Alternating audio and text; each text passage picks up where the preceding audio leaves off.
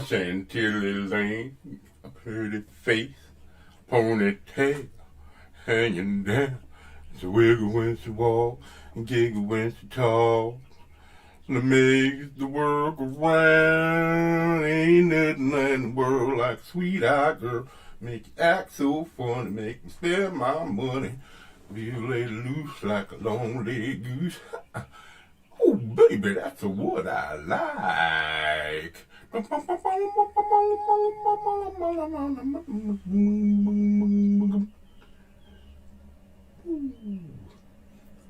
in 14 minutes. Live should be live now, baby. Live should be live now. Hey, chantilly upon his face, ponytail hanging down. Hello, everybody. This is the Monstrositus one, Monstrositus X. And let's see what we have here today. I came here to talk about we came here to talk about how 90 to 95% of what astrologers say, or astrophysicists, whatever you want to put it, how it's DooDoo squat for all of you Josie Whale fans. Ain't nothing but DooDoo squat. And I showed a little bit of that last week. So I want to get back to that today.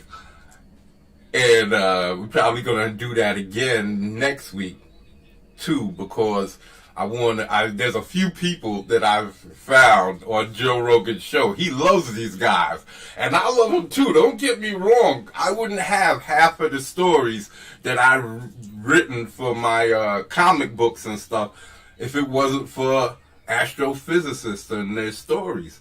So I love you guys, but what y'all say is bullshit. Y'all say it. You basically tell us every time you open your mouth. You say, I'm lying, but this is the truth. But I'm lying. I'm lying, but this is the truth. But I'm lying. And that's the thing that just bugs me. I don't like when somebody insults my intelligence. So, I know I'm not no brainiac, but I'm not a dumbass either, you know what I'm saying? So I don't want nobody insulting me. And after years of watching these shows, and one day it just caught on to me, man. Yo, what the hell? Hold on, this doesn't make sense. They're saying something wrong here, and then I put it together. They keep saying that if, maybe, but stuff, and maybe one day, and should, if we could, and hold on, but y'all basing this stuff on stuff that y'all been saying maybe, should, and could have a while ago.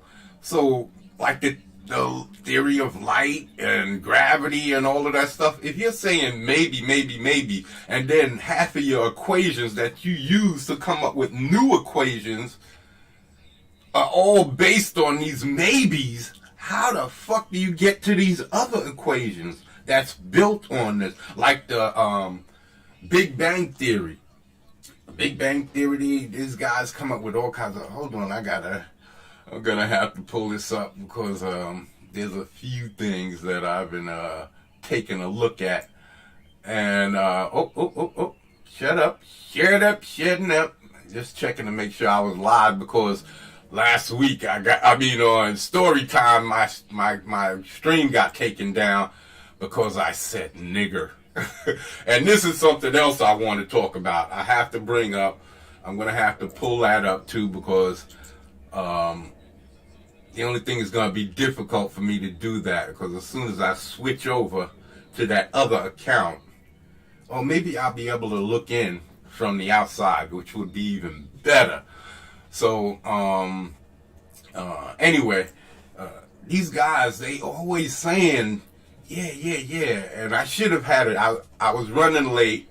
I had to go to the bathroom. I ran downstairs, came back up, but I didn't have time to pull up the Rogan stuff. So, let me see the history because I want to pull up exactly what I was watching. Let me see, Rogan, and I forget the guy's name he had on the last time. Here he is. Now, the last time I watched this old guy, I think I'm going to save the old guy, Sir Roger Penrose, because the old guy, he just let this guy talk. He just let him talk, and that's all he said was, hamana, and he even let Joe, he even let Joe make up shit and say, yeah. Go ahead, make that shit up, man. That's right. I was having a little trouble here with what I was coming up with next. It just made me laugh so hard, man. So I'm gonna have to show that one. We'll do the other dude and what's his name, Tyson, the week after. But this is the basis, and you gotta understand, this is a lot of things that we base our lives around and our reality around. So that's what I'm saying. You're going to hear me talking about how people use words to fuck with your head and mess with you, because I'm going to be bringing up something else. We're going to touch on a few things. We're going to talk about some Peggies. We've been watching the whole thing that dropped with Pushton Pullman. Sorry, I don't want to mention no names. With Preston Pullman. So, ever since then, you know, I like I said, you haven't seen me get into any real debates with anybody. I kept to myself, minding my business.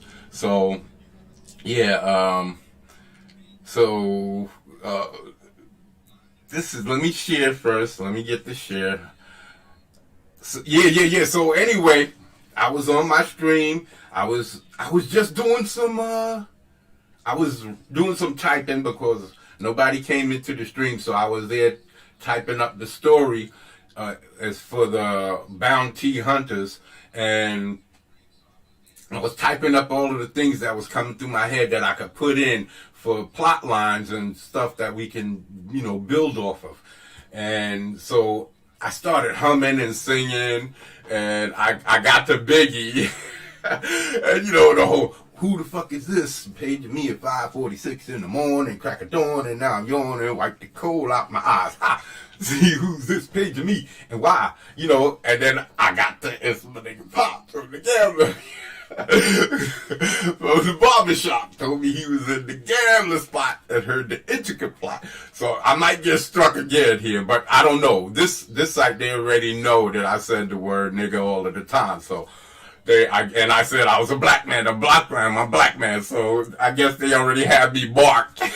So they never struck me for saying the word nigga. So the other side, I just started. So I go on my stream and I'm singing this my nigga Pop from the barbershop told me he was in the gambler spot and heard the intricate plot. And niggas tried to stick me like fly paper, you know. So I thought they was getting me for the singing the song, because I was singing a few songs.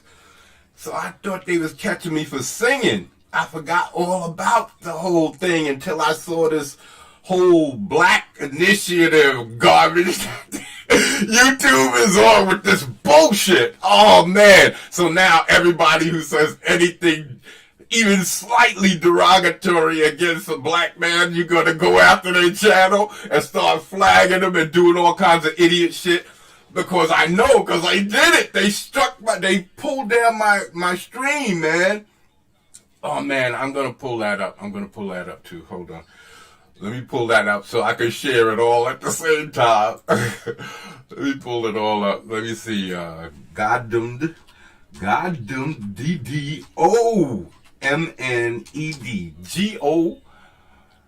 There it is right there. It's in the search already. I guess that's their initiative, because I'm going to show you what happened, and I wish I would have screen grabbed everything. See, I got to start as a YouTuber. You got to learn to screen grab shit so that you can use it later, so you can have proof of everything that you said and did. So I'm learning, people. I'm learning. I'm getting there. So anyway, I was on there. I got 2 subscribers, so subscribe over there, people, if you want to get down. Subscribe. Please help me get my channels up. I need this. So here it is. Here it is. It's got to be at the end because I let it run for a while. Unless they cut it. Yeah, they cut it. They cut out all that dark hair. Oh, they bastards. Hold on. I'm gonna share. Let me share. That's messed up. You see how they are? That's wrong. I should have screen grabbed all of that black air that I saw on my screen where it says this stream is not available. So they cut it from the point, but they didn't let it go on where I was still talking in the background. I should have screen grabbed it where it said this is no longer available. This is that garbage, man. This is that garbage. Let me see. Story time. Here we go. Now, I was showing off my characters.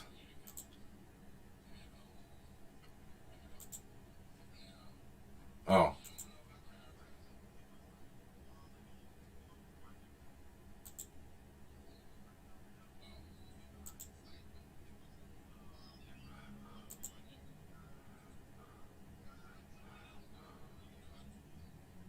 I don't know what I was talking about. I don't know where it was where I was singing. But it took them a while.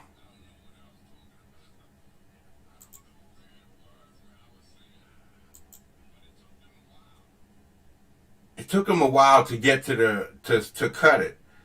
So that's why I didn't know what I did. I didn't understand what I had done wrong. I don't know where I was singing. I think it was on the stream.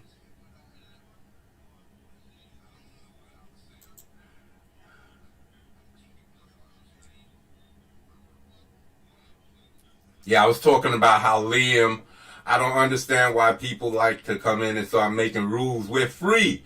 We're free to do what we want and make comics, and then people want to come in and start saying, well, yo, you can't do this and you can't do that. Why? What are you talking about? We're free, and you're trying to put limitations on us and lock us down. So that because you say so, because you have some new idea. This is Comicsgate. We're free. And what now you want to make, that's what happened to the United States. Every time you make laws and you talk about civil rights, you're talking about how how much of a slave how much of a slave do you want to be? I have rights. There's no paper, not the Declaration of Independence, not the Bill of Civil Rights, none of that shit that can encompass your freedom. That's period. This is the matrix that you believe that a piece of paper can give you freedom. Freedom is either you have it or you don't. People make laws, you don't have freedom because that says you can't do it. As soon as you make a law, it says you can't do something. Oops, that's your freedom. Gone. Oh, I'm willing to give away this amount of my freedom because I can feel safe. Yeah, I'd rather have all of my freedoms and leave my safety to me.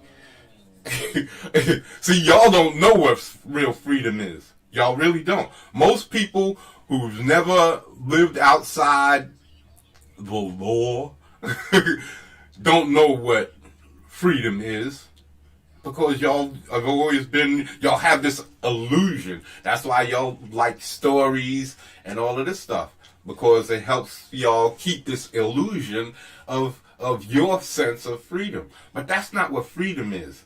You look at any, Joe Rogan was also showing how chimpanzees kill other monkeys, primates. This is the same thing, man. We kill each other. This is our freedom. This is our liberty as creatures of the earth.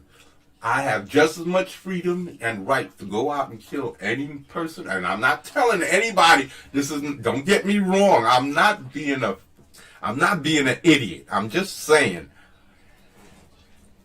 if I chose to, I could go out and murk any fool I wanted to. Anytime I wanted to. Nobody could stop me. That's my freedom. They can only get me after the fact. That's it.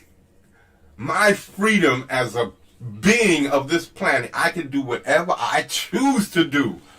There's no law that can stop me. And that's freedom. You telling me a low animal that's supposed to be considered lower than me has more freedom than me? This is delusion, and anybody who says otherwise is so attached to the Matrix. Just like in the story, we could talk about the movie, we could talk about the reality of your reality. Just like in the Matrix, and if I'm going to be getting all of those clips because I found out that John Malin and all of them said that you could put a certain size clip, and those clips are pretty big. These clips are pretty big. Them shits go on for a little while. So 20-something seconds is a long time. So I have a bunch of stuff about the Matrix and turning people into this. Well, I got a bag of money. I put that all in, but I couldn't get the shit in there. So, yeah. So one of these, I'm gonna get it all together. I'm gonna get it. I'll get it right. So yeah. So anyway, I was showing it. I know I said I was singing Biggie. I think it was the stream. I think it was this because I don't remember doing any drawing streams lately where I would have time. I think it was in between trying to find something, and I was talking about Biggie. I was singing some Biggie. I said something, and they cut my stream.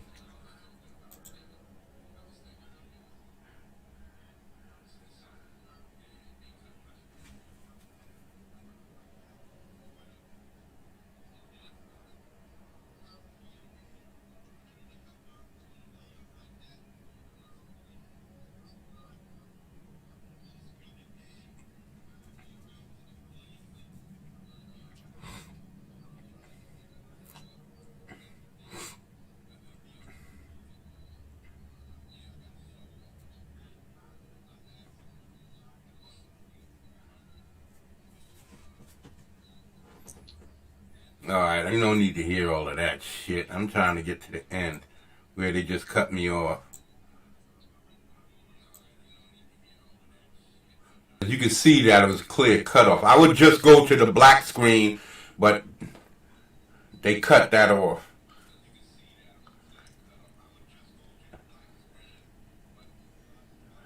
So I was talking about how I brought home all of these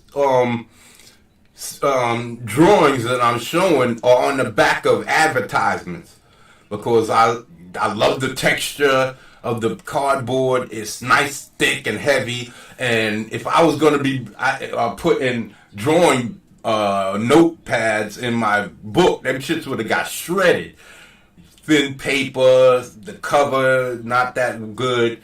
It's about as thick as these cardboards, maybe a little bit thicker, but they would get eventually ripped off.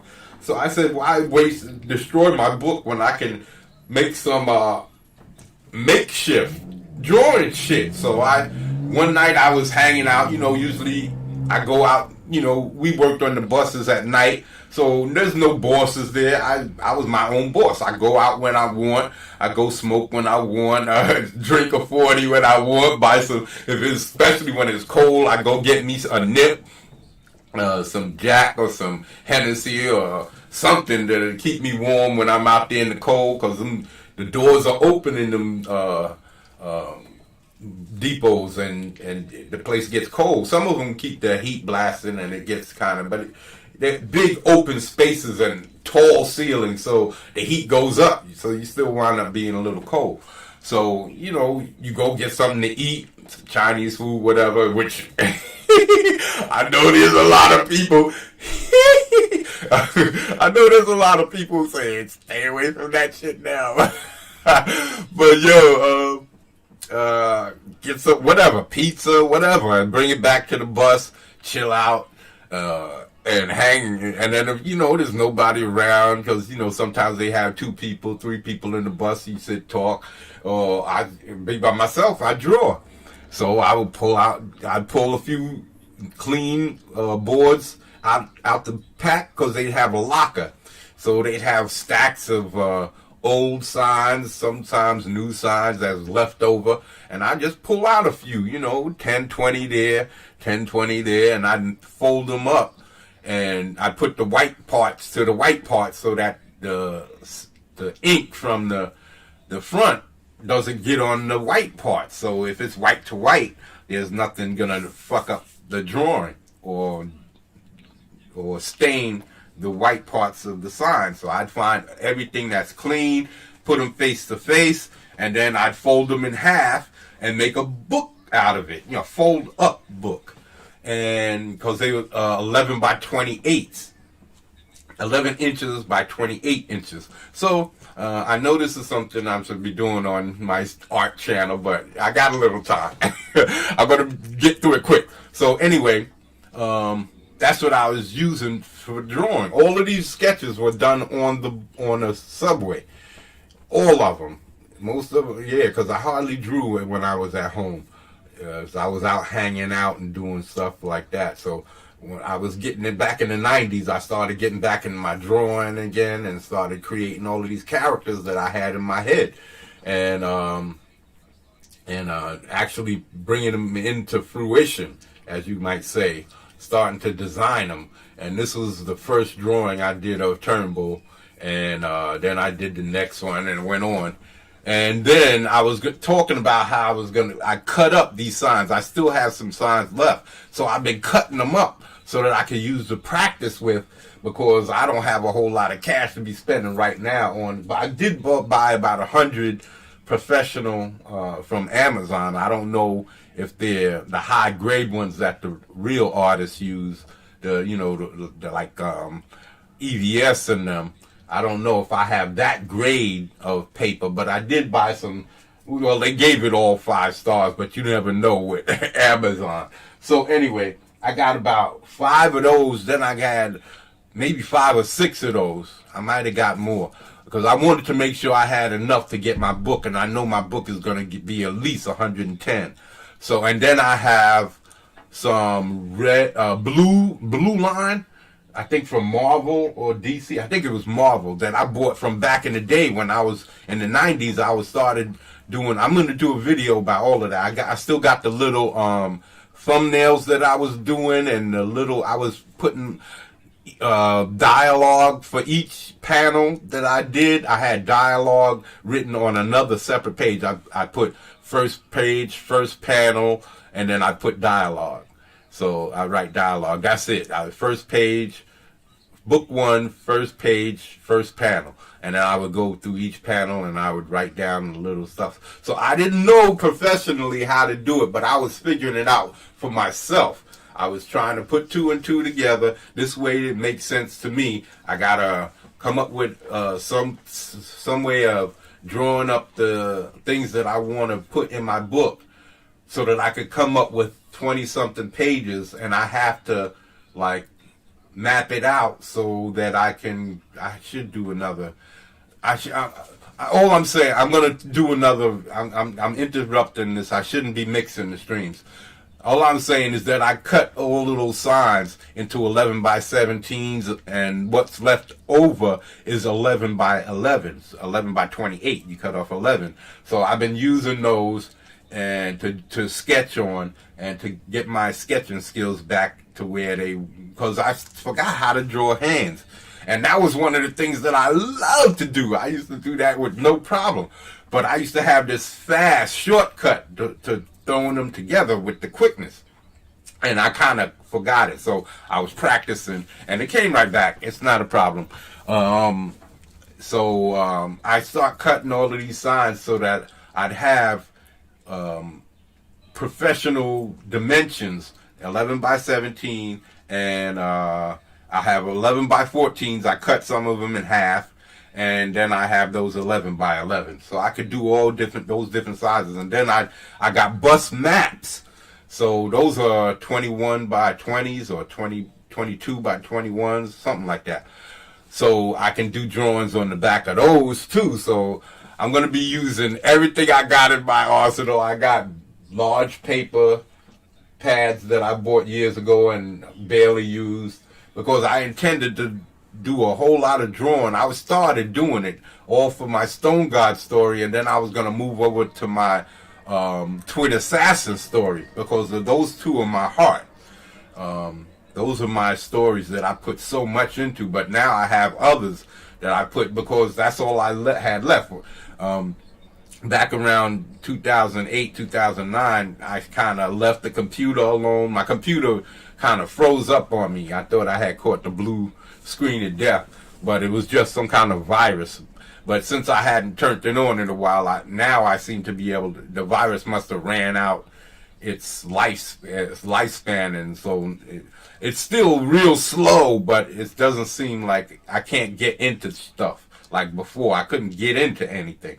So now I went on there and pulled off all of my drawings and all of the stuff that I was doing when I was trying to learn Photoshop, and I still need to learn a lot. So I was on the computer all the time, so now I'm getting back to that. I'm trying to get back on the computer all the time and get back to my drawing all the time. So that's all I was trying to say. So anyway, I was right in the middle of that when they cut me off.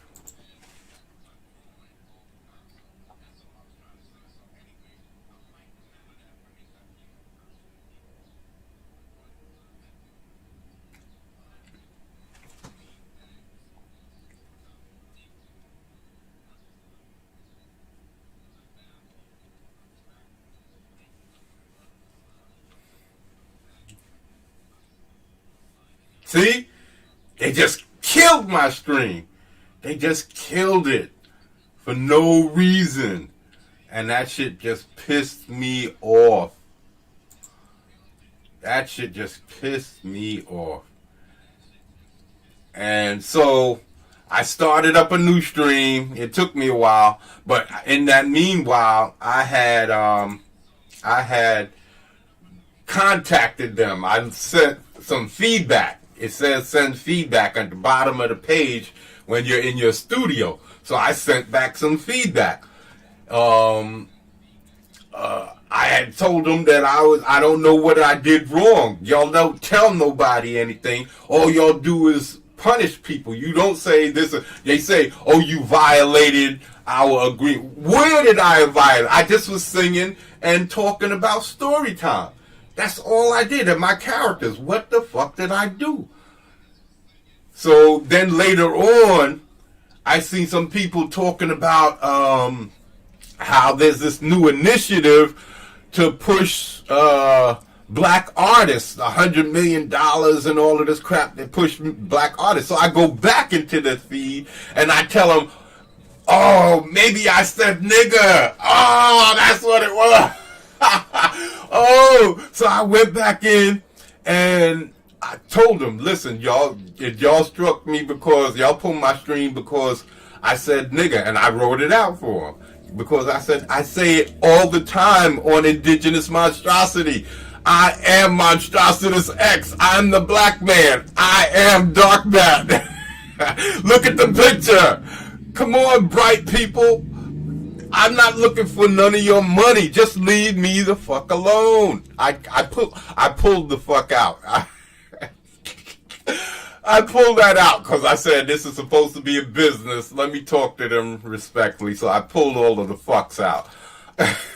That sounds like I was fucking them, right? Oh, shit. So anyway, I'm looking for this push. I'm a black artist. I told them all I want to do is put out my comic book, build my channel, and put out my comic book. So I was saying thank you to Dan Frager because my shit was jumping up. I was on his show a couple of times, and I was on EVS's show. So since then, I've jumped up from like 18, 19 to like 32 in subscriptions. So in subs. So I'm like, thank you, Dan. Thank you. But now I'm thinking, maybe YouTube might have, I don't know. I know I don't have the politics that they're looking for. I know that shit. But I told them, hell, I'm a black artist. What's up? Just leave me alone. Try to help me if you want to do something, you know. And then all of a sudden, it was back up. They released the video. They released the video and put it back up. So I had to go back and tell them, yeah, I'm one of them niggas. And then they released my video. I was like, oh, come on, man. That's fucked up. So I understand, man. I understand because, and why I'm saying I understand, because it's kind of fucked up. It's kind of fucked up. It's got to be fucked up to see that I can get away with saying something which everybody can't. It's kind of fucked up. But I understand for YouTube, and I understand for black folks, because in the real world, see, but from where I'm from, we didn't have no internet.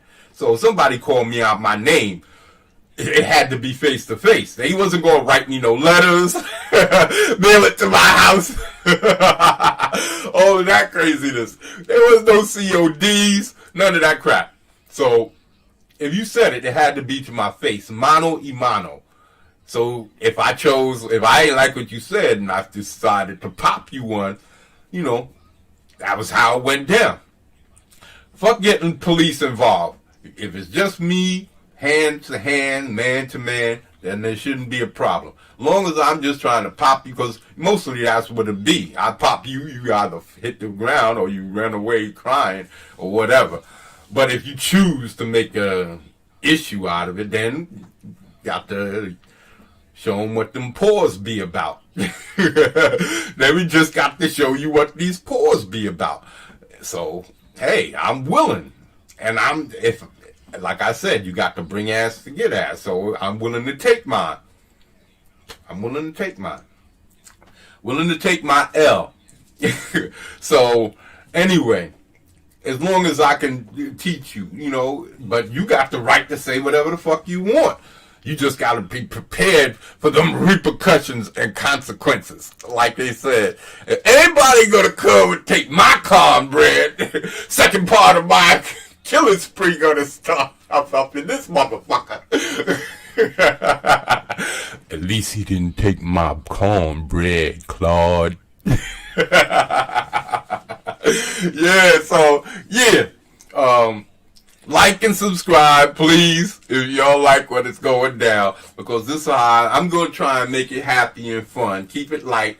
But I'm going to tell y'all the truth while I'm doing it. So, yeah. Let us move on. Yeah, so if a man wants to be a man, and that's with anybody, I was raised to believe if you man enough to step up, if you man enough to step up to a man, then you man enough to get knocked down. And that's for all of you freedom fighters out there today that's talking about this lib and that lib and all of this. Yeah. If you man enough to step up to a man, then you have a right to get knocked the fuck down like a man. That's all is to it. I've never put my hands on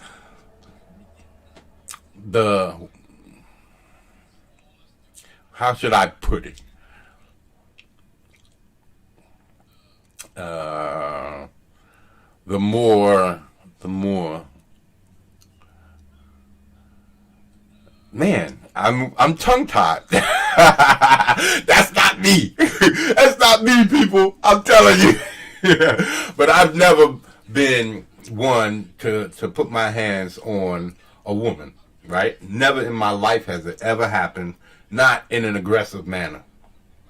Well, one time. But that's because she slapped me first. And I held her hands, and that was years and years ago. I was about 20. Maybe a little bit younger, maybe not. And she slapped me, And I said, don't you ever fucking slap me again, especially in my face. Get the fuck out of here. Don't you ever hit me again. You not my mother. The only person who can hit me is my mother. The fuck out of here, right? So I held her hands behind her back and I slapped her in the face. And not hard, just a lot of irritating slaps like this. Now I was against my own face, but yeah, just like taps like that. But it was irritating, a bunch of them. I must have popped them like 20-something, 30-something times. It was just to say, don't hit me, man. I will never hit you.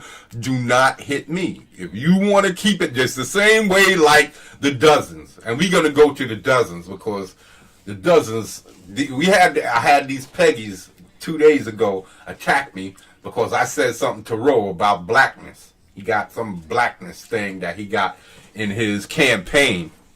And I took offense, right? Because I seen what he did with Anna.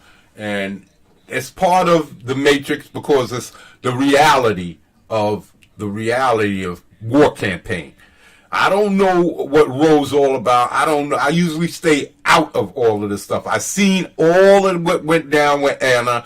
And I didn't like it, but I stayed out of it. It wasn't my problem. She has her friends. She got EVS. She got Cecil and all of them. So I will get to that. So I stayed out of it. But I talked to Ro about that blackness shit. And he didn't say nothing. But Testicle and all of his little peg buddies came running up in there talking about Anna's black now? Really? Like you caught the right one, baby. Y'all a war campaign. I'm warlord, baby. I lived that life. I lived that life. I was raised playing the dozens. So y'all want to play? You want to play? Chucky wants to play. I want to play. No. That wasn't Chucky. That was virtuosity. I want to play. Yeah, I want to play. I want to play. So yeah, get up in here, bitch. I will start a stream just for y'all pegged ass motherfuckers. Come on up in here and we'll play the dozens. We'll play the dozens. And I'll lay down the rules to let you know that there are no rules. The rules is what you make them. If you don't want me to talk about your mom, then don't talk about mine. Don't say you live in your mom's basement. Because as soon as you mention my mom, then that's open season on yours. I'm just telling you.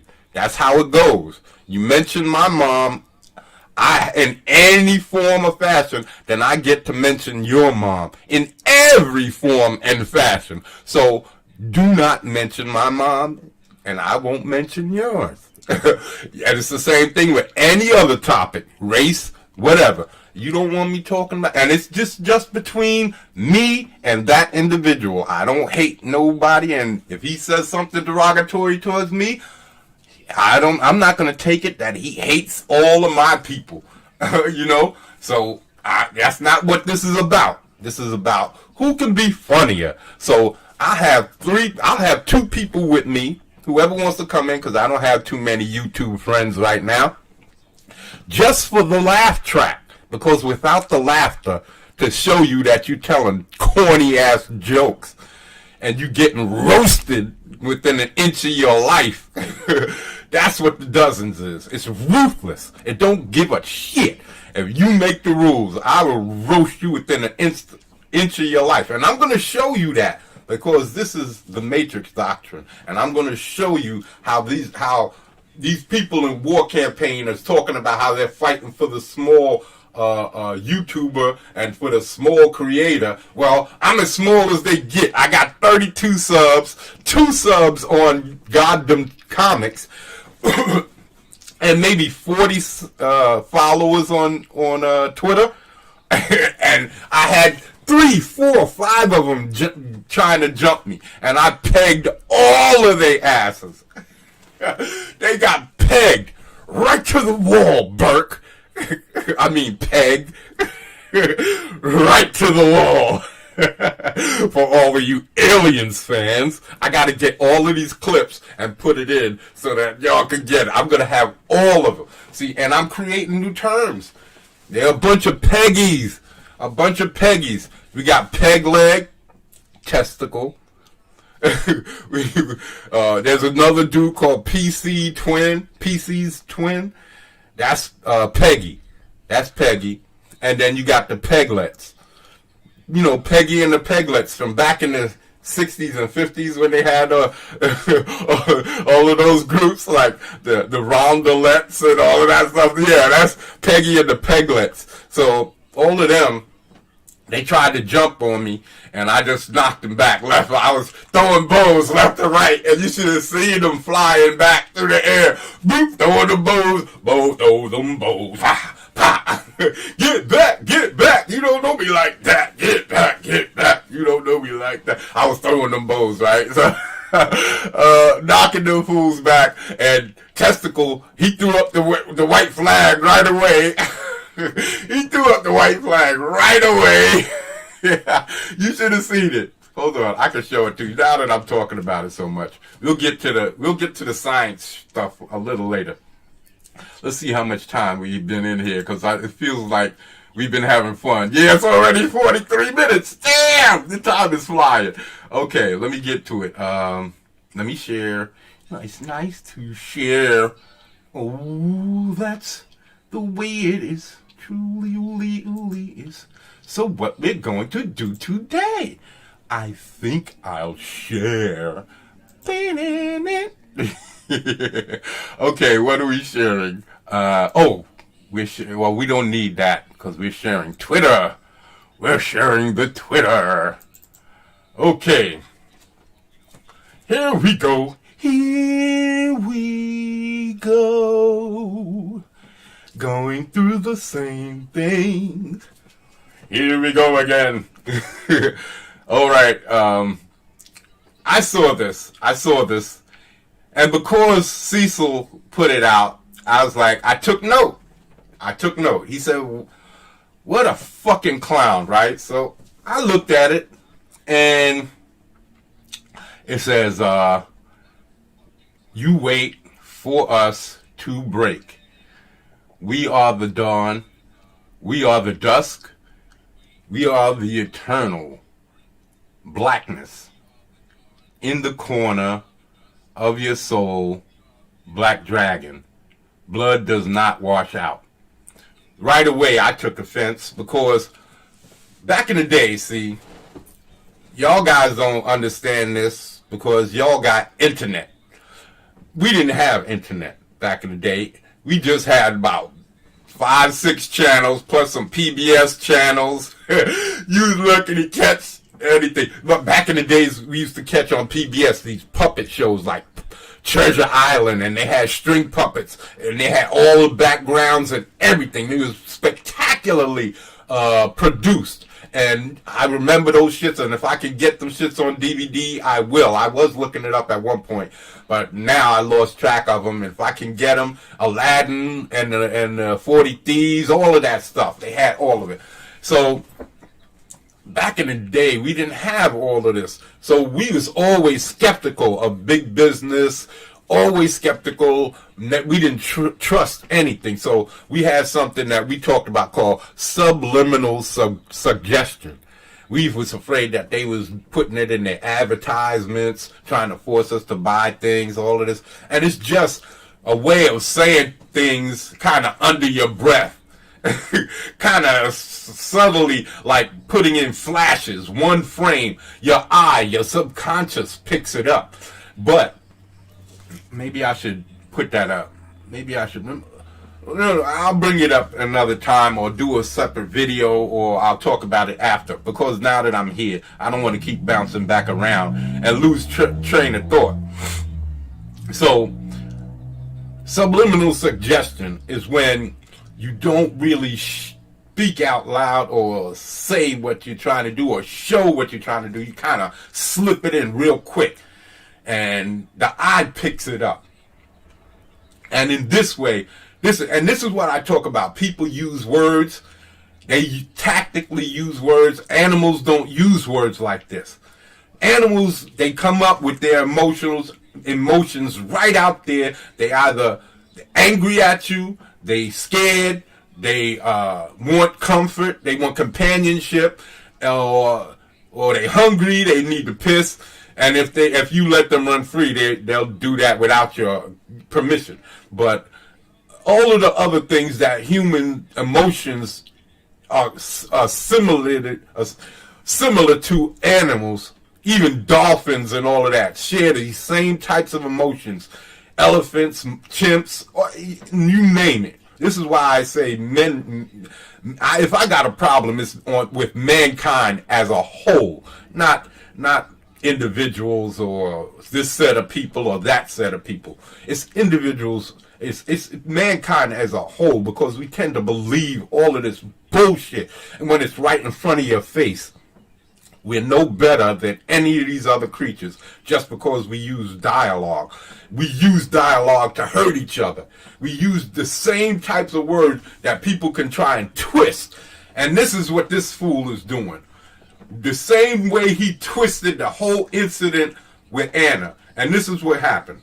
Now, I'm not going to get into it right now. It's coming real fast. Blackness. He wrote it like this to isolate blackness. This is what you do when you advertise. If you want something pronounced to stick out, you make it pronounced. You pronounce it. You stick it out like a sore thumb. You hit it with a hammer. You make it bleed. You do something to make it stand out. And writing this like this is not promoting his thing. What it's making a person do is get to blackness and say, what the fuck? Especially in this age of what's going on, you're trying to associate your brand to blackness and what black people are suffering. You're trying to link your shit. All at the same time, you're attacking Anna just for being a woman artist that's trying to get hers. She put in her due.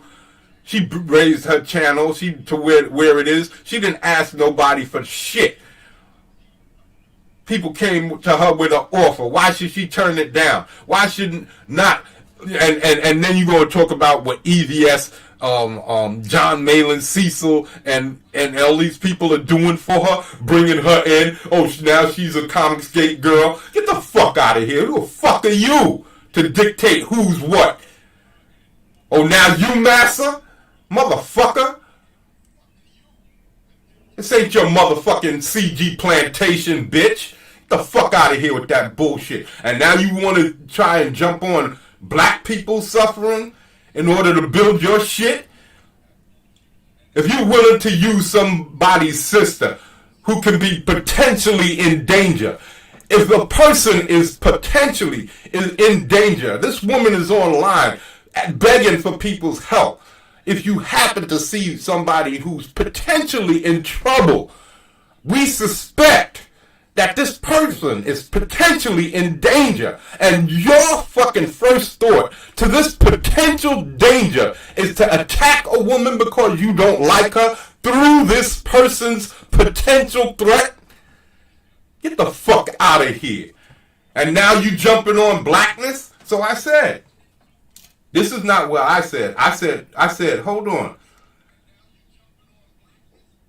What blackness got to do? What's blackness got to do with Warp Campaign?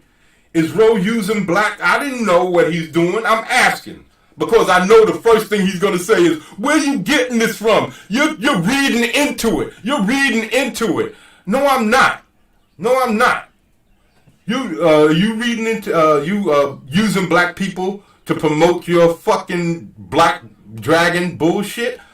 And I'm going to show you what I'm saying. I'm not reading anything into it. Because this is how you would do it. I'm a creative. He's not. I'm a creative. I write my own shit. I draw my own shit. I'm not asking for nobody's help, even though I was offered plenty of help by Dan Flager and everybody who was on the stream the other night. I bless you people. I love you to death. I'm Comic Skate for life. Ride till I die, baby. Ride or die till I die. So, If I'm an EVSJW, you goddamn right. You goddamn right. So anyway, I'm gonna show you. This is how you do it, being a creative. You write this all in one line. Maybe you put some commas behind it. And maybe 3 dots. You want for us to break. We are the dawn. We are the dusk. Okay. I'm gonna sprinkle a little bass on it. You want for us to break. You want for us to break. But if you want to put some emphasis on it, you want for us to break. We are the dawn. We are the dusk. We are the eternal darkness in the corner of your soul. Black Dragon. That's how you put that. Not you want for us to break. Because when you write it like this, you have to break it up. You have to take that second to regather your thoughts to what's coming next. Because that's how he wrote it. He broke it up so it's not a single thought. It's a broken thought. You want, took me a while to get that all of this is supposed to be one thing. A split second. You want for us to break. We are the dawn. We are the dusk. We are the eternal blackness in the corner of the room. Who says blackness in the corner of the room? Nobody. Because there is no eternal blackness. It's the eternal darkness. So you're purposefully fixing 2 words closely related in some forms for your sole purpose of trying to subliminally suggest. You see? You're subliminally suggest. That's why you separate it like this. So that when you get to this, you're going, we are the dawn. We are the dusk. We are the dawn. We are the dusk. We are the eternal blackness in the corner of your soul. That doesn't sound right. So you would write this differently. We are the eternal darkness in the corner of your soul. That's how you would write that. Because you want them to feel that. We are the eternal darkness in the corner of your soul. You want to emphasize that. That's how you want it. You want them to think that darkness. Yeah. But the eternal blackness, what the fuck is that supposed to mean? What the fuck is that supposed to mean? I've never heard of the eternal blackness. I've heard of the eternal dark. This is fucking insinuation right here. This is the innuendo. This is what you call the innuendo. See, that's from the Life in the beginning, Eddie Murphy's and Martin Lawrence's Life, the movie. Or it's from innuendo. Innuendo. That's a little innuendo. No, it's from I Spy. It's from I Spy. That's one of them little innuendos. That's one of them sexually driven jokes. So, yeah, this is one of these little innuendos. I know it's innuendo. I know it's innuendo, but this is one of these little innuendos. I'm telling you. So, anyway, here we go with little testicle jumping in. First thing he goes is, Anna's black now? Did I say Anna was black? And he said that because I said, hold on. It took me a second, but I retweeted and I wrote this in. Hey, Ro. I went right for Ro. I don't need nobody. I don't need no team of people to have my back. Like I said, I'm a soldier, motherfucker. I'm a warlord. You call yourself War Campaign for CG? Well, I'm a warlord, motherfucker. I've been through it. I'm a roast every last one of you motherfucking War Campaign Peggies. So come on. Bring it. So I said, here, you like being controversial, right? Well, how about you not trying to use using black people suffering to promote your shit? What's blackness got to do with War Campaign? I saw all that shit with you and Anna, right? And that's where testicle comes in. Now you going after blackness? Who the fuck are you? And that's where war campaigns comes in. I've never had all of this stuff in my notifications before. I usually get a little something here, a little something there when I respond to. I respond to somebody. Somebody might give a like, so it'll show up in my stream. Somebody gave a like. So EVS gave me a like here, but usually I get nothing. Nothing. It's just me. It's just me. It's just me. It's just me. You know. Oh, he responded to me because I said something here. So he responded. Mike Barron. Yo, big ups, Mike Barron. He's got Nexus and he's got another project. Nexus is supposed to be dropping with Jawbreakers. So look out for Nexus. And he's got another one. I forgot. I'm sorry. I saw him on. Read Comics, they're bad for you. So, big ups for Read Comics and Chris Williams and Mike Barron. So, you can see here, I have nobody in my stream, in my, I commented on Kyle Ritter. Nobody gives me no big ups. Nobody comes back. I'm a small nobody. And then all of a sudden, out of nowhere, here comes all of this. This is me replying, and I'm grabbing all of their shit because they can't, once I retweet it, you can't delete it. So I started learning. But I should have just got I should have just went one behind the other and kept saving the pages. Just kept saving it. But that's okay. I'm learning.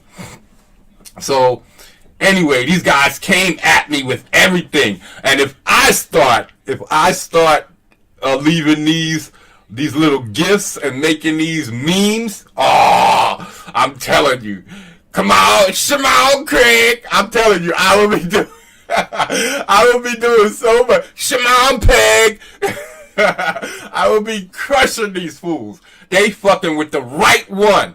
You got the right one, baby. I'm telling you, I'm a soldier, and you gotta get it from me. Never been cool, and you better be. I'll play some fucking, what's it? Destiny's Child on your ass. Come on, motherfuckers. You got the right one. I will start a special stream called The Dozens and invite y'all guys in there and roast y'all publicly. Have them all in the chat laughing at y'all asses.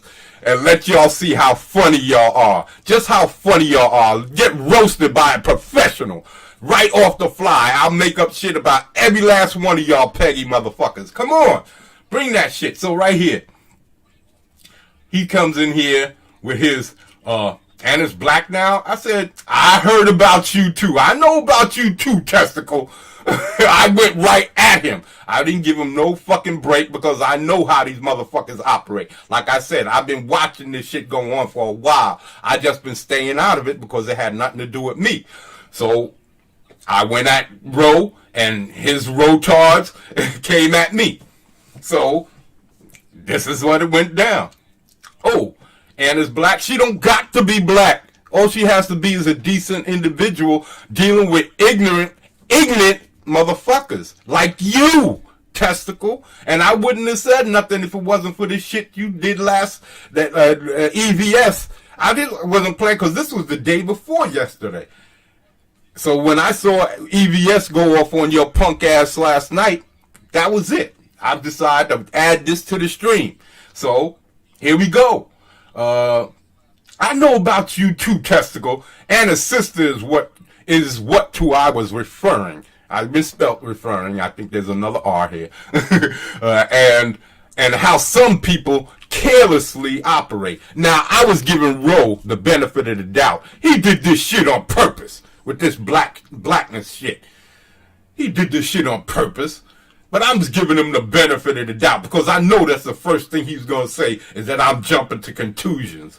Get the fuck out of here. I ain't hit my head, motherfucker. Ain't no contusions over here. I'm concluding right. You a fucking lowlife. That's why you concluded that Anna's sister was safe in her bed, drunk or just fucking somebody, right? You dumb fuck. I'm just saying, stop being stupid. I'm being polite about it. I'm being polite. And Testicle threw up the white flag real quick. He knew who he was fucking with. Do you want to be friends? What? And then we getting other people. Anna's sister's definitely not black now. Ignorance is truly blissful for your ass. Do you want to be friends again? Why? Do I need one? I didn't say, I did say I knew about you, right? I knew about you too, right? And I laugh because I'm not a stupid motherfucker. Who the fuck you think you talking about? I'm not them SJWs. You want to call me SJW? I'm cool, baby. But I'm going to turn everything you say about me, and I'm going to twist it. That's what the Dozens is all about. I will roast your monkey behinds. Come on to my stream. I will start a stream called The Dozens, and I will obliterate every last one of you war campaign wannabes. Come on. Come on. Shimon, Peg. Shimon. Shimon, Peg. Peg leg. Come on, baby. I love chicken. And so I says, I love pork. So what? What? Come on, let's be friends. He knew what he was dealing with. He knew what he was dealing with. I'm not the normal dude he's used to fucking with. Motherfuckers that he could break and have them crying like homeboy who quit streaming because everybody was calling him names and picking on me. Come on. Shimon Peg, come over here. Pick on me. I'm a nobody. Remember, war campaigns don't pick on nobodies. Y'all are standing up. Y'all are standing up for the little guy, right? The little artist. Well, I'm as little as they come. 32 subs on this channel and 2 subs on my art channel. Shimon Crit, Shimon Peg, come on over here. Bring your ass on down here. Come on. Y'all want to stand up? Help me build my channel. Shimon, come on to the Dozens. Bring your ass on to the Dozens. I already gave you the rules. Come on. Shimon. What? I'm too witty for you? I laughed at him. Negative, yeah. But he ain't got nothing to say no more. He ain't got nothing to say. He was talking all of this shit, but because I wouldn't let him take it to no Anna shit, he was expecting me to go. No, Anna got her champions. Anna got her champions. They already stood up for her, but I'm standing up for me, bitch. Come on, Shimon, Peg, Shimon. So he gave in. He threw up the white flag. He threw up the white flag. He put this shit up. So I said, okay. I gave him the reprieve. I gave him a reprieve, and I let him off the hook.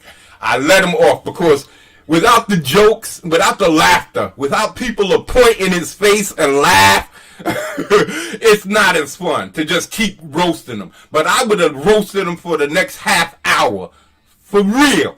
For real. He would have not wanted to see me again. If it was face to face and I had some people around laughing at him, the laugh track going, I'm telling you, he would have been on his knees begging for mercy, and I would have sheltered him for rain. Hold on, come over here. Let me lift my sack. Come on over here, son. I'll shelter you from the rain. Come over here. So here we go with PC Prince, this motherfucker, jumping in onto here comes all war campaign. Jumping in. Here they come. This is a fool that don't understand when he's beat. He couldn't recognize when he was beat. He was outmatched. He didn't have ammunition. He came in to a gunfight with a parasol and boutonnieres. That's what this fool did. He came into a gunfight with a parasol and boutonnieres. Come on, baby. Come on, baby. He goes, white or dark meat? Is dark meat? All of them going after my color. All of them is going after my color. I didn't say anything about color, right? Except for leaving black people out of his bullshit. So he's trying to low-key insult me. I'm not gonna fucking fall for that shit. I'm not gonna fall for that. You never go. This is my power stuff. You never go where somebody leads you. You lead the way. You always turn it against them. You use what they say and you turn it against them. This way, you lead the way. You never follow a fool. Who's the foolish? The fool or the fool who follows him? Who's the more foolish? And I would be the more foolish. Thank you, Obi-Wan. You were my only hope. Come on, baby. Bring it. So they decide he wants to talk about he brings this thing up. Like I said, it's funny. I had it, but PC's twins decides to go in about it. So I say, okay, I think you meant to say light and dark meat. Because if you say white meat, then I should follow that black meat should be the antithesis, means my retort. And I doubt if you want, I doubt if you want, if you're looking for black meat in your mouth. So, then he couldn't handle it either. He couldn't handle it. This dude just kept saying the same thing over and over, and I just hit him with new shit every time.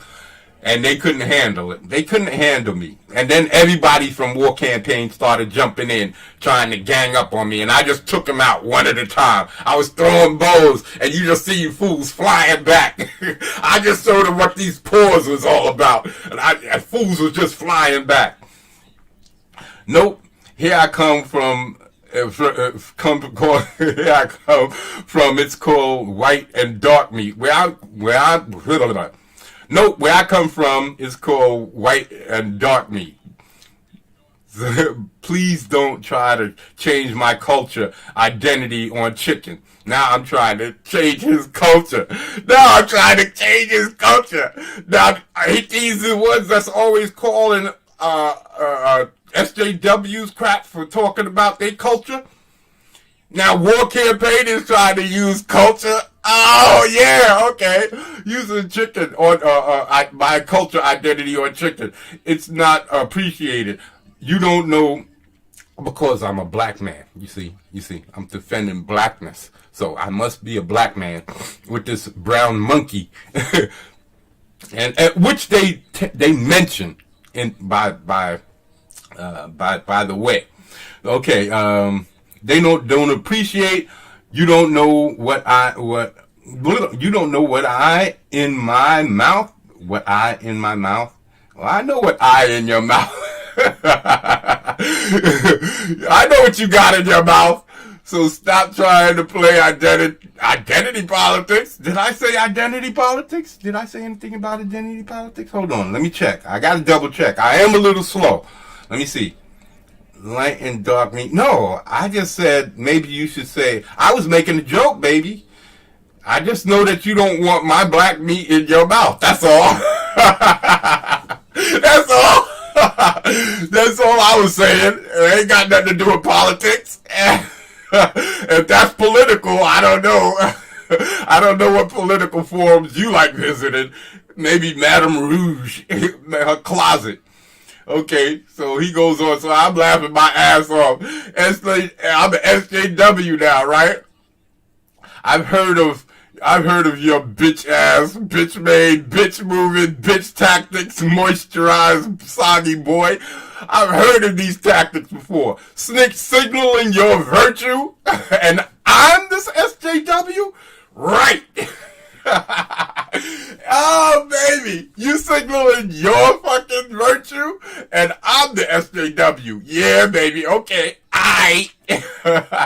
Yeah, so this from someone, like I said, this from someone who literally has a monkey, a monkey profile. Now, which monkey you ever see with a mohawk? Which monkey you ever seen in life with a mohawk? Okay. With a monkey pick and calling indigenous people monsters. If you bother to ask instead of assume, and you know what happens when you ask. I assume you make a ass out of you and you. You can't fuck with me. So I'm sorry, that's so funny. So, okay, I have to stop and explain indigenous monstrosity now. Indigenous monstrosity is just a creative thought process. Everything that comes out of my mind is good and evil, creatively, and real, in real life too. Whatever people think of is good and evil. Everybody has that in them. According to man, I don't really believe in good and evil. But, okay, just for this topic alone, let's say everything in life is based on good and evil. If you're doing one thing or you're doing the other, you're a good or a bad person. All right. So, indigenous to my mind is the monstrosity that exists within. So it is indigenous monstrosity. And everything that comes out, everything that I put on my channel is indigenous to me. And that's where indigenous monstrosity comes from. Idiot. So, okay, this is something, I'm disparaging Native American people. Is America the original indigenous name from the indigenous people? I'm not sure. I have to look that up. Remind me, somebody, to look that up. So, okay. So now I'm disparaging indigenous people. Okay, Ro has quite a Twitter. Oh, this I think was a good one. This was somebody who was sticking up for me. Because, we got some good people out there. Even though I didn't need it, I like what they were saying. They wasn't really jumping in. They was just saying that Ro ain't that great a person. And I say, yeah, he seems like a real winner. So, then they come back with this crap. Put some more exclamations, because I do put a lot of exclamations. I put 3. I usually try to put 3. You know, that's to mean that I meant that shit, motherfucker. I meant that. I didn't just say it. I meant that shit. So, I know. So, I put about 5 or 10 of these motherfuckers up in here. Yeah. So, this guy comes back, use more explanations. Yeah. Thanks. Thanks. What do you use? Oil of Olay? Stop moisturizing, soggy man. Like I said, I got 1 million of them. So, we back to where it all started. And here's we can see how it jumps. Because I always keep hitting them with new stuff. The War Dong testify. Glad you can see it. As usual, you can't see straight. As in black people suffering to promote vestige too. Anyway, I'll let you get back to bordering off your mom's basement as a neutral free zone. So I'm this SJW. Have a nice day, you little SJW. Enjoy your day, you little SJW. And he's got yeah. So that's I guess that's to disparage me for my ignorance, you know. I guess what do we call it? My ebonics. Pardon my ebonics, but do you have any Grey Poupon?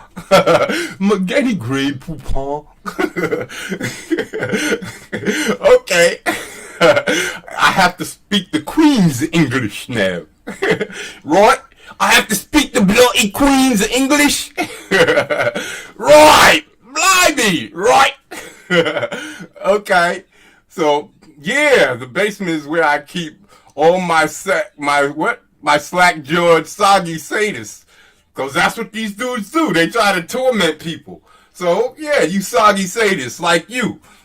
Maytagging. If y'all people see my stream before, I explained what Maytagging is. That's when people in prison washing other grown men's socks and drawers and doing all kinds of favors for them. Who knows what? Maytagging is the respectable term, if you can say that. So yeah, that's how I call him. So I was hitting him with everything: oil of Olay, Maytagging, soggy sadist, slack jawed. Oh man, I was crushing him. And for Predator fans, my man Jesse the Body, slack jawed. I know he said something about cigarettes there right after that, but for all you British guys, you know I'm talking that. So yeah, so I see you're well supplied with your oil of Olay and your humidifiers. Red Heat. Jim Belushi explains what humidity is. So you can go in there. So I got that. Get that clip too. He says, humidity, the moisture in the air for all of you moist motherfuckers, you moist ass Peggies. So I had to go hit them. I was hitting them with it, and they keep coming back. War Dong, you keep sadists in your basement. Oh, now it's your. It's your, not ya. You keep basement. Thanks. Thanks for sharing, but didn't want to know your sex life. Plus, that you're a submissive. I'm a submissive. Really? I keep sadists tied in my basement, and I'm the submissive? Okay. I tag others in as you are too funny not to. I'm too funny. See, he notices that I'm funny. Not to share. That was sarcasm, by the way. He had to explain that was sarcasm. So you can see the level of IQ that this person is used to dealing with. That he has to explain his sarcasm. In case I didn't know. Good luck with my annexing my mom's basement again. There I go, SJW. So now from here on out, it's my mom's basement and SJW. That's all he got. My mom's basement, SJW. My mom's basement, SJW. So I go, yeah, I peg you to the wall. I peg you to the wall, Peg Master General. So, like I said, he keeps on doing the same thing. I said, pegging you is called flagpoling. Because they got a bunch of them now. It's not just flagpoling. You amongst Peggies like this, they got a group of things that they do. You got flagpoling, you got clothes racking. That's when you get two of them at each end, and then you hang clothes off of the rack. Off of the pole. So then you got flagpoling, you got clothes racking, and you got broomsticking. Well, that speaks to itself. And then you got annex missiling. You got MX missiles. So you got all kinds of ways of describing Peggies and how they operate. All right, so I was just getting started on them because I didn't get to hit them with the Peggy and the Peglets. They're Peggy and the Peglets. They had the whole Peggy song from back in the 60s, or the 40s, whatever it was, when little Frankie Lyman came out with "Why Do Pegs Fall in Love? Why do pegs seem so gay? They love to get paid to peg till break of day. Why do pegs fall in love?"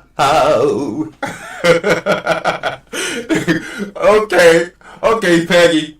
So he comes back with still going on about the sex after sharing starting on color.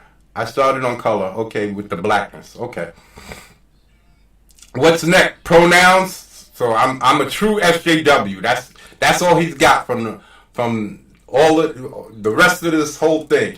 I'm an SJW. I'm an SJW talking about color and sex. Well, he called me an SJW. Isn't that bringing in my masculinity and disrespecting me, right?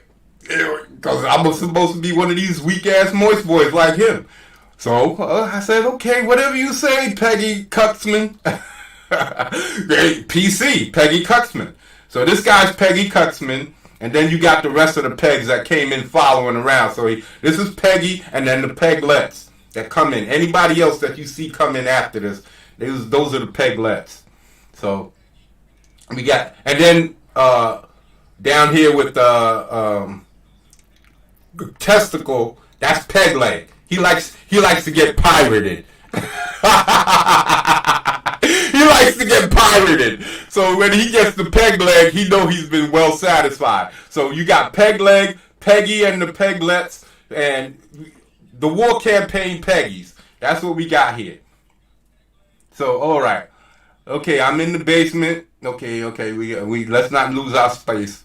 Okay, Peggy, here you go, Pegmaster General. We got the Pegmaster General. That's probably Roro. That's probably, we're gonna switch Roro's Pegmaster General.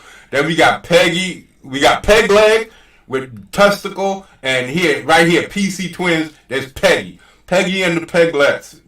So Cuxman, Peggy Cuxman, and then my God, Sex and Color. It's all you SJWs go on about. Why waste my time on color? So, okay, Peggy. I need to put together an expedition to find my way through your cavities and make my way back alive. That was just, I was supposed to put in here to find your masculinity. I was supposed to put in here to find your masculinity. I have to put an expedition together. I left that out. See, that's what's fucked up about texting, because you put it in text, you miss one word, you lose the full context of what you're trying to say. So I wanted to put in here, in order to find your masculinity, Peggy, I need to put together an expedition to find my way through your cavities there and back, because you don't know what kind of things are crawling around up in there. I need to bring a whole expedition. I need to bring my what do they call them dudes who I need to bring my guides. I need to bring my dudes who carry the packs, the Sufas, what do they call them? When you go up to Mount Kilimanjaro, and what's that other one up in the Himalayas? Yeah, you got to bring those pack carriers. I forget their name. The guys, Scoofers, Sufas, something like that. So anyway, put it in the chat if you know. So, let's see. Now it's taking up my whole thing. I'm not gonna, let's see how much time I got left. Oh, that's only an hour and a half. We got plenty of time to roast these fools. So let's get back to it, people. Let's finish roasting these Peggies. So, okay, Peggy Cuxman. So I said that, and then he comes back, color again. I said, you're the one talking about sex and color. I was just calling you as I see it, Peggy. And that's where I latched on to. Now everything's gonna be Peggy and the Shy Lights, Peggy and the Vandellas. Yeah. So not that way inclined. Now he's not that way inclined. You calling me an SJW? I'm not arguing, right? I'm not saying I'm not an SJW. Stop calling me an SJW. That's what he wants me to say. Never follow the path. Never. You always follow the path to which I have. Always follow the path to which I have prepared. That's all these Steven Seagal fans. What was the name of that one? Mark for Death. I'm Screwfiest. Screwfiest said, follow the path to which I have prepared. So here we go. You never follow the path to which he has prepared. Never. Because he's leading you down the wrong path. So, no, but I'm sure you call Leroy all day, a day. Right? So, my God. Sex again. Waste time on color. Well, I just had to get it in again because I had more to say. Peggy, don't bring God into it. I'm sure it feels like God's touch, but not hardly. So I know I'm reading it wrong. I'm a little bit, I guess, having too much fun. Okay, I had to add to it. Those emojis represent you well. Represent you so well. Happy to see it, licking your lips, and then crying to receive your blessing. See these emojis down here?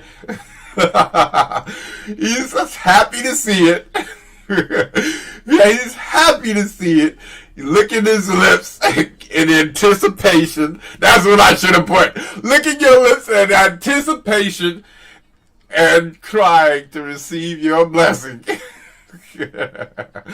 I'm telling you, bro. Oh, so you're familiar with Leroy? Yeah, Peggy. Your wife takes it while you watch and hold her hair. I'm familiar. We saw the film. Let's go to the videotape. We saw the film, Peggy. Can't win the argument. Of course you can't. You can't. You fucking with the wrong one. All you got is SJW. That's all you got. That's all you got. I done hit you with Peggy. I done hit you with pegged. I pegged you to the wall. Peggy Cucksman. Peggy Cuckstein. Peggy Cuckenstein. Peggy Cuckingson. You go ahead with it, bro. Pegmaster General. How much more can I hit you with? I've been roasting your punk ass. How much more can I hit you with? When I stopped is when EVS shut off his stream. When EVS shut off his stream, that's when I said, okay, I gotta go now. Tired of roasting you. Because I was trying to do both at the same time. I was putting up comic book links. I was putting up Comicsgate links, and because he gave me a wrench, so I'm a wrench over there. So I was throwing up Comicsgate links, and I was roasting these fools at the same time. So I was really being negligent because I wasn't throwing up my links the way I usually do.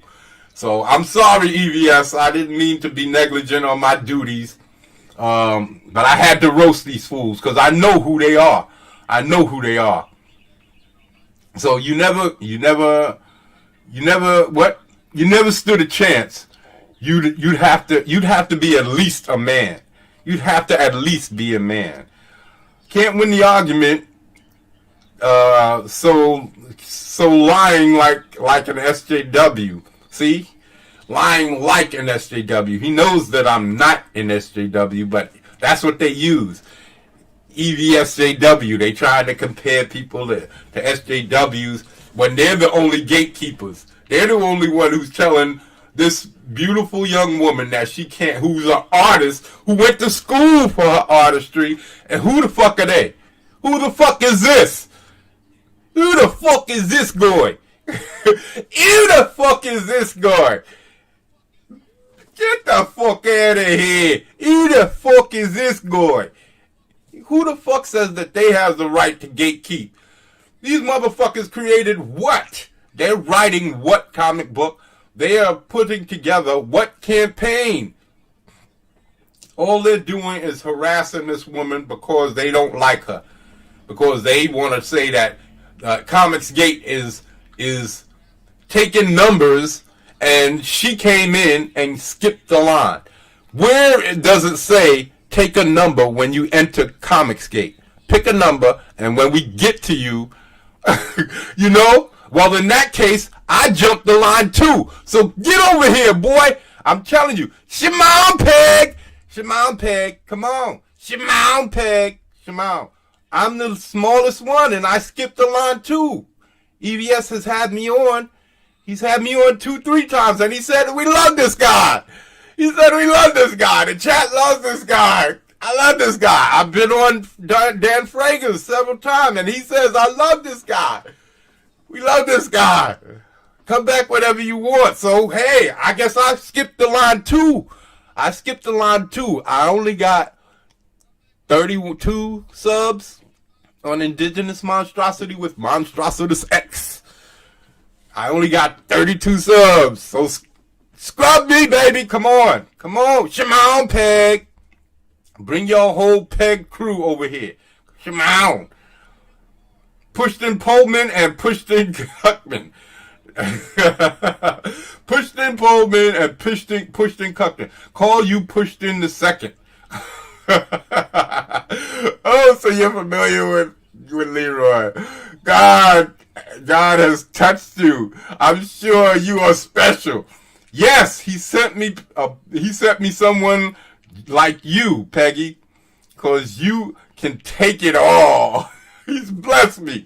He's truly blessed me, and I've truly been blessed because a peg like you can take it all. That's why you should be called Flagpole. You've been Flagpole, baby, because you could take it all. You've been howitzered.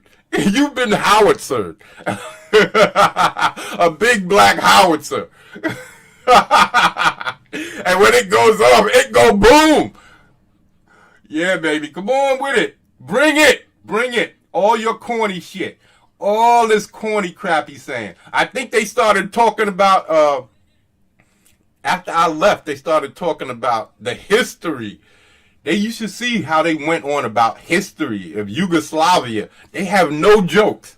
You mean sticking my tongue out? You mean sticking my tongue out like that's not licking my lips? That's not licking my lips. I know you're hot for me, baby, but I don't go that way. He just called me baby. You just called me baby. We're practically engaged. What are you talking about? You just called me baby. We're practically engaged now. I just been all up in you. How could we not? And now you say it's nothing? I'm so hurt. I'm wounded. After all we've been to each other, all this time we spent together. Oh my God. I'm so wounded. Oh my God. You hurt me to the core. You've broken my heart. Speak to Madame Rouge for what you want. I have. And you're hanging in her closet in the gimp suit. You're exactly what I've been looking for. Oh, no. You're the one that she had under her bed in that little cabinet. That's right. You're the one that she had under the bed. Just my right size. Tight, firm fitting. Tight and firm fitting. Knew just how to make all the right moves. Move, baby! Move! Move, baby! Move! Loved it when I pull his hair. Oh, man. Oh, I got 41 subs? Yeah, I got 41 followers now. I'm moving up in the world. Partially due to war campaign. See, they do help the little guy. Wow, they're right. I changed everything I said. I take it all back, Peggy. I take it all back, Cuxman. You are 100% right. You people are here for us little guys to bring us up by our bootstraps and sit right on the tip. Oh, man. These people love to straddle a fence. But the fence is made out of a giant razor blade. So if you straddle the fence, you cut your balls in two.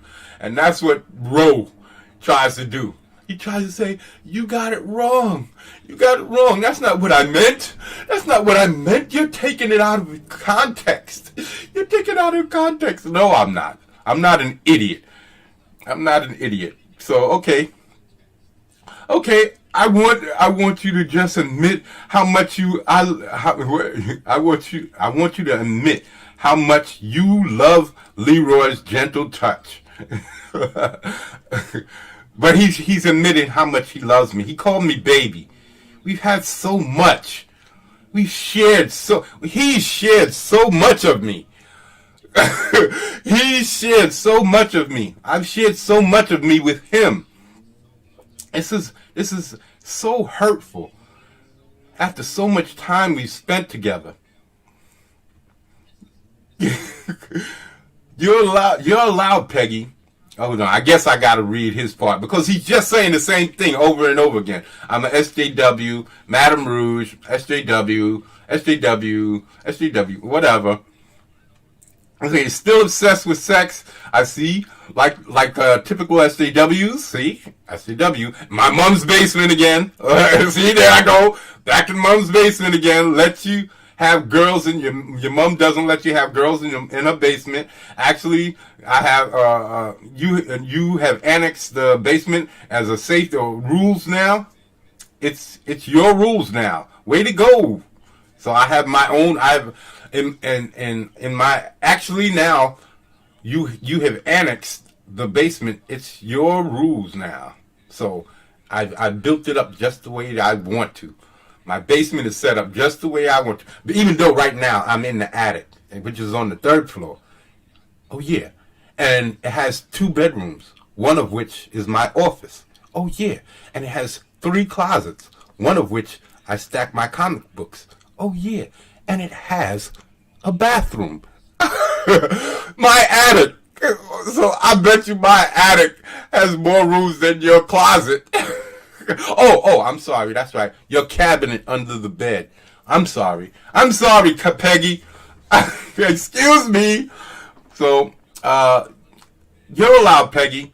I got hoes. I got hoes in every area code. Area code. I got hoes. Ho in every area code.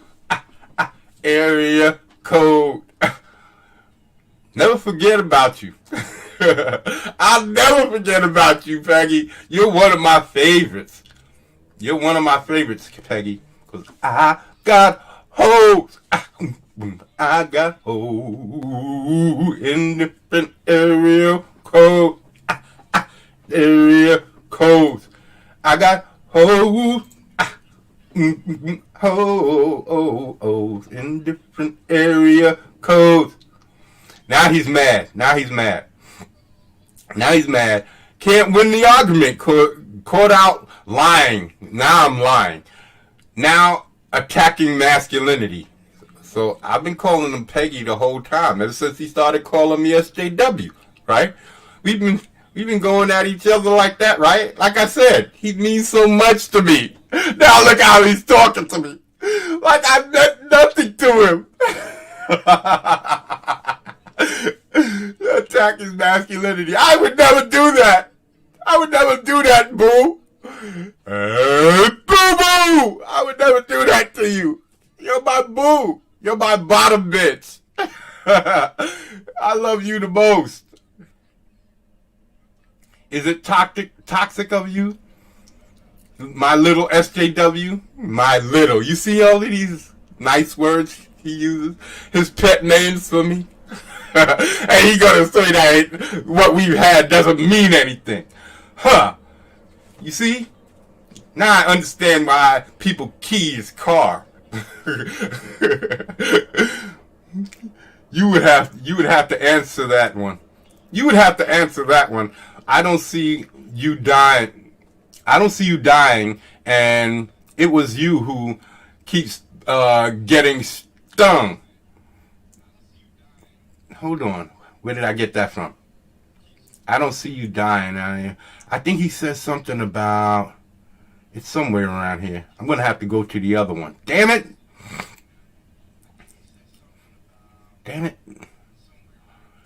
Because some of this stuff was just coming in. Can't argue this one. Now attack masculinity. He says something about stinging. Or toxic.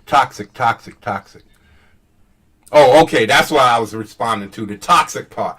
I don't see anybody dying. That's what it was. I don't see anybody dying, and it was you who keeps getting stung. You know, I was just right, Peggy. Keep polling. He keeps pole dancing. You know, that's what he keeps pole dancing, and you know, when you get pegged, you know, I'm just trying to explain it to him in a manner which he could understand. If it's toxic, that means I stung him with something, and if you know, I ain't see him die from my sting, so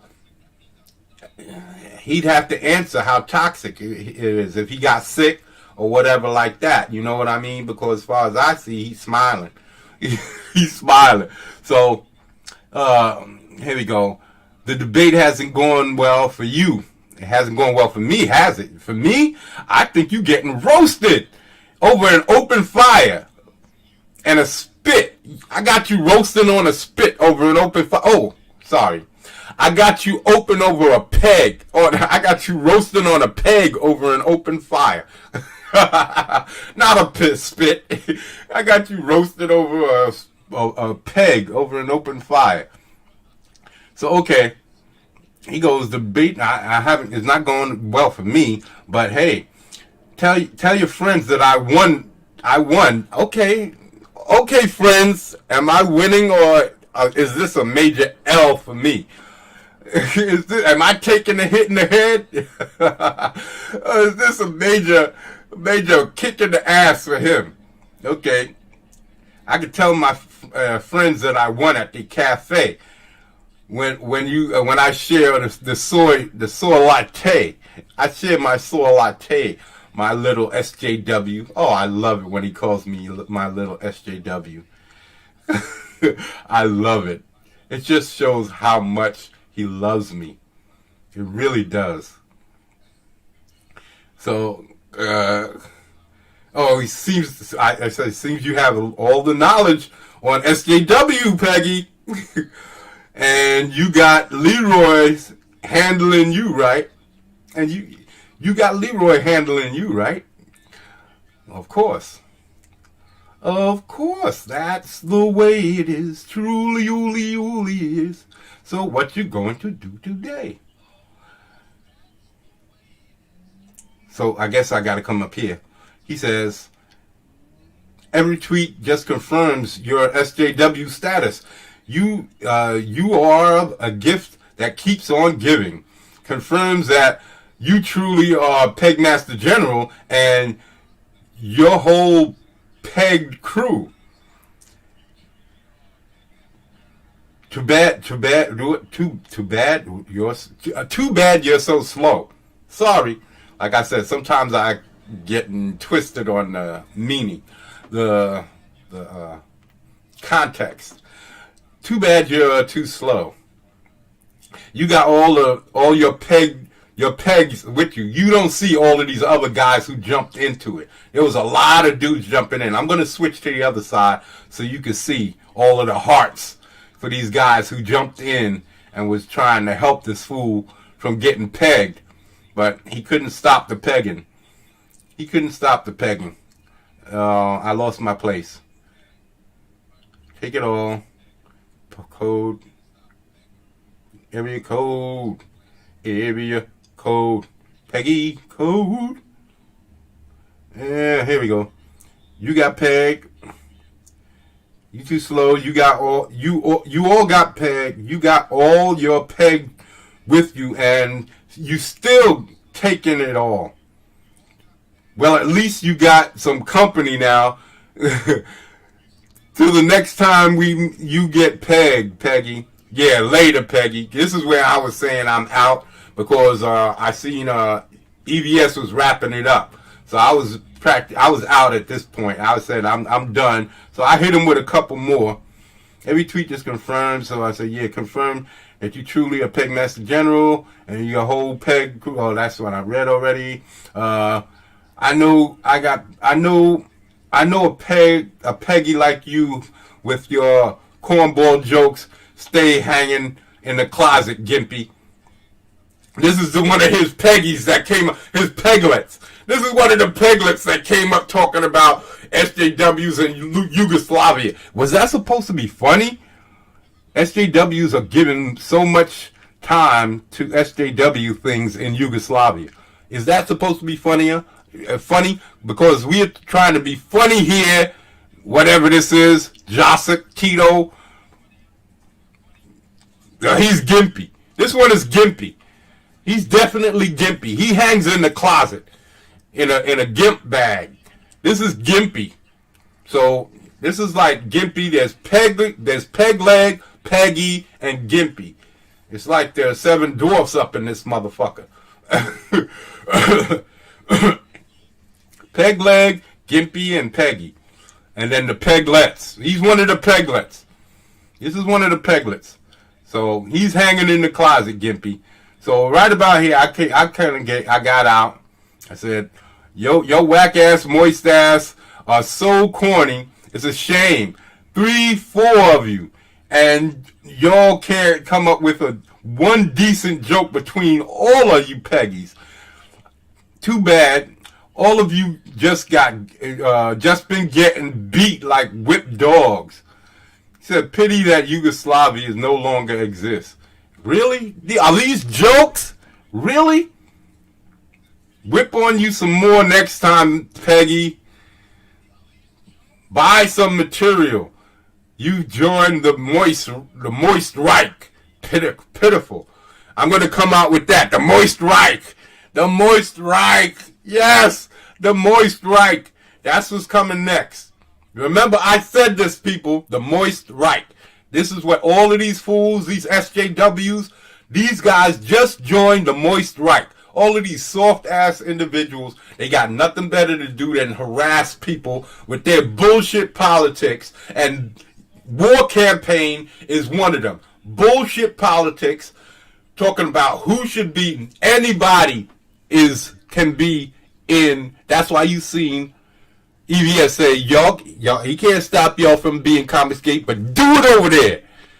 Do it over there. So nobody can stop anybody. There's no rules to this shit. There's no laws to being a Comicsgater. So if Anna wants to be a Comicsgater, guess what? Anna's a Comicsgater. She's more Comicsgate than War Campaign. Fuck you and War Campaign. So, yeah, y'all just joined the Moist Reich, trying to tell who can make comics and who can't. Who can make comics and who can't. So fuck all of War Campaign. I don't care, from the top to the bottom.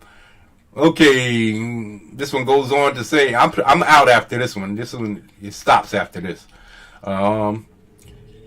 See, you've changed the narrative. Typical SJW plot. When you lose a debate, this is a debate. This is not a debate. I'd crush them in a debate also, because none of these people got the brain power to fuck with me. None of these people got the brain power to fuck with me. Like I said, you could come on my power stream. I will make a specific stream, call it Dozens. Bring all of y'all Peggy asses. There'll be 3 on my side, me and 2 people, and 3 of y'all, so y'all can't say that y'all was ganged up on or pegged up on. Y'all can't say that y'all got pegged up on, which I know y'all love. But bring your ass over. Just the guys on my side will just be there for the laugh tracks. And I will roast y'all Peggies. I will roast y'all on a spit, bitch. Come on. I changed the narrative. Lose the debate. Come on, let's debate. Shimon Peg. Shimon Peg. I call him Peg for short. Peggy. Short for Peggy. Yeah. Oh well, that's that then. Have a good day in the basement my basement free zone, my little SJW. Bye. So after that, I basically was out. Yeah, I basically just said I didn't appreciate this white guy. He got kicked for no reason. This attack was silly. I didn't appreciate that. That was stupid. I don't see the point in this. I really don't. We're just attacking people. I don't know if this guy's an off-duty cop. I don't know who it is, why he's there, but all I see is this guy attacking him, kicking him in the stomach. And he's got his hands at his side, so it's not like he's saying, Shimon Peg. It's not like he's saying, Shimon Peg. Come on. He's not saying, come on. He ain't got his paws up. He ain't ready to shoot joints. So, what's up? And this dude just walks up and kicks him. Like, who did that? He walked up and kicked the dude. The little kid. He just walked up and kicked the dude. That's his son. The Ten Commandments. If y'all ever seen the Ten Commandments with Charlton Heston and Yul Brenner's son, when he's Charlton Heston is there telling them to release the slaves and free my people, and nothing shall happen. My God comes. So his son walks over to Moses and kicks his staff, and then walks back to his father's side. And I'm going to have all of that shit. I'm going to have all these little clips. Like I said, I've got 40, 50 years worth of history that I can use to fuck these Peggies up with. I'm going to have all these little clips, and I'm going to be posting them in my chats. So, because Malin, I put some up already. I don't have everything set up right. So, I can stop sharing this. Come back to StreamYards. Yeah, Peg. Yeah, so don't listen to that bullshit. War campaign ain't for the little guy.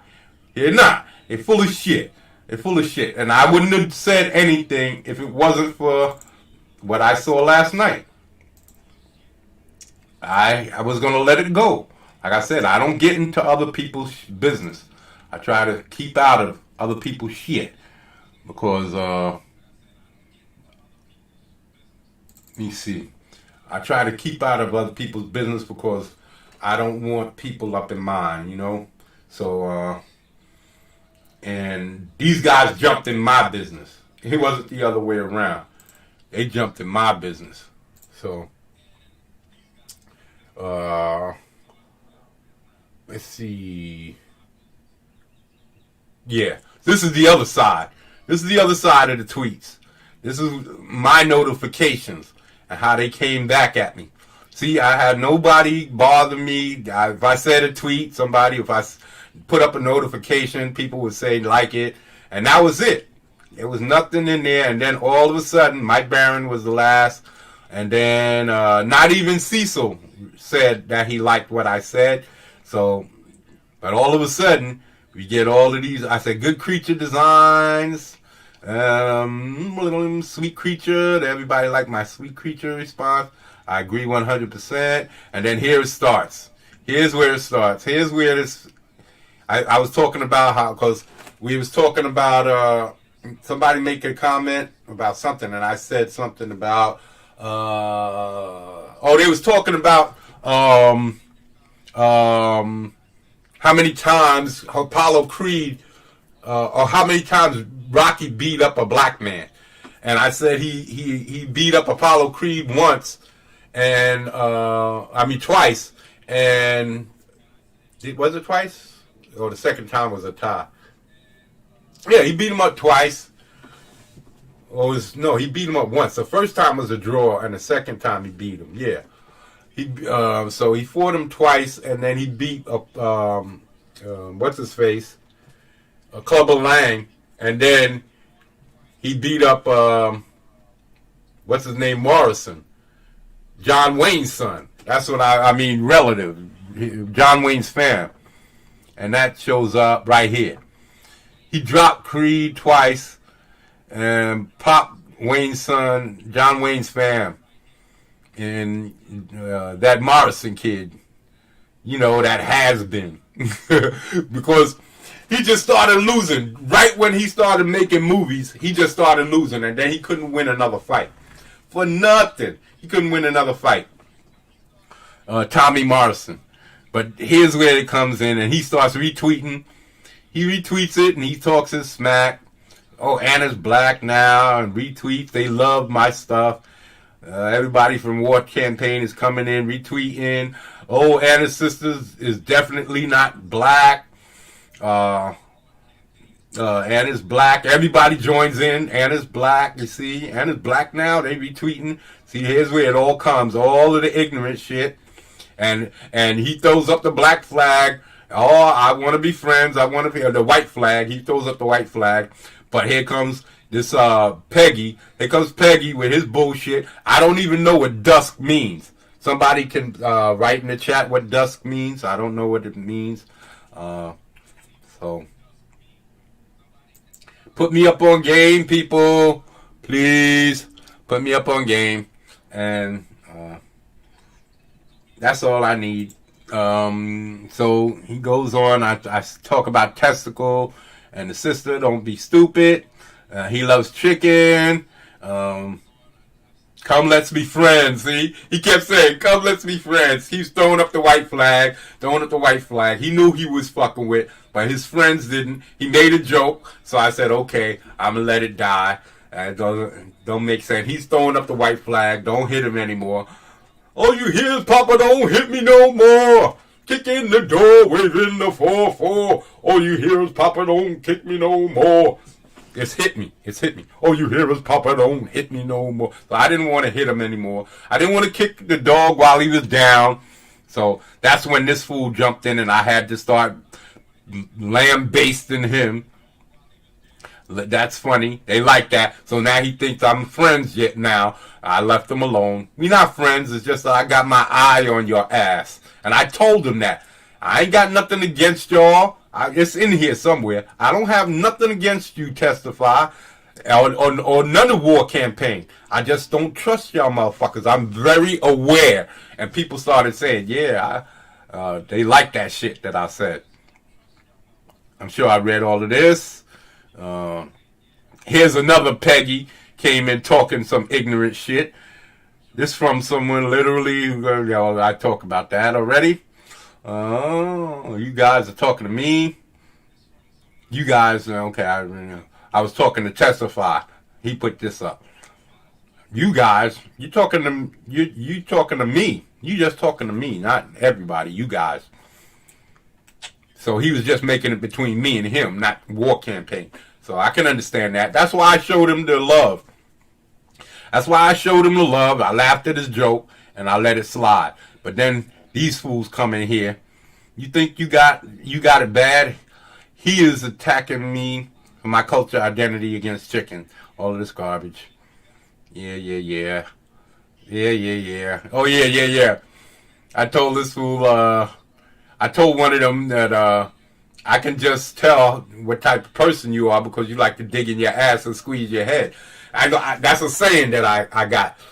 You're so full of shit. That's how I usually say. You so full of shit. That's why you like squeezing your head. That shit brims to the top. And every time you need to say something, you just squeeze your head and shit falls out your mouth.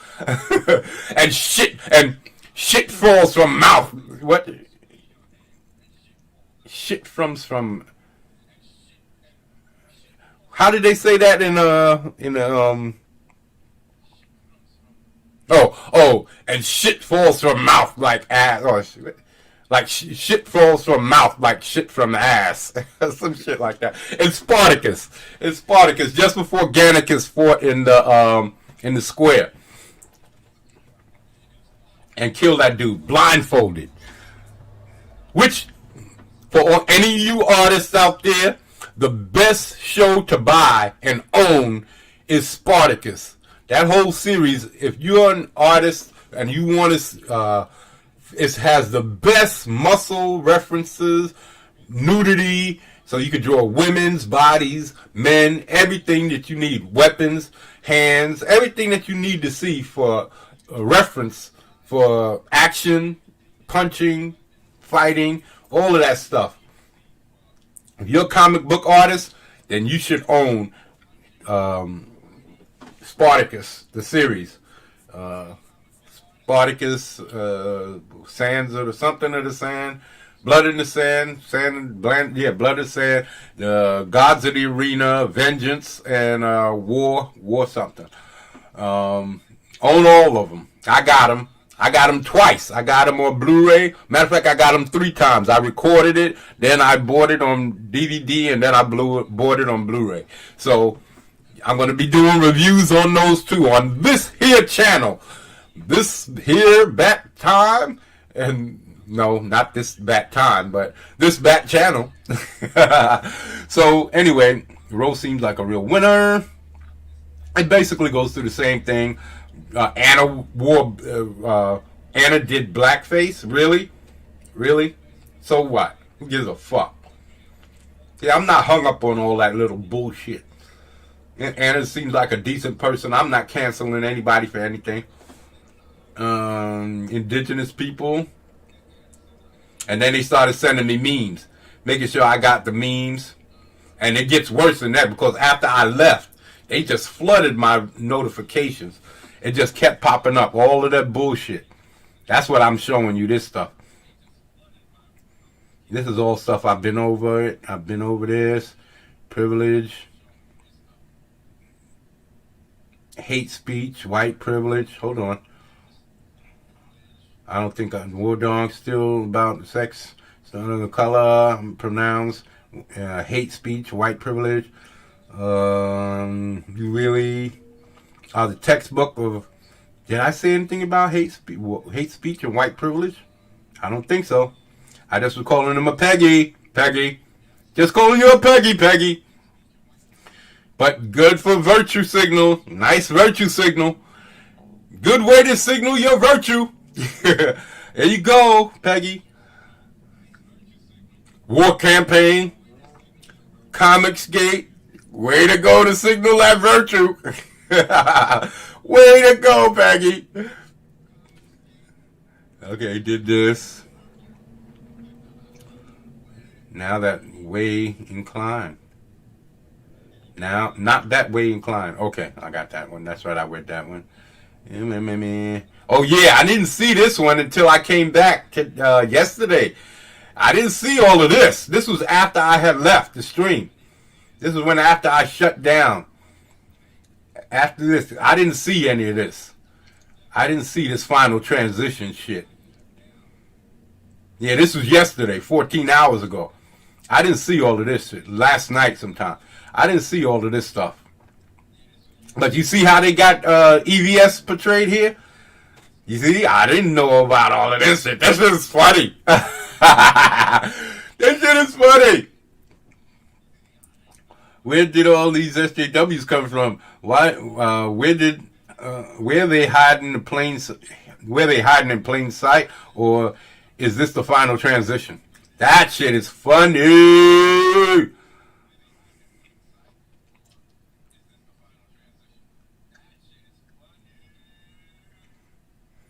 Okay. Now attacking masculinity. Again, brought up Leroy. Okay. Where did all these SJWs come from? Believe correct is colored. Oh, this fool. Here's another Peggy. He's going after colored. Now, how is it that a direct attack on my ethnicity? How many black people call themselves colored these days? All right, okay. I know he was trying to tick me off. Like I said, you never go where they lead you, pal. Never go where they lead you. I saw this, but I ignored him. I was too busy roasting that other Peggy. No, I didn't see this. I saw this, but today. I saw this today. No. I saw this yesterday. And I chose not to respond. I saw this yesterday. I was in another middle of EVS streams last night. And I said, let me check my Twitter to see if I got any more responses. And that's where I seen all of this. I stopped a while ago. And this is all them debating. This is them going on. No, this is them. Here. It goes from here. They stopped talking about me, but they made sure it got into my notifications.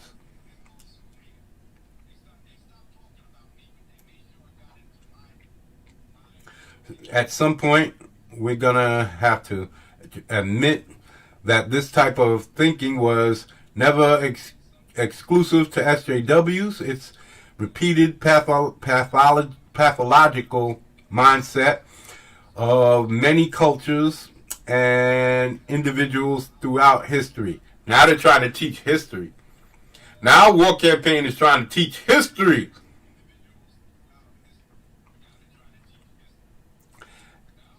Haven't thought of a new good word for it yet. I would have came up with a good word for it at the drop of a dime, man. What's this? Ponerology? Ponerology is a study of phenomena. Is it phenerology or ponerology? It might be. I don't know. I have to look it up. Study of phenomena, but it's of the phenomenon. Of this, maybe you should say of this phenomenon. Of the phenomenon. I guess it's the same thing. Of the phenomenon, but not the kind of word or research that would go viral. Obviously, he only got 2 people to like it. Obviously. And it's black now. They kept pulling that one out their ass. I know people that like chicken, though. Okay. They like chicken, though. I know people who like chicken, though. It's going on about that. Okay. Being a YouTube D-list, sort of just toxic and brain damage as highly weird fame. So it seems, or these people, it seems like these people a hole from assholes from the get-go. Oh, you're talking about War Campaign. Being a YouTube D-list celebrity is just as toxic as brain damaging, toxic and brain damaging as weirdhood, Hollywood fame, as Hollywood fame. Yeah, okay, I got what they're saying. I understand. It's just as sometimes it takes me a minute to get this shit together, especially when you're putting in Hollywood fame and all of that. I understand. He's saying that these motherfuckers in War Campaign, even though this looks like War Campaign, maybe he's trying to talk about me, saying that I'm the asshole, a D-list celebrity. I'm not a D-list celebrity. I'm a no-list celebrity. I'm not. I don't think you could call me a celebrity at all. A celeb. Nobody talks about me. Let me see. Toxic, brain damaging with Hollywood. So it seems, or these people are just assholes from the get-go. Opinion varies. I don't know who they're talking about. So 90 years Russian Bolshevik. What the fuck is Russian Bolshevik shit and organized? See, this is what I'm saying. They made sure all of this Antifa shit got into my shit. Maybe they was just responding, but this shit is ridiculous. Bolshevik, 64 genders. I guess that's making sure that they drive it home that I'm an SJW. They want to make it known. All of these Peggies. All these Peglets and Peggies. No, this was somebody who liked what I said. This is somebody who liked what I said. So I don't know if they're War Campaign or what. Because they got all this War Campaign shit here, right? I don't know what it is. I'm puzzled. I'm not that familiar with the platform, so I don't know what they're liking and why, or if they're just liking it so that they can get some recognition for me to turn back and say, gotcha. I don't know what they're doing. I just know I roasted these fools. And they put this up. You're calling me an EVSJW? You goddamn right. I'm an EVSJW. You goddamn right. You goddamn right. And I'm a warlord, baby. I'm not no bitch-ass War Campaign. I'm a warlord. A soldier. Seen live action. Live active duty, baby. Maybe not overseas, but right here. Right here. I'll definitely show you what it's all about. I'll show you some real culture war shit. Come on over to the dozens. Bring your punk asses over to the dozens.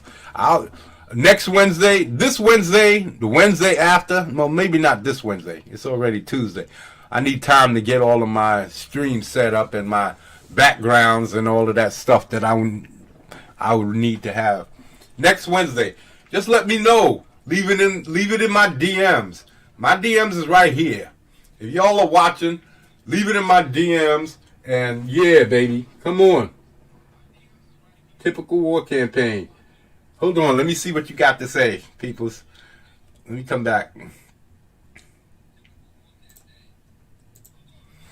Okay, what was y'all saying here? Hail, John. F76, how you doing, man? Glad you could come through. See what we talk about here over here on Indigenous Monstrosity. Typical war campaign. That's right. That's right, baby. Typical war campaign. And I wasn't going to say anything, man. Like I said, I had all of yesterday to do this. I could have made a video, but after last night, when I saw what EVS was saying about a testicle, and they had just did this to me the day before, jumped on me trying to talk all that crap, I said, fuck it, man. I'm with it. Come on, bring it, because they got a soldier in me. They got the right one, man. I'm telling you, I used to play the dozens as a child, man. I know how to crack jokes. Bring your asses over. We'll play the dozens on my stream. Help a brother build his channel. And we'll bring some people up. We'll invite Typical on my team, and he'll be just there to laugh at y'all punk asses. Come on over.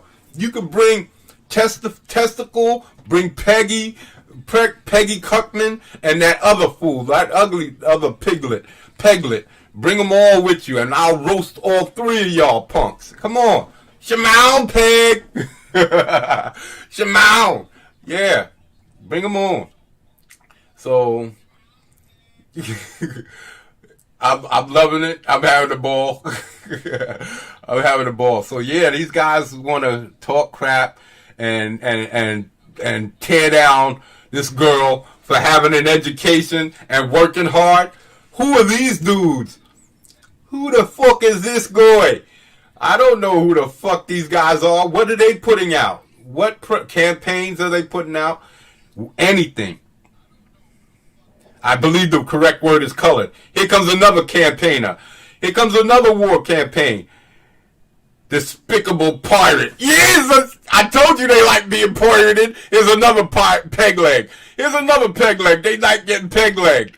This one is another Peggy. He likes getting peg legged. And he's a despicable pirate. Hey, matey, he likes getting peg legged. He likes getting pirated. Arr, matey. Come on, peg leg. Bring your peg leg ass too, man. I'll roast every last one of you motherfuckers. Come on. Y'all got the right brother, baby. I'm telling you, I will roast every last one of you. Bring it. Y'all like it? Come on. I'll flagpole every last one of y'all. Send it up the pole. I'll send it right up the pole.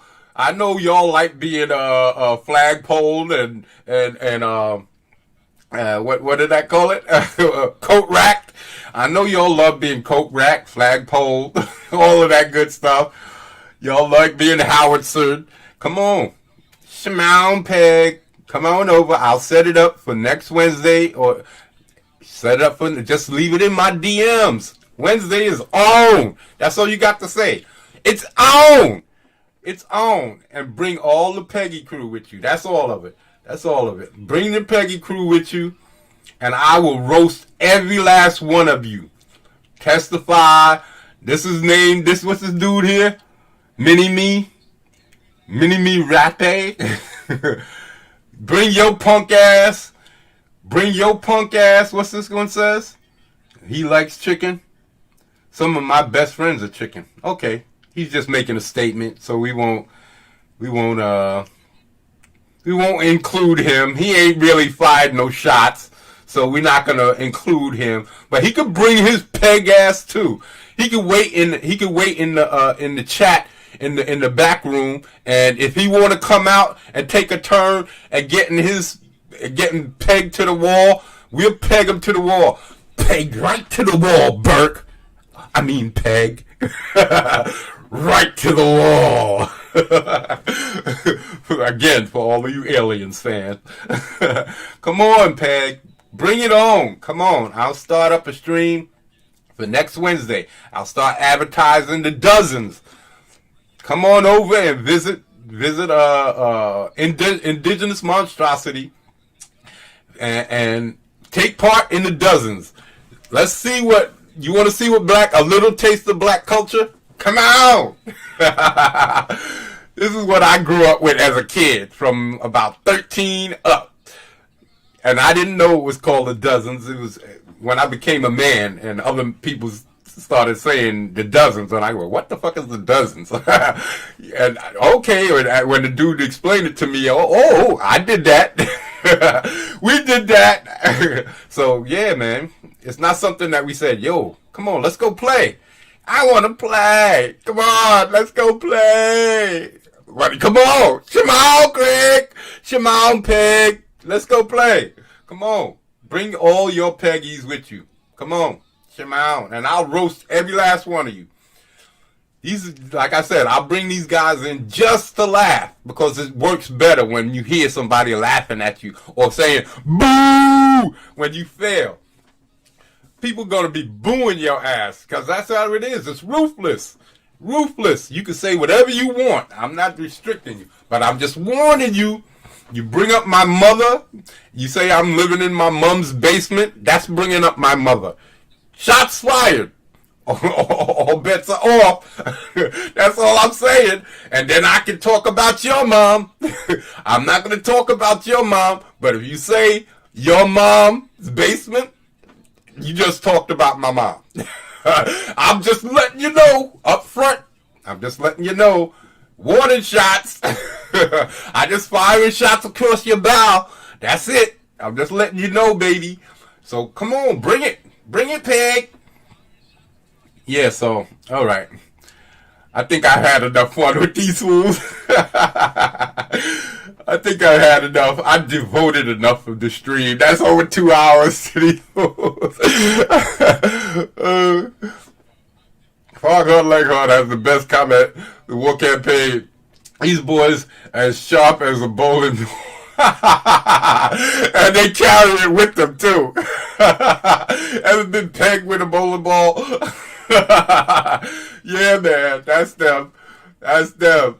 They're no good. They're dirty, man. They're dirty. I watched what they was doing, and with that whole incident with John Malin on that stream with Liam, I saw how Roe jumped in there and he blew that thing up when it was, they're two grown men. Two men don't need no backup. He was just talking. They wasn't shooting joints. They wasn't fighting. They wasn't throwing any blows. They wasn't throwing any bows. So, mind your business. Two men worked it out. However John decided to work it out, that's between him and that dude. They didn't need two other men coming in there talking shit about explaining their views. That's how shit gets fucked up. Mind your goddamn business worried about war campaign. You didn't see me jumping in there. I saw it. I watched the stream. You didn't see me jumping in there because it's none of my goddamn business. Two grown-ass men. That's what I'm saying. I'm a grown-ass man. I don't need nobody help. I got my back. And y'all want to jump me? Come on. I got my boys with me too. Come on. Shimon, Peg. I'm telling you. So we got Roe, the Peg Master General. And we got Peg Leg 1. You got Peg Leg the First. And that's a testicle. Peg Leg Testicle. And then you got the Peggy Cuxman. So bring them all, baby. Bring them all to my show. You wanna come in and support us little guys. So come on, Shimon. Yeah. So let's get back to let's get to our show. I'm gonna break it down for y'all. Is Is this the one with the... Yeah, I'm going to do the one with the old man. I'm going to stay on this for a little bit and let y'all hear how I did it last week, and now I'm doing it again this week. I'm going to show you all how these guys are lying to you. I'm going to show you all the reality of your reality. Now, these are brilliant people. People around the world consider them to be brilliant. I'm a nobody. I'm an absolute nobody. I graduated high school with a 65 point grade average. I'm a nobody. I went to college and I stayed there and I worked out, lift weights, and played ping pong. So I didn't do nothing. I left. I didn't do. But that doesn't mean I'm an idiot. I might not be intelligent, meaning I don't have all the intel, but I'm not stupid. So here. Let me share. Let me share. We got to share. Oh, I was sharing. Oh, that was so good. Okay. I did it right. I did it right. So I don't have to keep going in and out. So how you do that is just open up a totally different, like internet browser. And then when you go to your applications, you go to your browser. That way you don't have to keep going back and forth. If you have several tabs open, you don't have to keep going back and forth to the tabs. All you have to do is flip in between the tabs and they should just pop up. So I shared the sound and it's on. So let me go to there. Rah. And we're gonna see if we got a good spot. If we pulled up a good spot to jump in on.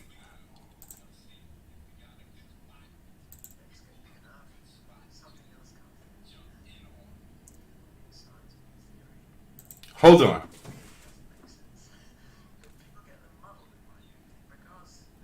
Hold on.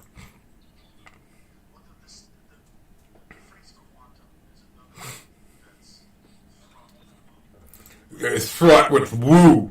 He should explain what woo means, because I didn't know what the fuck he was talking about. But judging from the context, I assume that woo means that unbelievable facts. People, which is a problem with astronomy or astrophysics in itself. Unprovable facts. It can't be a fact if it's unprovable. It can't be. But that's what he's referring to.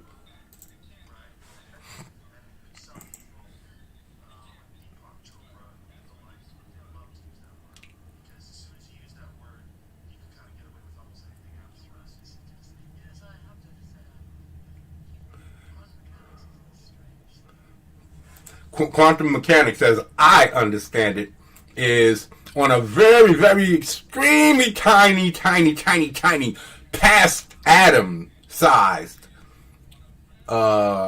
physics or mechanics that makes the things that make up atoms, and what makes those things work is what quantum mechanics is. And in my view, this is absolute and total speculation. Quantum mechanics, they have no way of seeing these things. I don't believe that they've ever seen an atom in itself.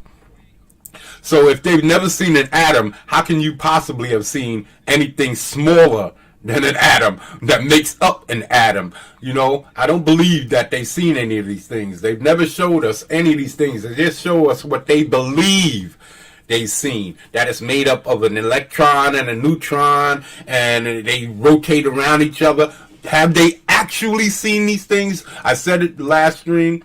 Did they actually split the atom when they created the nuclear bomb, like they say they did? Or did they just take some radioactive material and blow that shit the fuck up? You see what I'm saying? There's a way of saying things. This is what I say about how people use words to twist shit, to mean what they need it to mean. It's not straightforward like how animals communicate. Animals communicate directly. They don't try to lie. It's bold-faced, right to your face, straight up truth. There's no lies in what they say. They come to you and they speak their word, and that's it. That's why I love animals, man. I love dogs. I love cats. And I used to be a dog. I grew up with dogs. But after I got a certain age, it was easier to have a cat. So I got a cat, and then I got another dog about 7, 8, 10 years ago. And then he died last year. No, it was about 8 years ago. So he died last year. So I'm going to get me another one, especially if I can get me a successful campaign. I might get 2 Rotties. I had a beautiful Rottweiler. He's a beautiful, beautiful, smart fucking dog, man. He taught himself how to... I taught him one time how to nod his head. Why don't you come to me and just... You piss in the house. You piss on the house. Motherfucker, stop pissing in the house. You know, I was mad at him. And I was chastising him. And I said, why can't you? He's sitting in front of me just looking at me. And I said, why can't you? And I'm nodding my head up. I said, why can't you come to me and just nod your head and say, hey, I want to go out.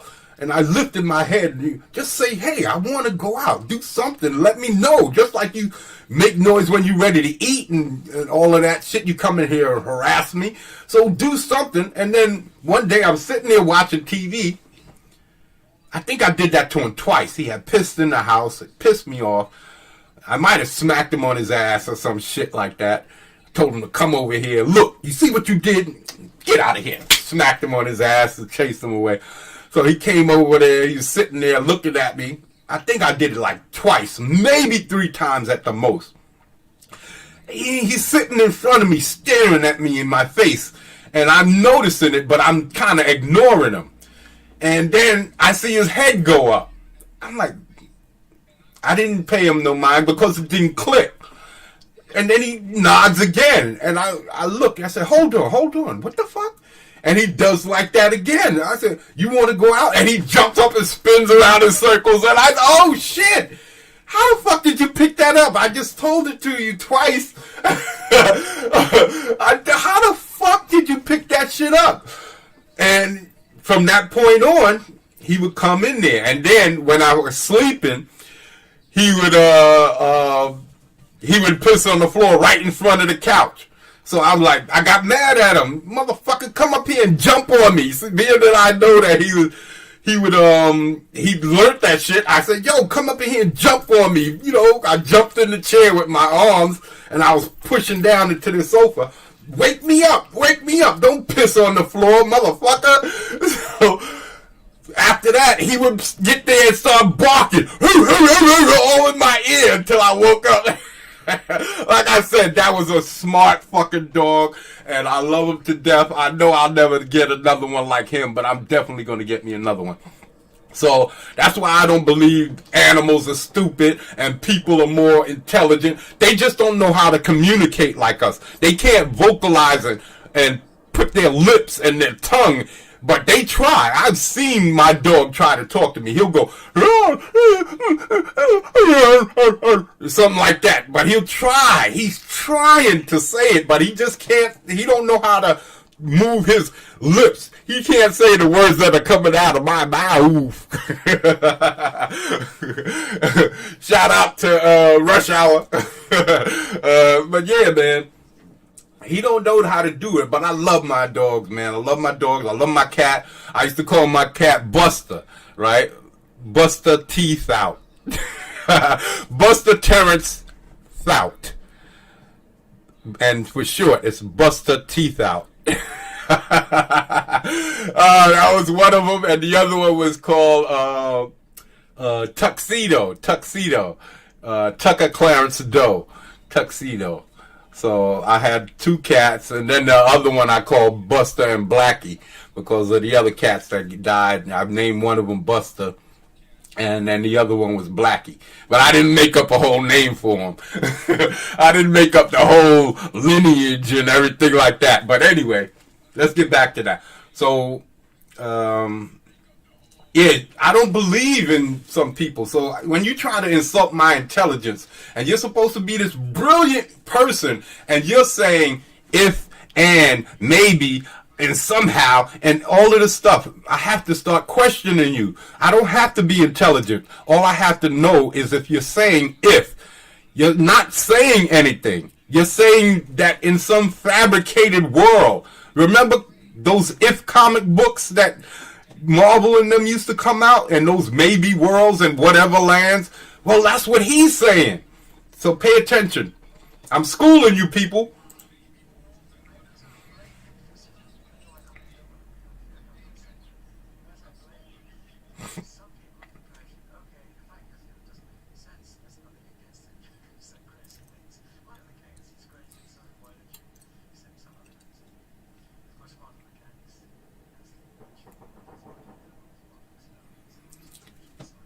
You see? So, because it makes their experiments more qualified, it verifies, even though quantum mechanics is bullshit.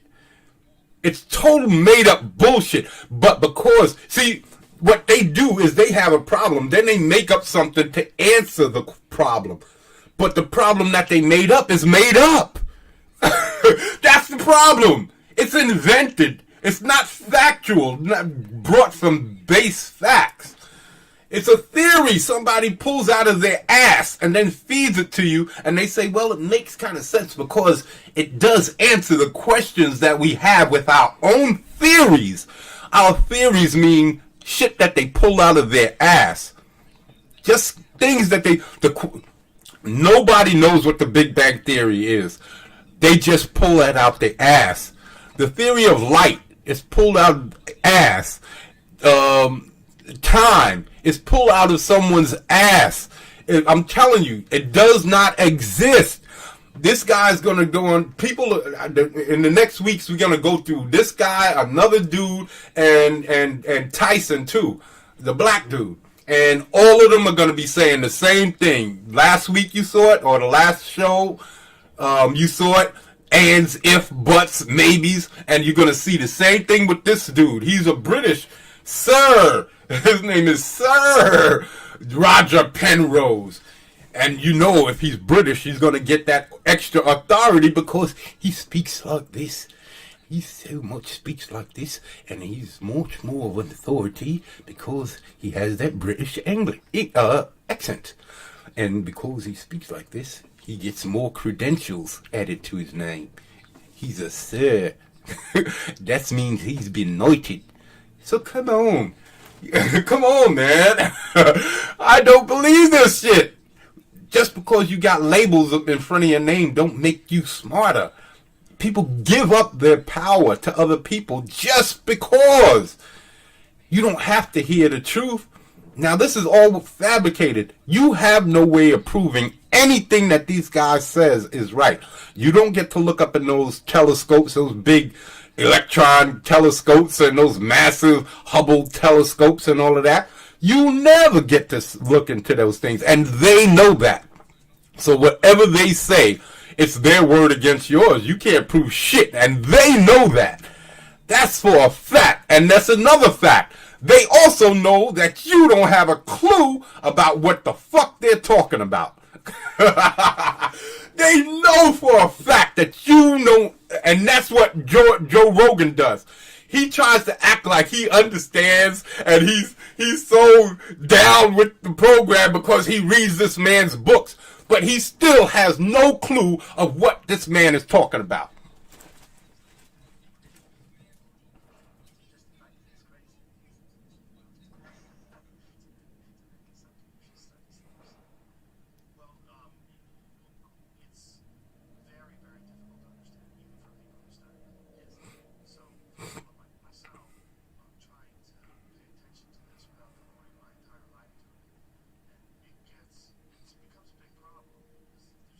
Now he's acting like he understands anything of it anyway, just because he read this book.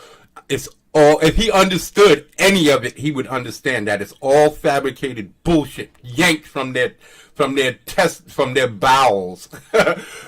It's all pulled from their bowels, and I will go on to explain why I believe that.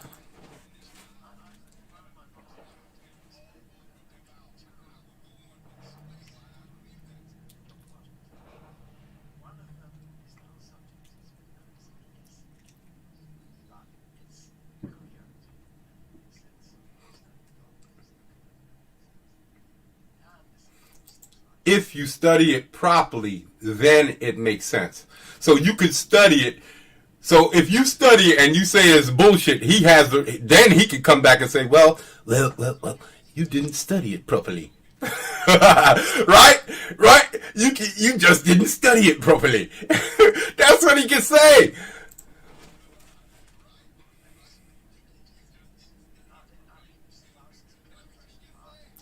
Thousands of kilometers apart. Thousands of kilometers. You can have two things thousands of kilometers apart.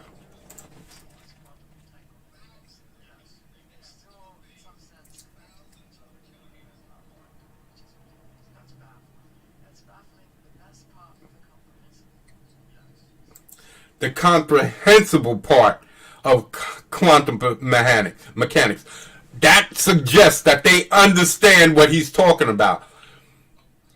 But Joe never asks, how do you get this? Have y'all actually seen one particle existing in two places at the same time? Or two particles existing at the same, two that existed thousands of kilometers apart, but existing in the same space at the same time, simultaneously. Joe's not asking these questions. I would ask these questions, and then as soon as he goes, and that's what he does. That's what he does. That's what he does. That's what he does. So hey, man, that's what he does. So you got this brilliant person, and you're gonna hear him go on about if. So he's gonna be saying if, maybe, and we come to believe all of these types of things.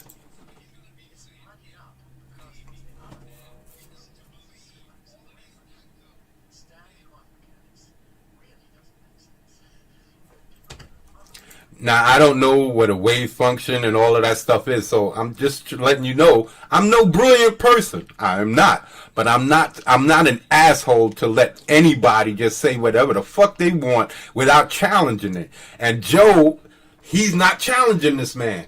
He's not saying, hold on. He doesn't even have to challenge him. Just ask the right question politely. Hold on, let me get understanding. You're saying that you've seen particles, or this is just a mathematical theory, because they use mathematical equations to prove their theories. It doesn't necessarily mean that they've actually seen or witnessed anything. They use mathematics to prove their theories, and then if it equals out, they say, hey, I proved my theory to a certain level or to a certain degree. This is how it works.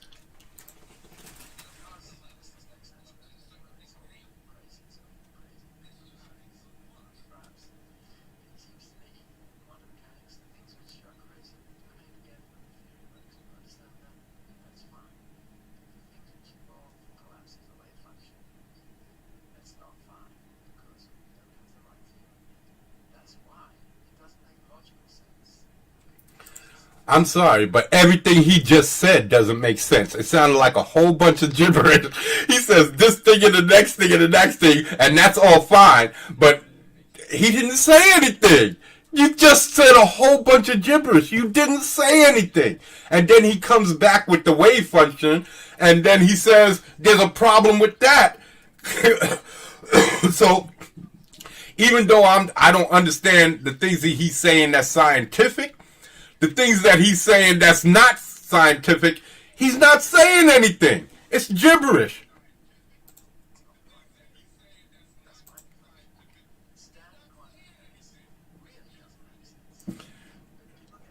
Standard quantum mechanics really doesn't make sense. Okay. See? Anything crazy is up for grabs. So that means he's trying to say that if you could verify something crazy, then you could say anything. You could prove your point, because the quantum mechanics is so crazy that if you can get any kind of verification on any part of it, then you could prove anything because it's so crazy. And this is what they're doing. They're verifying shit with crazy shit.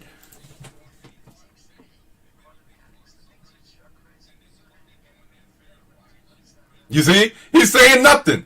The things hang together. What the fuck is that? If the things hang together...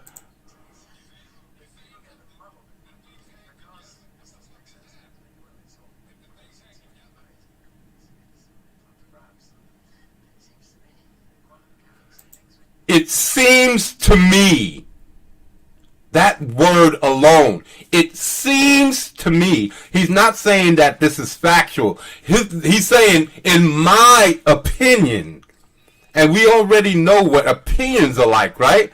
Everybody's got one and they all funky. Come on, man.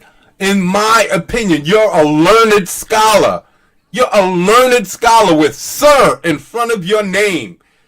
Sir, that means he's been knighted by the queen. Ho, ho, ho, ho, ho, ho, ho, ho. He's been knighted by the queen, and he's saying, it seems to me.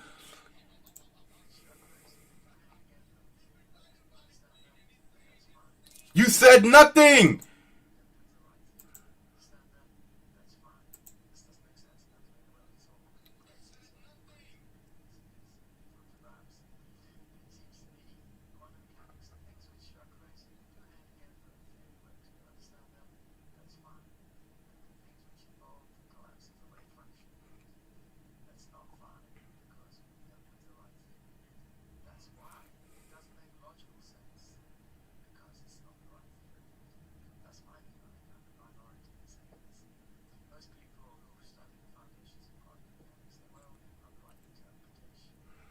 Oh, we got the facts, but we're just not seeing it right.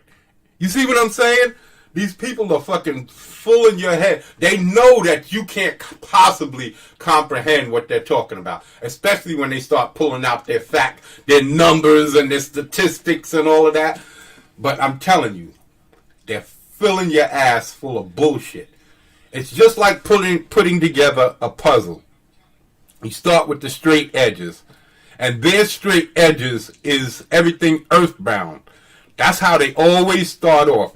They try to explain what they're saying by using earthbound analogies. They use these analogies like, yes, if you take a ball and you bounce it, like this other dude that I was intended to do. I was going to save this guy for next week. But this other dude comes on and he says, and it makes sense to me. If you bounce a ball in space, the ball has moved. It'll come right back up to your hand. But actually, in real space, it moves. Like, by the time the ball hits the ground and comes back up to your hand, the ball has actually moved in space. And you too. As for that, because the Earth is always spinning, and then it's always going around the Earth. So the time that it took for the ball to go up and down, it's moved a lot because the Earth is rotating and then the Earth is orbiting the sun. So that movement, the ball has moved. So from that, you see how detailed they try to get you to think? But I can do that. See, that's what I'm talking about. When it comes to story writing, I make up those details. So when somebody's trying to tell me a story and it's not fitting together because you're going, well, perhaps we might and maybe, and if you think of it this way, then I have to start questioning because you're talking about facts. When people talk in facts, they don't say maybe. They don't say if. They just put it out there.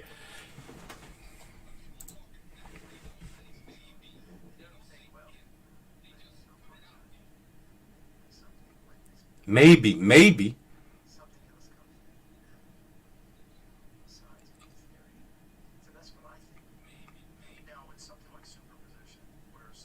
Superposition.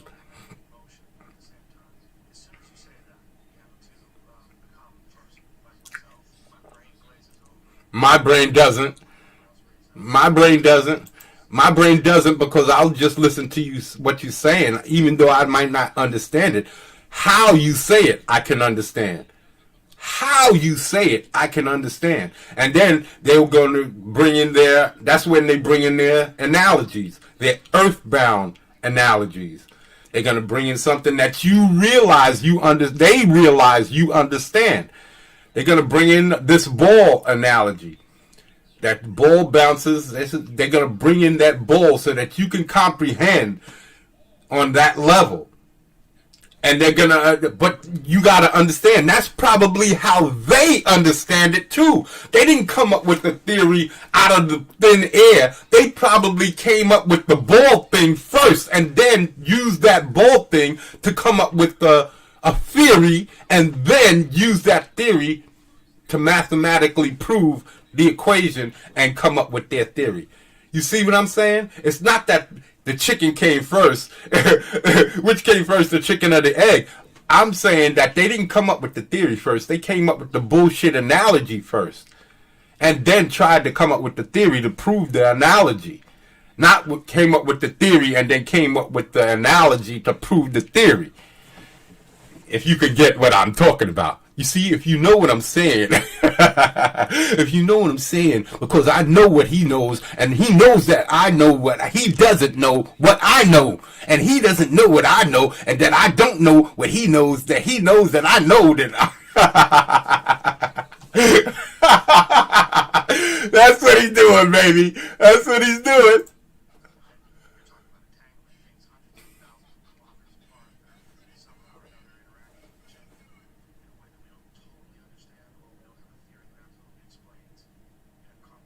Now, he just let somebody who just admitted that all of this shit makes his brain glaze over, right? He just said that his brain glazes over, but he goes in to explain the shit that he doesn't understand. And then, what does the other guy say? What does this renowned scientist say?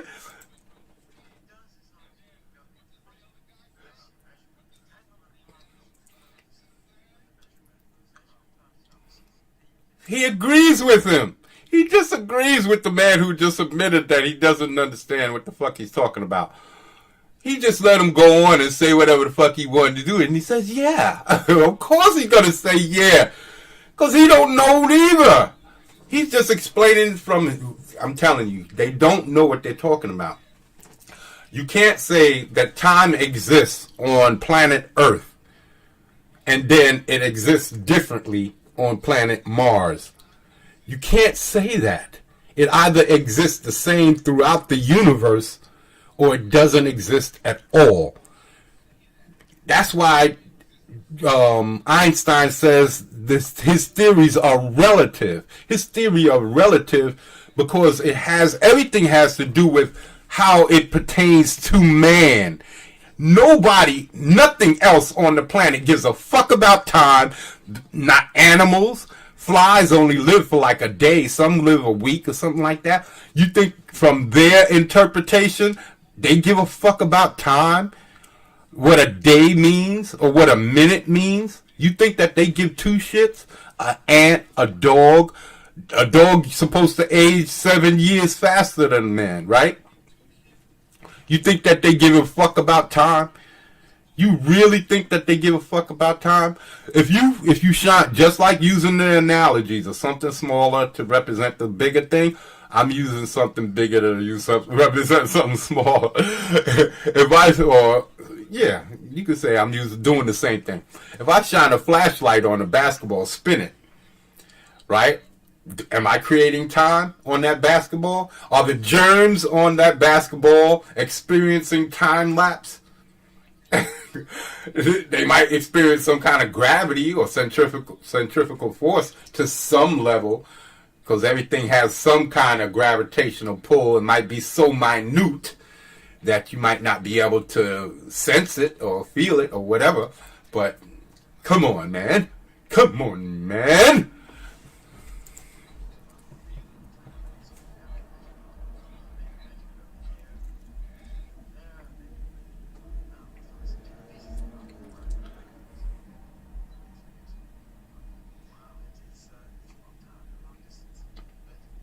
The record. He said that there's a record that, like, as if they actually measured this thing. So this is what I want to know. Have they, because they said all of the stuff about quantum mechanics is crazy, right? And people don't understand it, and they talk about it and they disagree. people disagree about quantum mechanics because it's so crazy. And even Joe Rogan said it's the woo when you start talking about quantum mechanics. But he's explaining quantum mechanics. And I should have showed it from the beginning, because I think in the beginning he says we don't understand.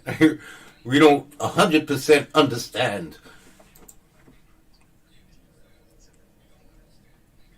What's this?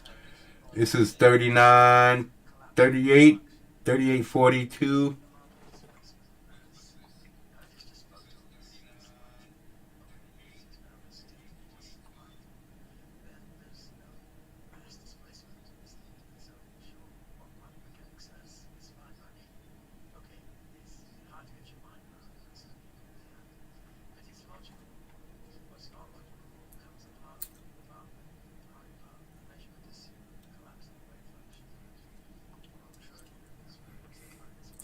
I spoke about Schrodinger's cat. I got that from Stargate.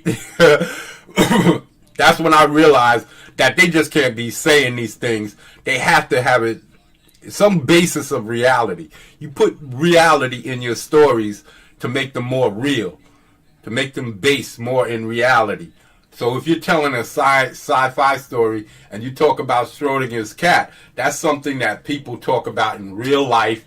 So if you have that discussion in Stargate SG-1, that kind of lends credence to the story that they're trying to tell.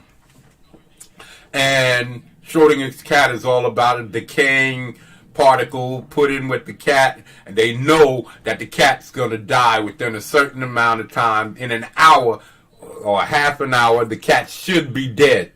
So at the end of the half hour, just before you open up the lid to see what's happened to that cat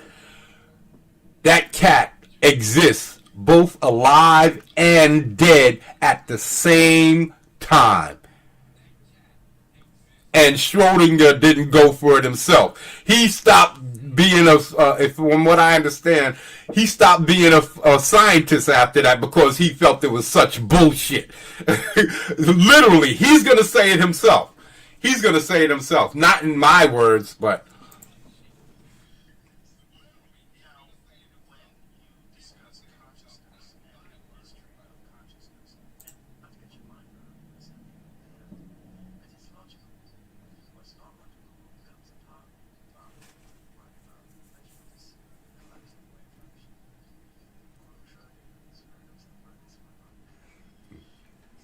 Yeah, he was upset. He was upset, man. He quit. He quit.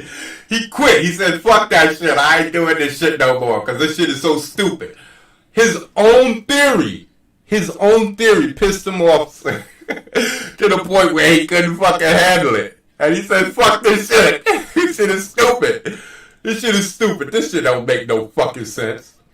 Ain't no fucking way a cat's gonna be alive and dead at the same time. He's dead. You poisoned him from the second you put him in that box.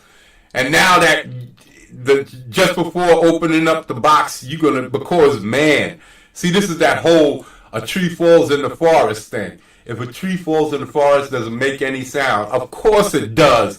Just because a man isn't there to hear it, that doesn't mean that it doesn't make any sound. That assumes that a man has to be present for anything to come into reality. Everything is based through a man's point of view. Like as if man didn't exist on the planet would cease to exist. This is bullshit. Come on. Don't listen to these people. This is the Matrix. And this is the Matrix doctrine. The reality of our reality is that these guys don't know what the fuck they're talking about. They're feeding you shit that they know you can't prove, so that they can keep going and making money. They write these papers and they get hundreds of thousands of dollars for of grants and shit to prove their point. And they go to work for universities and get hundreds of thousands of dollars in salaries. And they don't prove shit. Because it can't be proven. It can't be proven. Just like consciousness. You can't prove that shit.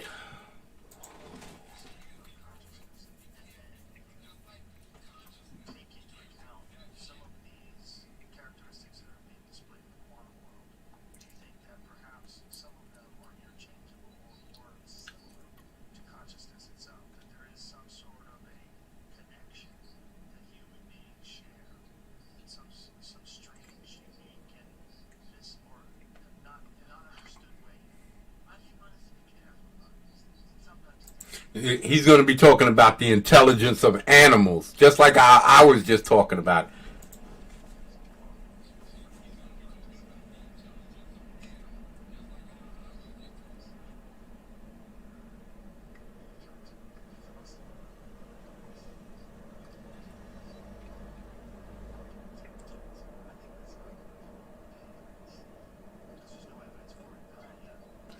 There's no evidence for anything he's saying. Anything. They have mathematical equations. That's it. They don't have any proof of anything.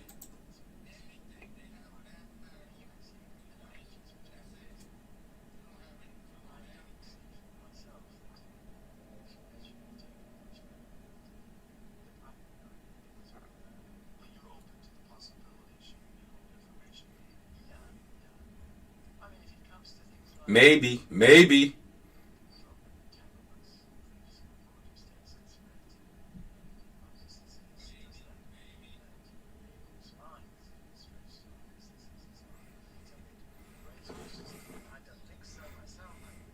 You see? They try to find one thing to prove another thing. And if the first thing isn't proven, how could you possibly prove the second? And that's what they're doing. I'm telling you, you can't use time, because they use space-time in a lot of their equations.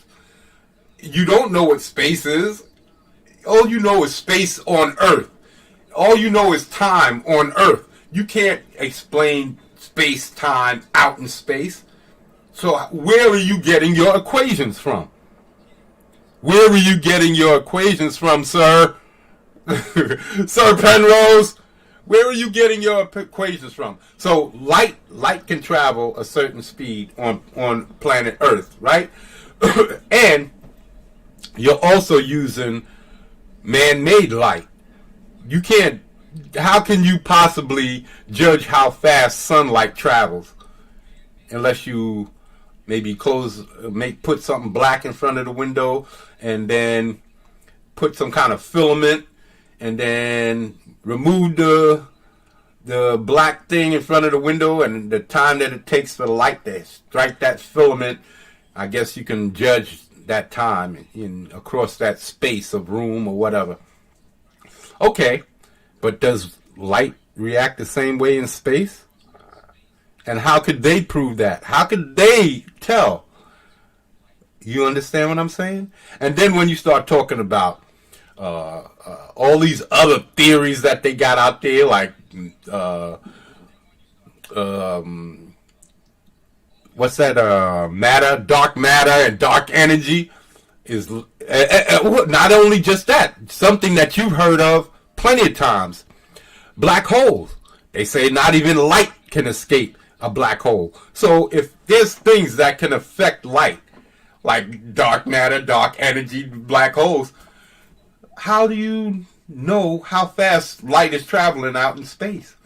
How do you fucking know? So how can you possibly create any type of an equation that's 100% right?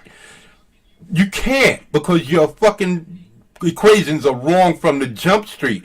You're using an earthbound analogy to prove your point and then say that this is what we're seeing out in space.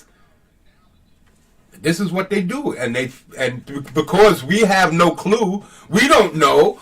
This is stuff that I don't know, but I know some things. I can put two and two together, and I know that you can't have time on Earth. And then where do we get, if it was a perfect time, where do we get leap year from? Look up leap year. Leap year comes because 24 hours in a day is not a perfect 24 hours in a day. There's time left over. And all of those leftover times, left over from all of those days, after like 4 years, gives you an extra day. That's where leap year comes from.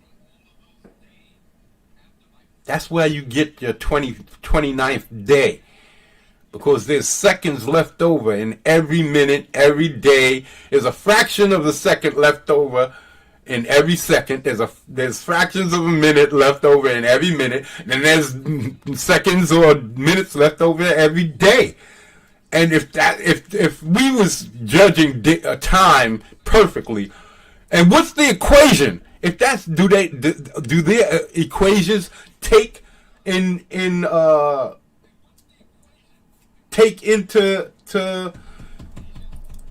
take this little thing into their facts? Do they include that little second, that little split second that's left over in their equations? Or do they put down this basic, it's 24 hours in a day, 30 seconds in a minute, and 30 minutes in an hour? Is that, or 60 minutes in an hour? Is that how they judge it? By those precise numbers? Or do they put that little second that's left over? I don't know.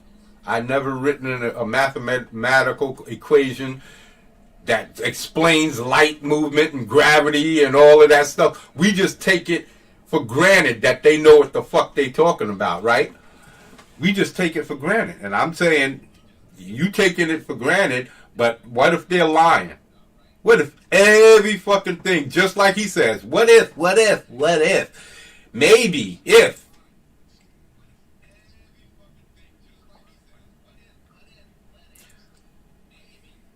Could it?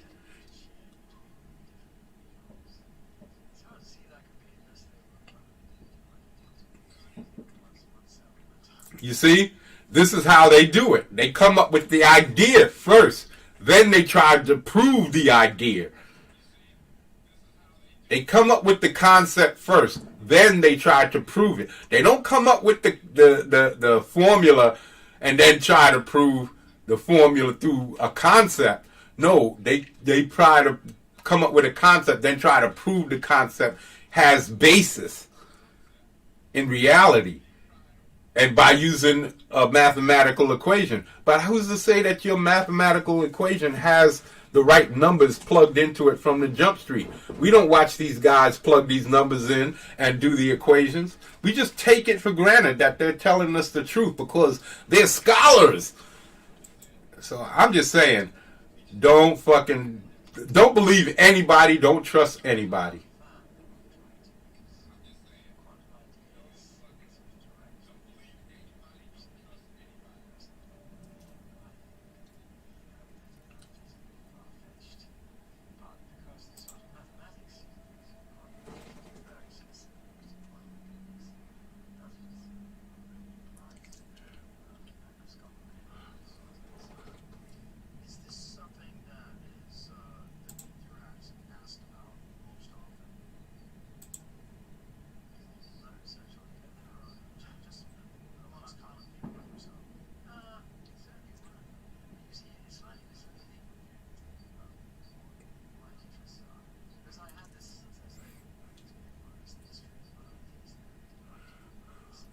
Yeah, see, he's pushing his book. He's pushing his book. He got Joe reading it. He got all that. Well, let me see what time it is. Let me see. 42. Let me go back to the beginning. I want y'all to hear what he says.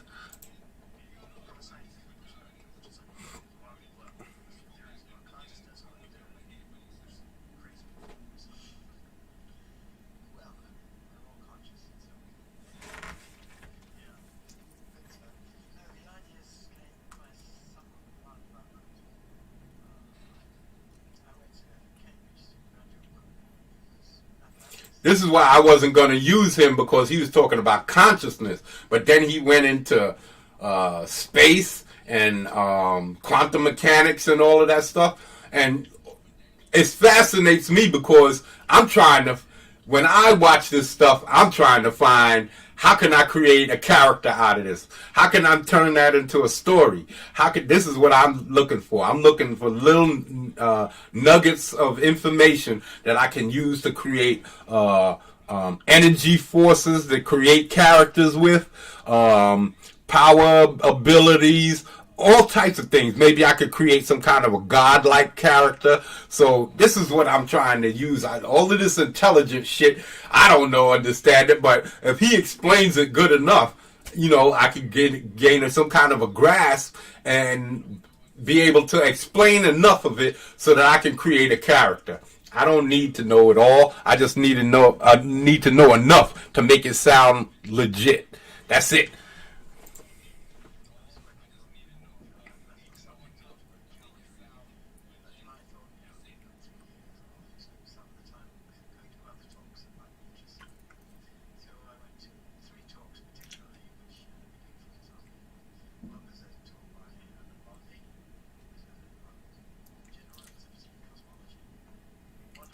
See, he just started talking about cosmology and all of that. That's outer space. So that's physics shit. They deal with all of it. They deal with the macro. That's the big stuff out in space, and the micro, or the quantum mechanics, that real small shit. So I got something called quantum steel. Quantum steel, man. I'm telling you, I've been working on that for my stories and all of that, man. I'm telling you, I got so much stuff to show you guys. I'm telling you, just stick with me. I'm gonna get it in gear. I'm trying to do so much at once, trying to stay relevant and get hooked up with EVS and Dan and all of these guys. And so I'm trying to stay relevant there and putting time in there, and then seeing how I can put all of these old TV shows and cartoons and everything into my streaming, or into my DVD movie video making. So everything is coming your way. Everything's coming your way. Just be patient with me. I'm gonna be right here with you. Hold on. Let me see what's going on. I see some stuff in my chat. Let me pull it to the big. Okay, Hoff, my man Hoff. Oh, there's no sound. There's no sound. Okay. I've got to check that again. Sorry, damn. I've been going for a long time, haven't I? I need to check with you guys. I'm not used to having so many people in my chat. Yo, I'm used to having no audio. Joe Rogan from Joe Rogan. Okay. Damn, I got to do that whole thing over.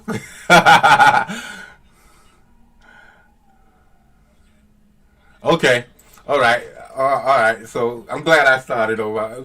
It's cool. That's why I like to have somebody in here with me, so that they can hit me right away, tap me on the shoulder, and say, "Hey," because I switched it out and I forgot to put back on the the audio, and I was going for a long time there, and I'm not used to checking because I'm used to having somebody, two people, and then I'm back in here. Two people, and they're usually in here with me. So let me send a link. Am I following you somewhere, John? I would ask you to come in here too, bro. If you got a Twitter account, I would bring you in here too, man. I could use somebody to help me out at times like this. But Hoff usually is my man, that helps me out when I'm in trouble like this. When I put myself in a sticky situation and I get myself all messed up. I'm sending you the link, Hoff. Let me see if notifications. I don't know if you're if you've been following me, John. Go to my profile and see who's following me. John. I don't know if you are under that name, but let me look you up.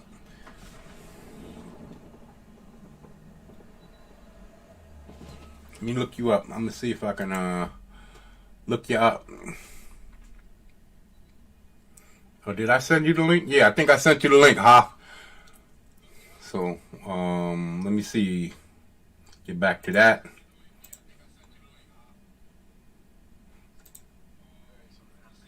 How's that? All that time. Wasted. Okay, let me see. Let's come back over here. I gotta set it up. Okay. Was that good? Let me know. Before I keep going. Somebody say something. Somebody say something. John F76. Okay, John F76. Let me see if you're following me and you on Twitter or whatever. I'll send you the link too if you want to come up in here another time. All right, so I'll make sure. No problem, bro. But is the sound back? I did run that sound, so let me know if the sound's back. But next time I'll put you on, and definitely if we do the if we do the if we do the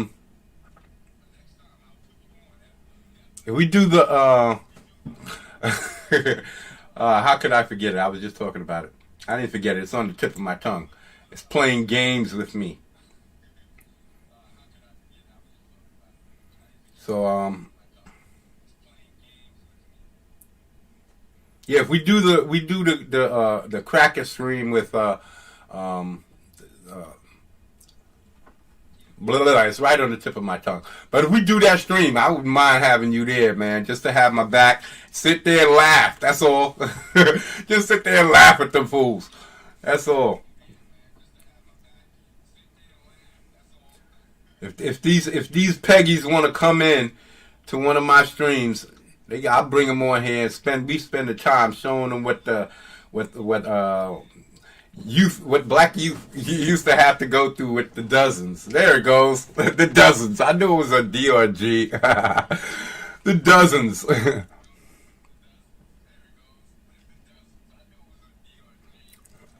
All right, let me see. No, I don't have it playing right now. Let me play it again.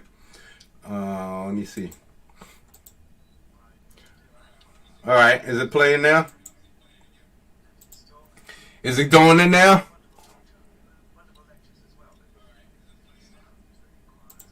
Yeah, can you hear me off? What about the stream? All right. All right, let me stop it. You're right. Okay, let me get that back. Let me get that back. Share that. Let me see if I might have to do another example. What about that? Okay. Okay, hold on. Hold on. I think I know what's the problem. I think it's my OBS. Yeah, it's my OBS.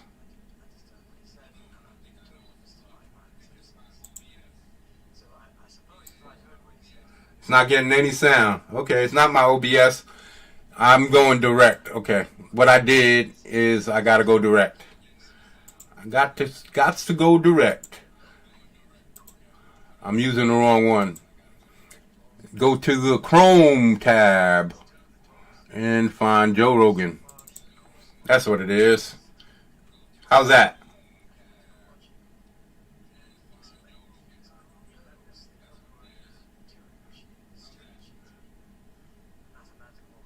Hold on. I think it should be right.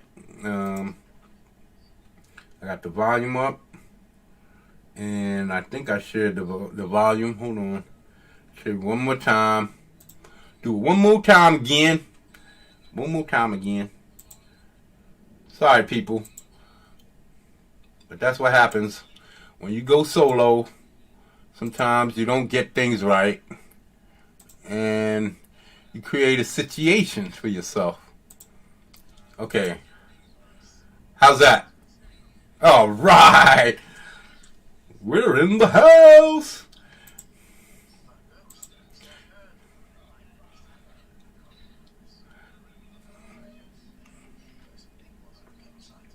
All right. Oops. My fault.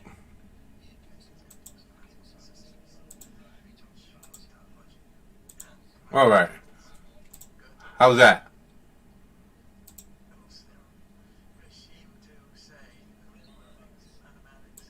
That's good? Okay, good. All right, back to the Zoom.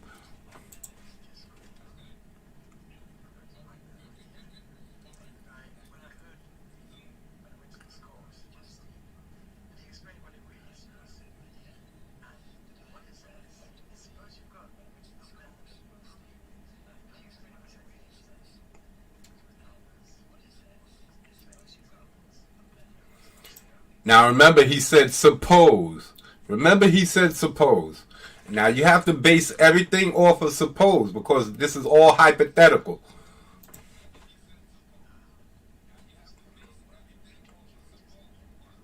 Conjecture that is not yet proven. Okay, but he's bringing it up. He's making sure to mention it.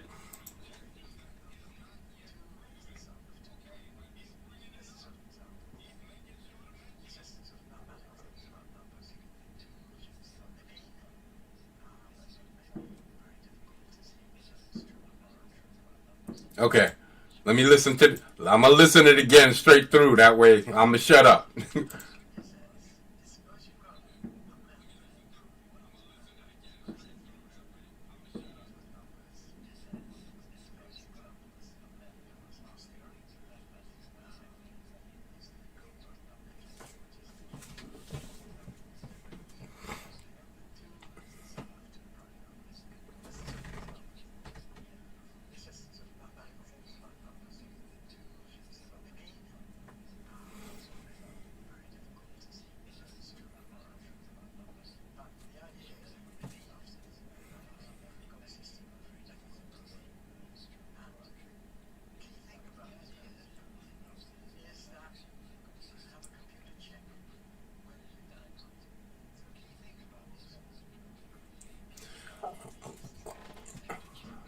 Hold on. I got to say this. Computers, they only give you out what you put into them. So how do we know what the computer is giving out? If you program the computer, if you're using the computer to prove your theory or your equation, that means the computer has to understand your theory of light, your theory of matter, your theory of gravity, all of these little theories and equations that you've used to prove these other theories. That has to all be programmed into the computer. And it has to be done under what you determine what the facts are supposed to be. So now you're putting your these new equations in using a machine that might be basically flawed from the jump, and you're asking it to prove that what you're doing now is valid. That you're asking this computer to validate what you're doing now. But wouldn't that computer be flawed on its surface, especially if you're talking about space and outer space and quantum theory and all of this stuff? You're talking about stuff smaller, like quarks and all of these things that they come up with that's supposed to be smaller than an atom. How do you see these things? Where do y'all get it? He's not explaining any of it. He's not trying to go. He's only trying to give his little explanations just enough. He knows you're not going to understand any of it. This is a fact. That's one thing he knows absolutely sure, that you won't understand it. He has to explain it to you. So that means you have to take all of the other stuff that you do understand. Like if you're saying maybe and if, then what you're talking about is fantasy. He's not talking about reality. He's lying to you. He's bringing up a fantasy and then try to describe it in a way to make you believe that it's reality. That's what he's doing. He's telling you, we don't understand, we don't know, maybe, if, all of these things. He's telling you right up front, we don't understand, but he's going to go on to explain to you the things that he don't understand.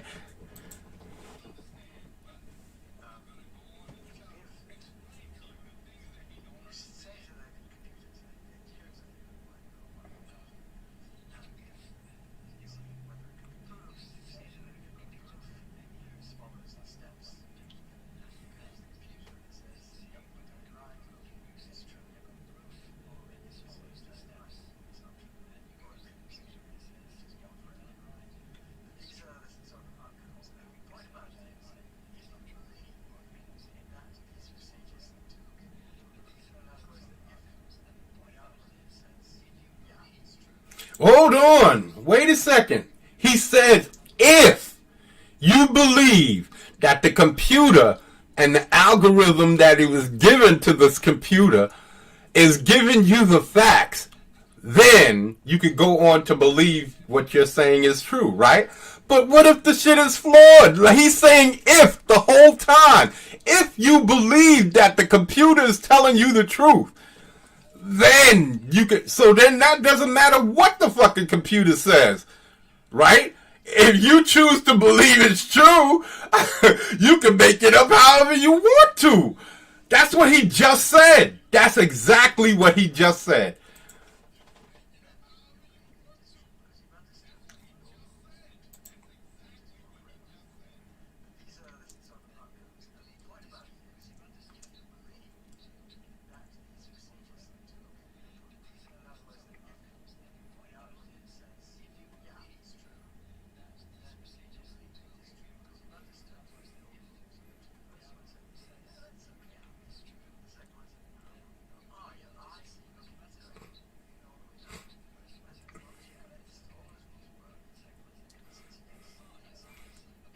See? So if you believe, if the computer spit it all out and say, well, this is right, and this is right, and this is right, and this is right, or maybe it's close to being right, or whatever, and you choose to believe that the algorithm put out the right information, if you choose to believe that, then you have to believe that everything else is right. That's what he's saying. Then you have to believe that it's right. You have to believe if the calculations is right, you put it into the computer, and what the computer spits out is right. If you believe it, then everything is right. So everything, what he just said to me is whatever I want to believe is what I believe, and I have to believe that because I'm trusting my computer. But the computer is based on what you told it, the algorithm that you told it to perform under. You can't get out of a computer what you don't put into it. If you hooked up to a website, if people don't put the website stuff in there, you're not going to get anything out of it.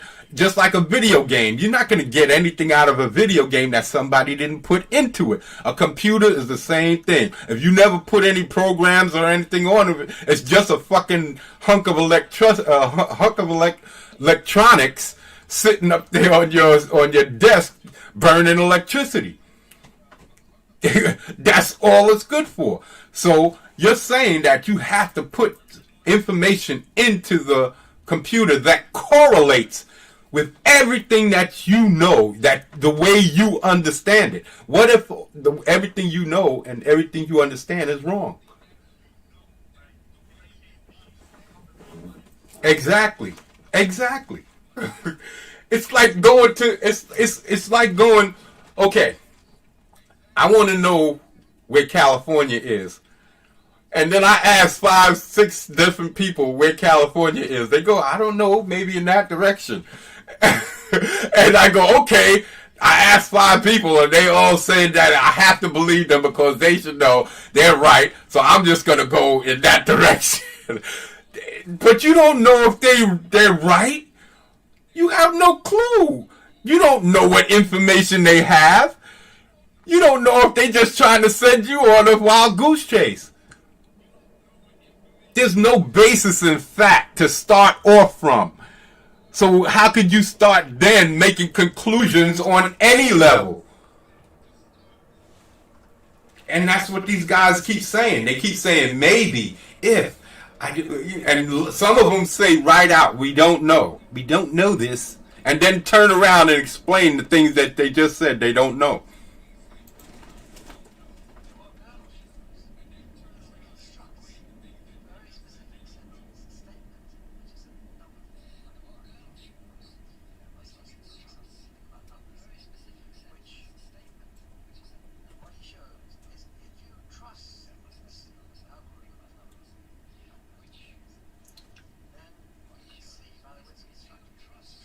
See? Why would you have to trust your algorithm?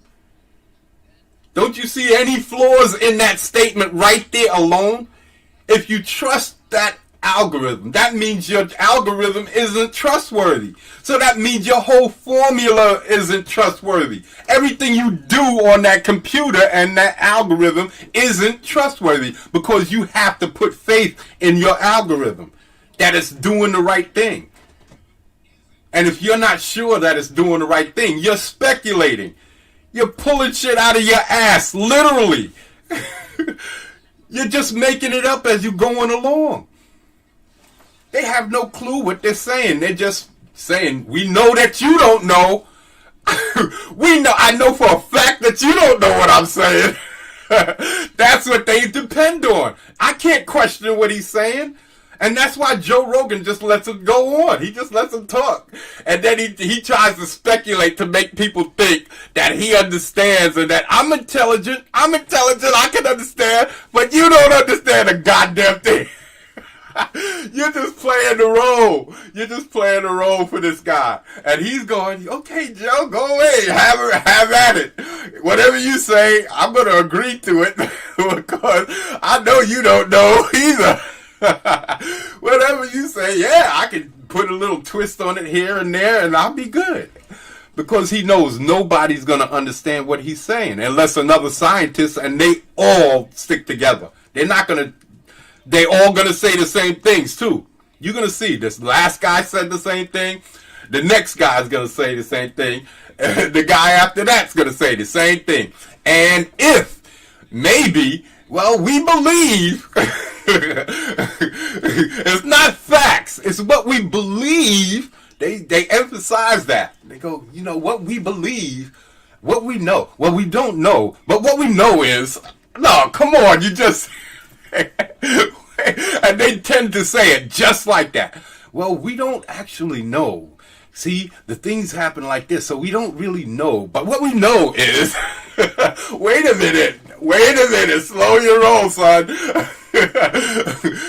So, yeah, I don't listen to them. I hear them because, like I said, I love space. Always has since I was a little kid. Most men do. So, hearing this stuff, and then when it finally hit me that they didn't really understand what they were saying, man, it was a depressing thing. But I said, fuck it, man. There's nothing you can do about it. Hey, I've got information from my stories and my characters. Hey, that's all I need. I don't need to know that. It's like when everybody proved that the WWE was fake. Oh, everybody's like, oh, shit, that's not true. That's not possible. Search your feelings. You know it to be true. It was crazy when they came out with that and started telling everybody that wrestling was fake. Professional wrestling was fake. Back in the 70s or 80s when that happened. And it was the funniest thing because the wrestlers would get mad and punch the... knockout or put the reporters in the chokehold. All kinds of craziness. Oh, it's fake, huh? Come here. Yoke them up and choke them out. And they had me dying. And then they finally said, yeah, it's fake. It's fake. So that's what this is like, man. Seeing all of your heroes go down in flames because you watch these guys for years and you love space. And now it's all fake, man. It's all fake. It's just window dressing and mirrors, smoke and mirrors.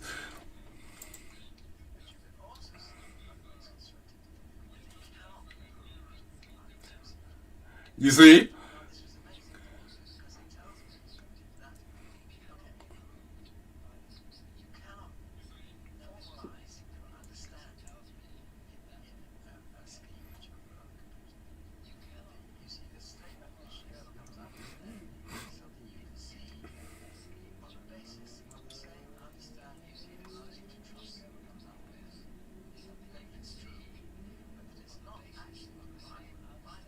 You see?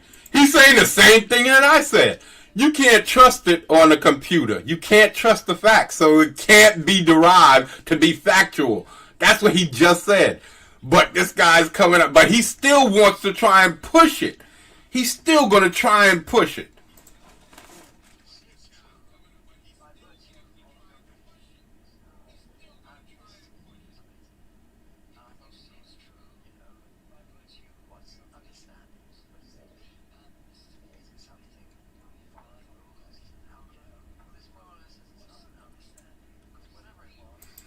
So what he's explaining to you is that this is how he came up with his idea of consciousness. So he comes up with the idea first, and then they try to prove it. This is what they do. They come up with some kind of rationale idea first. Hey, that's something. Hey, what's consciousness? Is it being that we can't prove this stuff? It's just all in your mind, and what we can prove, what we choose to believe.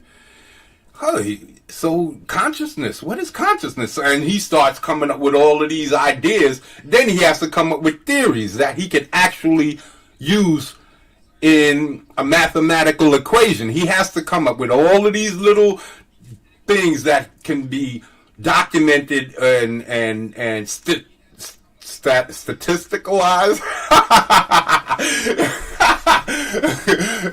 but put to statistics. Right? Numbers. You need to have the numbers. You got to have your quantum equations and all of that stuff in order to prove your theory legitimate. And that's what he's saying. The computer's wrong, but even though it might be wrong, because I choose to believe it, my consciousness makes it real. And that's what he's going on to try and talk about now. How he came up with this theory of consciousness and all of that crap. When it's all bullshit. It's all shit, like I said. It's pulled out of his ass. And he gets paid to pull this shit out of his ass. Time and time again. That's what these guys do.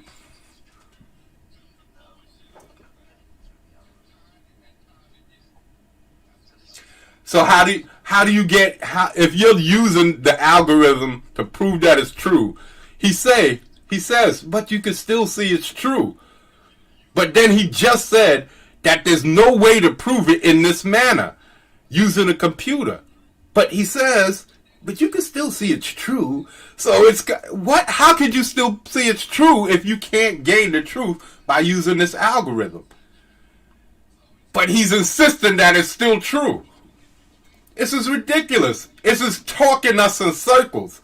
He's talking us in a circle so that he can come out with the result that he wants. And that it works. Eureka! It's alive!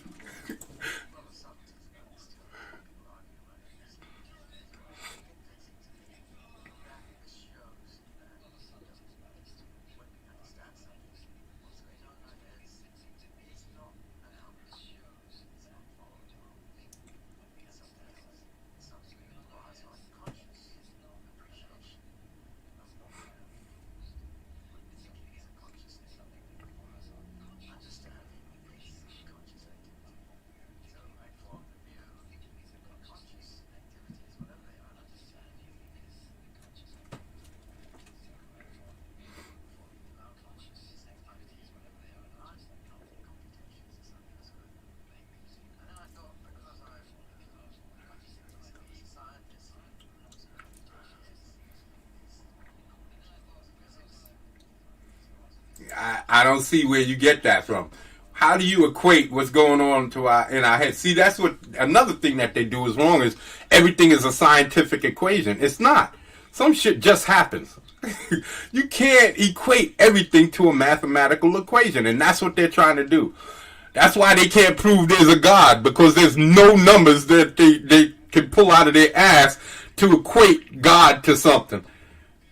You can't equate God to an earthbound analogy. So there's no numbers that they can pull out of their ass. But if all these other things, they can pull it out of their ass because they can equate it to an earthbound analogy.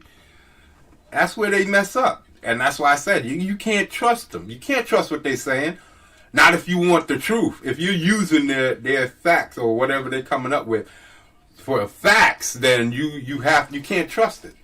But if you just entertaining yourself, yeah, go for it.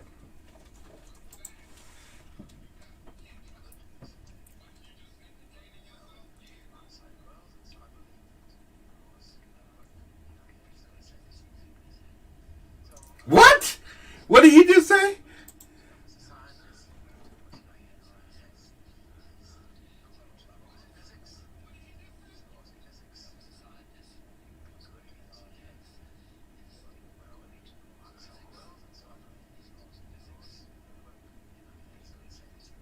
You see? You see? because the laws that they made up equate well to the things that they can see, they just automatically say it fits the stuff that we can't see, the stuff in my mind. They even go on to talk about what goes on in your synapses, that certain things exist inside your synapse. Synapse is just a space between neurons, and electricity goes on, and that's supposed to be information, and every time that spark goes off. So how do you know that that's whatever you call that shit? They're going to go into that. Some shit that he explained that shows up in these neurons, and they only witness it in corpses. So how do you know what caused that? What you're seeing between in those synapses, how do you know that that was actually there and existing and not just being caused by the sparks that ignites in there? How do you know that? But they go on to explain all of these different things, but they only can test it in dead people. How do you know what's going on in a live person's brain by testing a dead person's brain? How do you equate the two with no energy pulsing through it? And even if you pulse some energy through it, is it the same energy? Would it react the same way? You have no, but they go on to make all these these qualifications. All of these, well, this must be right because we see this and we see that. Do you really see this and that?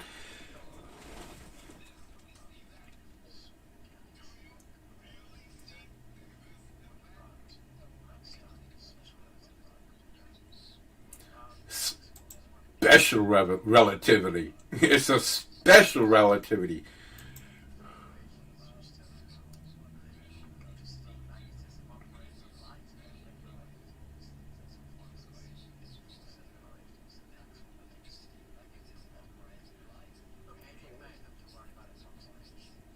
You see what I'm saying? You have to put all of this stuff in there for the computer to have some kind of basis to go off of. You have to fill it up with all of your assessed calculations and what light speed means and all of these things. You have to give it that information for it to then do the calculations for you to test to see if you got it right. But your facts might be non-factual from the giddy up. And that's my problem. Everything he says, he's saying, we don't know. In my head, that's all I'm hearing. Because he's saying we don't have the facts because we can't trust the facts from our computer. Everything that we use in the computer to test our facts is wrong because the computer can't possibly understand what we're saying and get it right because it's dependent on us and our slipshot equations and evaluations. But we use this fact to prove our facts, and that's because the facts is facts.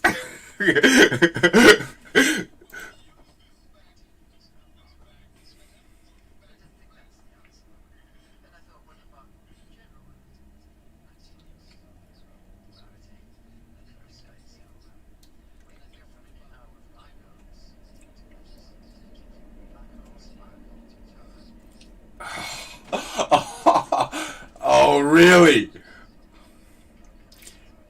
Hold on. I have to go back just a second. He says that he depends on this calculation.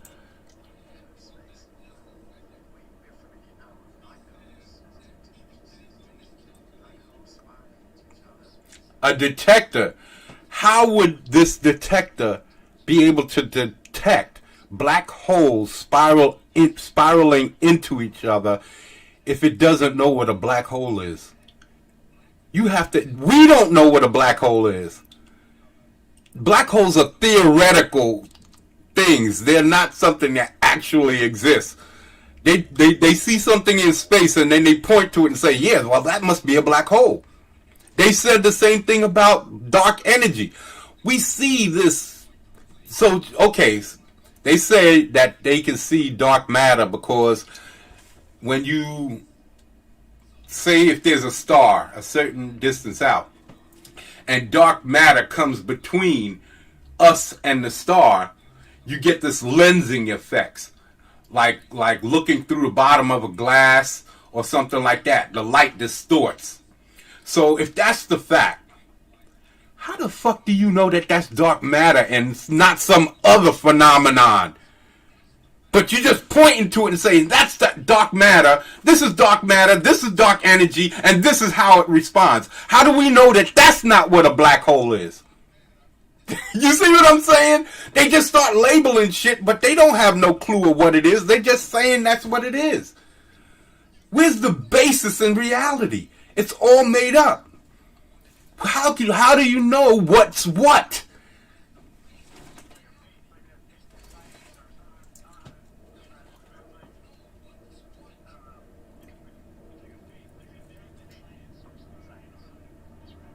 It's like saying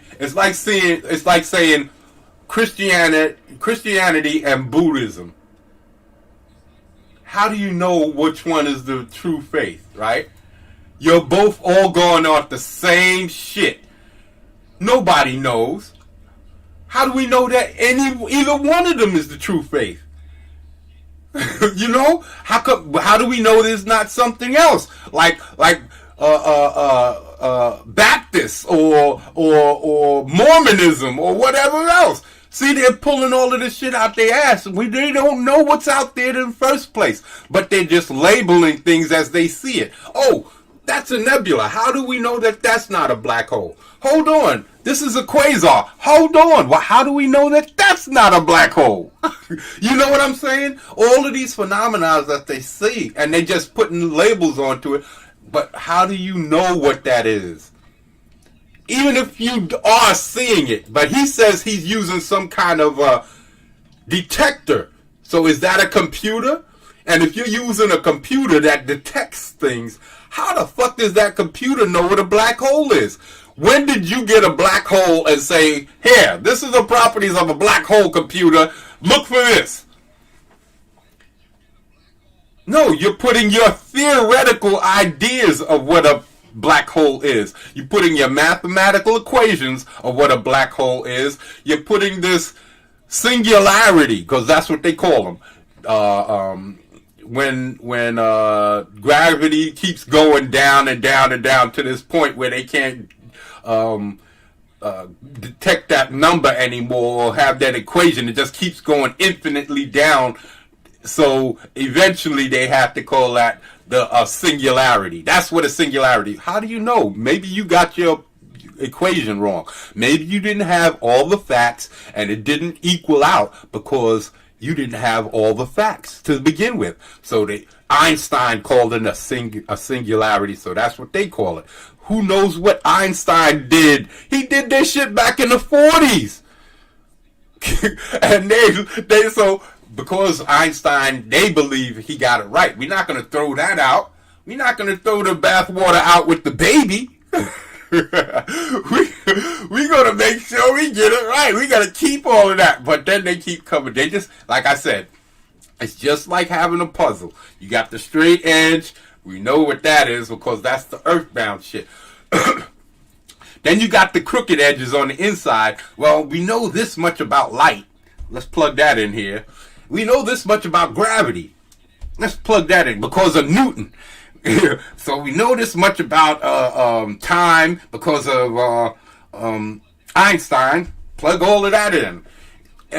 And before you know it, all of these half-assed notions that Einstein, Newton, and this other motherfuckers come up with, they're basing their reality off of this half-assed notions that they've been holding on to. Who's to say that they were right? But before you know it, the more you build in towards the puzzle, in towards the center, everything becomes fake because everything is based off of fake.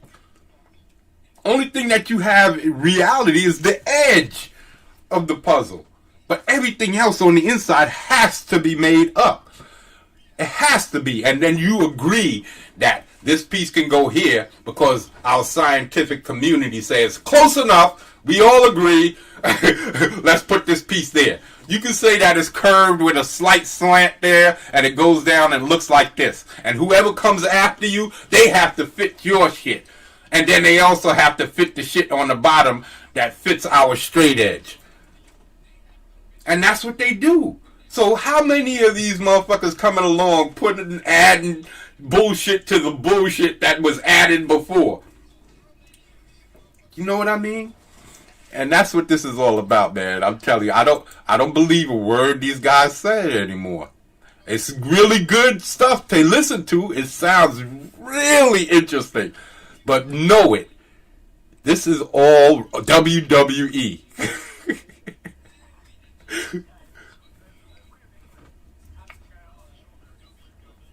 That's right. That's right. And he talks like this. So that's automatically a sign of authority. A sign of authority. Pow! Respect my authority! I'm telling you. They say it. When somebody with a British accent talks, people tend to listen more. That's why you got all of these British, David Attenborough talking about chimps and stuff like that. All of these nature dudes coming out with their British accents talking, because it lends more credence to their story. You tend to want to, this is all psychology. Everything is psychology, and everybody's always trying to manipulate you psychologically. Everybody. When you have an argument with your girlfriend, that's power play. That's her trying to gain an upper hand over you. She wants to take control of the remote. Yep, that's power play. That's all dominance between two individuals. When you and your friends come together, there's always going to be people who are going to be considered the stronger of the group, and those guys who are going to be the weaker of the group. Because there's going to be those guys with powerful voices that step up and say, hey, this is the dynamics, man. And these people, they know nothing. And their dynamics is that they know for a fact that you don't. And they can say whatever they want. I'm just trying to show you. You don't have to know what they're saying. All you have to listen to is the bullshit in between. The ands, the ifs, the buts, the maybes. Yeah. That's not what a fact is. An and a but and an or a maybe is not fact.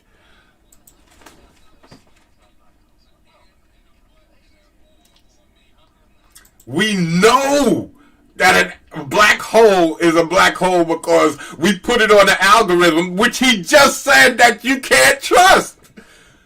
He just said that shit. He just said that you can't trust the algorithm. But we put it on the algorithm. This is what I'm talking about. He's talking out of both sides of his ass.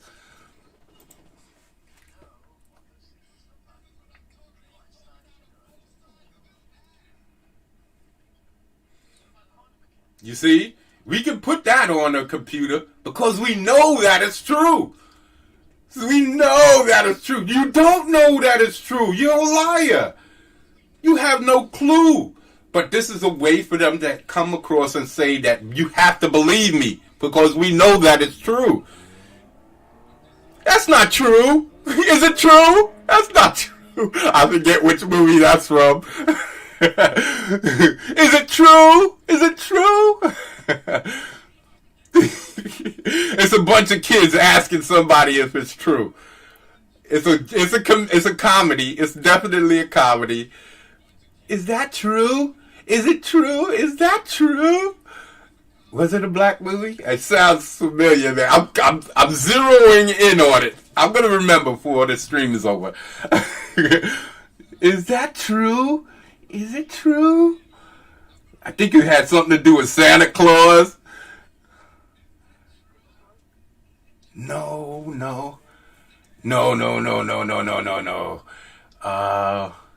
I think it was a little black kid, so I think it was a black movie. Coming to America? Was it Coming to America? Was that true? Oh, no. I got it. Lethal Weapon. Lethal Weapon, when he's asking the little kids next to the fire truck, and they just talk, and he was saying something. And the little kids, is that true? Is it true that police officers kill black kids? Is that true? Is that true? Is that true?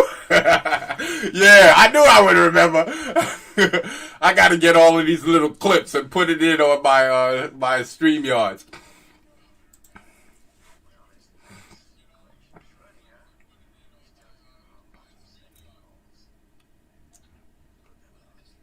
That's bullshit. Schrodinger never believed in this shit. Schrodinger himself said he did not believe. I think he quit. I think the motherfucker quit. I have to look this up. And then we're going to call it quits for tonight. We're going to call it quits because I know I'm going to be here all day stopping and starting this video. So hold on. We're going to look up Schrodinger, man. We're going to look up because I know I saw the video about Schrodinger. And he said himself he didn't believe in this shit. He didn't believe in the shit. He couldn't believe that it was so much bullshit. Okay, hold on.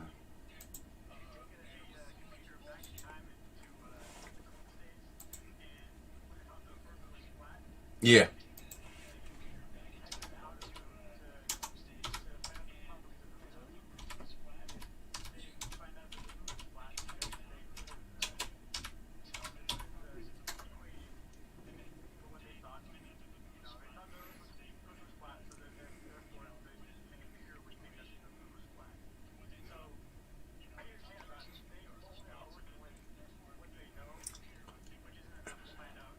It's not possible that they can know any more.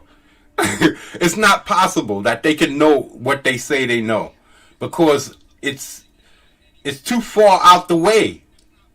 They're coming up with things that you can only conceive of if you choose to think a certain way. I'm trying to find I should have, but it would be too far back if I go through my history. So I'm just going to go through for the Schrodinger's cat on the top. I'm hoping that this is the one that I checked out before. So I'm going to... Go ahead.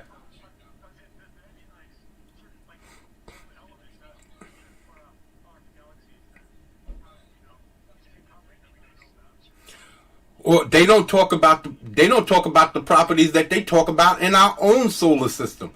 Like they talk about they finding these planets around other stars, right? And they're saying we know what kind of planets they are. We know this, we know that. But around our own solar system, we have the Oort cloud, which is a bunch of meteorites. So how do you know that what you're not looking at is a bunch of meteorites that's encasing another solar system? How do you know that it's a planet and not a bunch of meteorites? When you're looking through, you're not just looking through their meteorite belt or their meteorite Oort cloud. You're looking through ours too. So you're looking through ours, you're looking through all of that shit in between, and not only that, we also, they say that it's like 100 and something light years away. So that means it takes 100 and something years, light years, for light to get to us, and that we're actually looking at something that happened when the light finally gets to us. If you could stop and take a picture of that light frame, that light frame would show you an image from 100 million billion years ago. Because it took that long for that frame of light to come to us. So how do you know what happened to that frame of light on that path here? How do you know what you're looking at? We don't even know if this thing that they're talking about even exists anymore. But they're saying it as if they just saw it yesterday. I just was there yesterday. How can it? I just saw it. I just talked to it yesterday. Come on, man. You haven't seen. The whole premise of everything they say is never based on what they're talking about at that time. I mean, or the things that they said in the past. It's always what they're talking about right at that moment. So they don't take into consideration the things that they say. Like, oh, it takes that long for that light to get us. So how do I know what I'm looking at? How do I know what distortions happen to that light on that 100 million year trip through space? That light can be affected by gravity and black holes and dark energy and dark matter. How do I know what you're talking about is factual when you can't possibly know what happened to that light? This is an impossibility, and that no astrophysicist can argue with me. There's no way he can say he understands what happened to that light on its way here. That's a fact that nobody can argue. And as long as I can say that, then I got your ass. There's no way you can explain that to me. And I guarantee there won't be a physicist in the world that would come on one of my streams to argue this point with me. I'm not going to sit there like Joe Rogan. I won't. I'm going to ask questions. And I'm going to box him in. And then I'm going to ask him the important question. I'm going to do like a lawyer. I'm going to ask you all of these questions to box your ass in. And then when I got you in Schrodinger's box, in this box with Schrodinger's cat, once I got your ass in there, I'm gonna ask you some questions, and those questions is gonna show you for the fake that you are.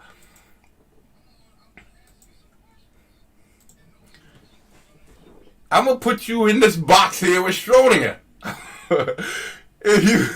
I would put you in this box here with Schrodinger's cat, and then I'm going to ask you some questions.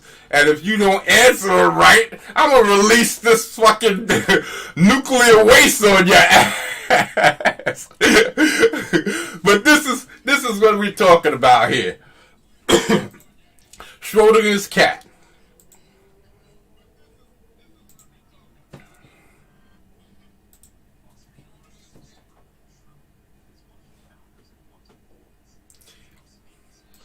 One of the founders, one of the first people to come up with the concept of quantum mechanics. Now, if this motherfucker at the end says that he left the profession because his theory of this Schrodinger's cat crap fell on its face in his mind, then what's that to say about the whole profession of quantum, or the whole science of quantum mechanics?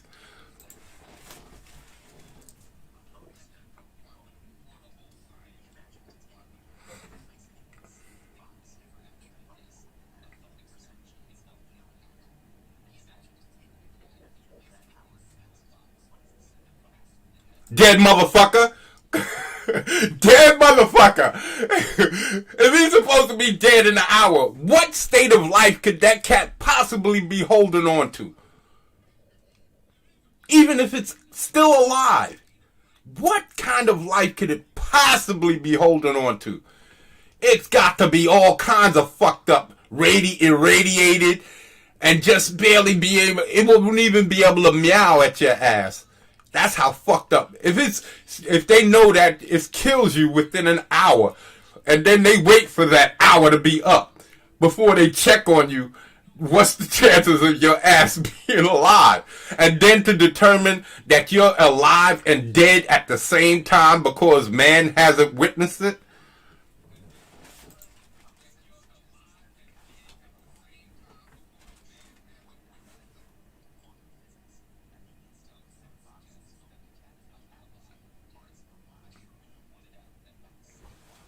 Meaning that if a man hasn't witnessed it, if mankind has not witnessed it, then it's not true. It's not a fact. It doesn't become real until mankind witnesses it. And this is that whole same thing with a tree falling in the forest. It's the same question. If a tree falls in the forest and a man is not there and someone is not there to hear it, does it make a sound? Of course it does. What about all of the other creatures? What about the other trees that tree is going to hit? What about the earth that it's going to fall onto? Come on.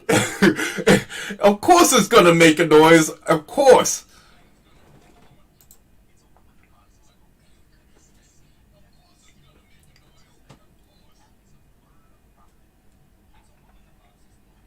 No, it's all dead. It's all fucked up. It's all fucked up and all dead. Because it's going to be dead. It's either going to be dead within the next second, or it's just barely hanging on to that life, which I said, which is no life. It's mostly dead. You can't bring it back from that state of where it is. Tell you the truth, it probably was dead within the first couple of minutes. Because it already was irradiated enough to carry it to its death. So even if you would have pulled out either the cat or that irradiated particle, that cat would still be on its way to death.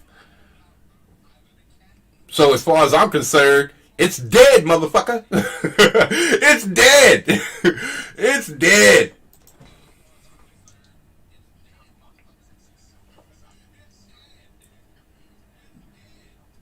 You see?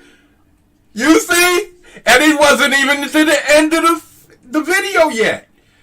It wasn't even to the end of the video. I ran my mouth. I'm going to shut up.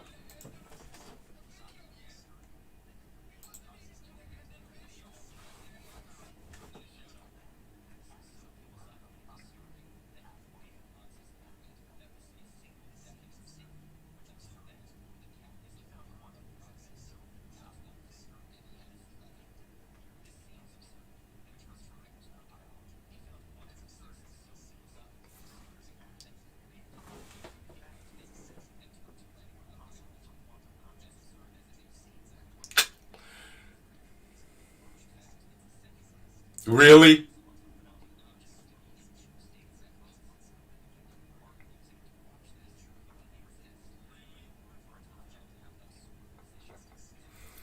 They're talking about the zeros and ones of calculations in the computer. I don't think that's the same thing. I think it's one of those earthbound analogies that they make to prove their point. They can't do it on a quantum level because they've probably never seen a quantum particle. They've probably never seen a quantum particle. So they're trying to use something that they have seen that they can say operates in a certain way and equate the two. It's just bullshit.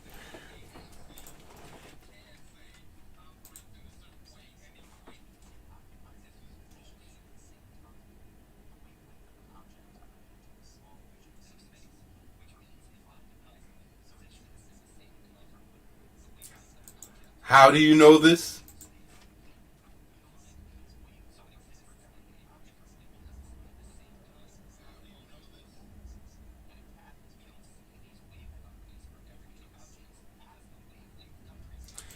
Have they ever seen a single atom? And they're talking about stuff quantum, smaller than atoms, like quarks and all of this other crap. So if you've never seen an atom, which I don't know they have or they haven't, I have to look it up. But again, who's going to tell you that? I would love to ask a scientist. Have y'all ever seen an atom? Have you ever seen the nucleus? Have you ever seen the electrons and the neutrons? Have y'all ever seen all of these things? Or is this just statistics, numbers, quantum theories, mathematical equations that says there has to be a positive and a negative and all of this and a nuclear? Is this all mathematics, or is it really something that you witnessed with your own eyes? And they don't tell us this, I don't think. I don't know. Like I said, I'm a dummy. I have no clue what this stuff means in reality, because it doesn't have anything that I could use it for. What can I use it for besides telling stories?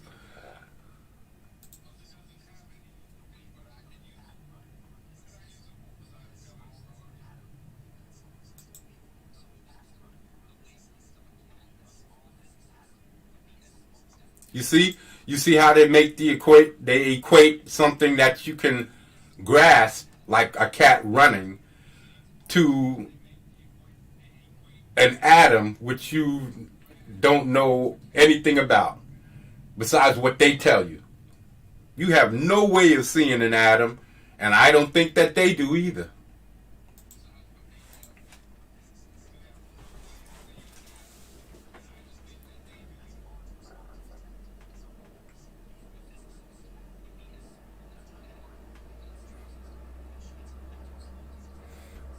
Hold on, he just said, whoa, whoa, whoa. He just said something about not being able to see, right?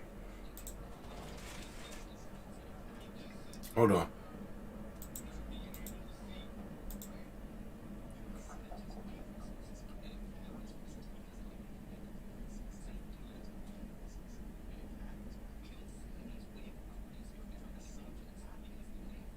Okay, I'm gonna go back one more time because, like I said, I'm stupid. I'm stupid. So I just need to know exactly what they're talking about.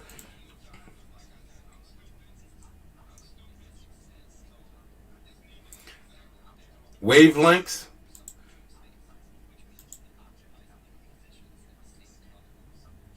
An object.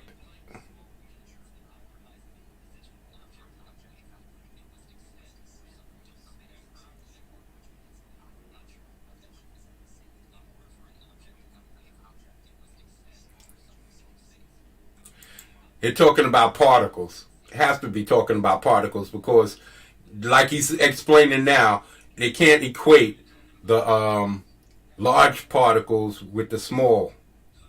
So when it gets to be too big, it changes its responses. So it's not the same thing. That's what I think he just said. As far as this part here, when the cat gets to be certain size, then they can't see it the same way. It loses the wavelength.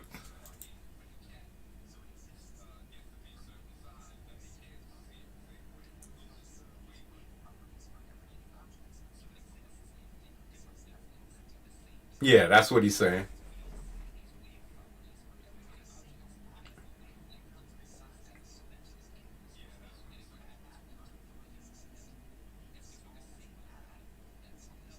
So as far as I'm grasping right here, he's saying even though he says it decreases as it gets smaller. So if you blew it up, why would you be able to hold on? If you blew it up to the size of a solar system,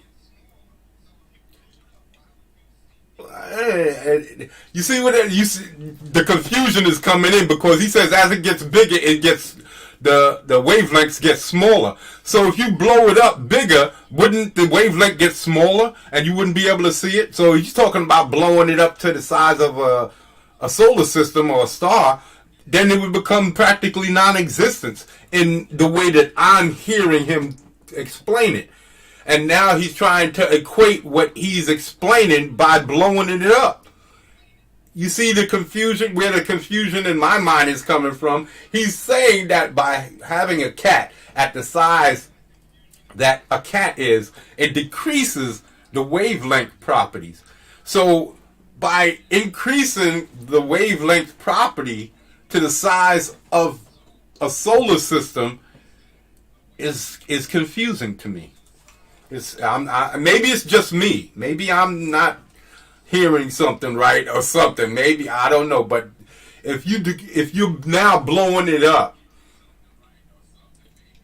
you're basically saying, in order to see this, how big would that cat have to be? It would have to be a hell of a lot bigger. You're talking about the size of a universe because he says as it gets bigger, this thing decreases. So now he's blowing this up, not to the size of a cat, but the size of a solar system in order to see it. And he's equating it to the size of a cat. I don't get, this is where I'm getting lost.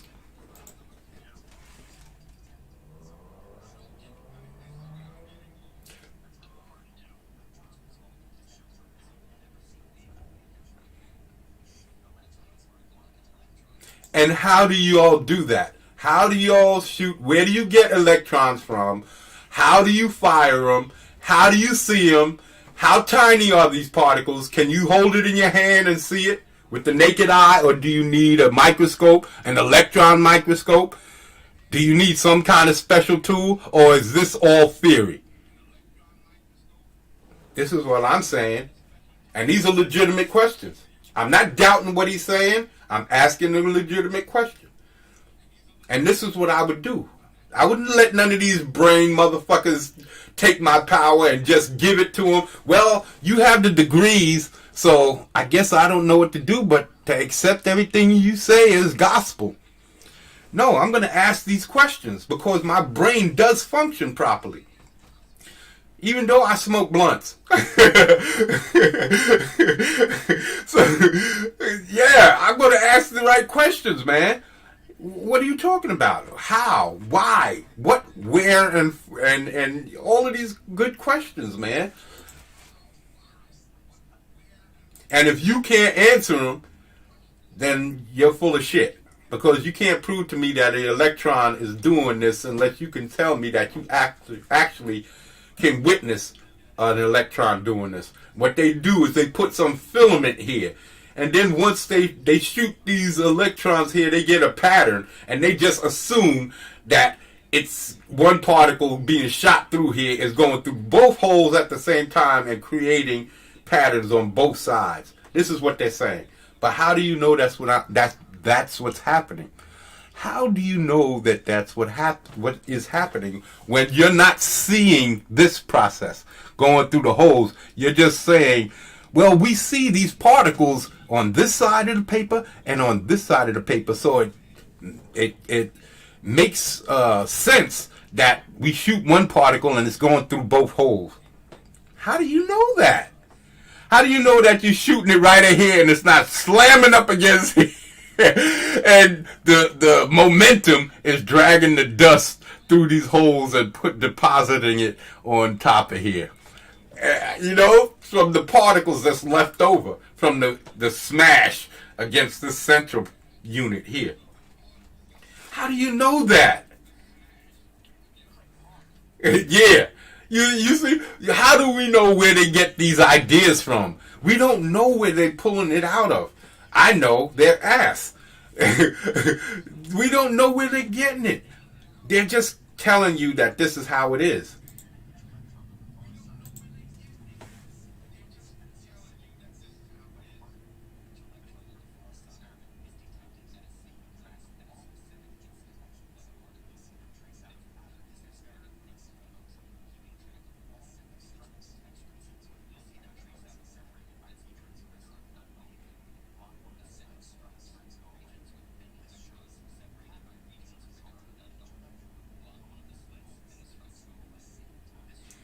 Oh my God. Okay, so then why was there three? Why was there three stripes?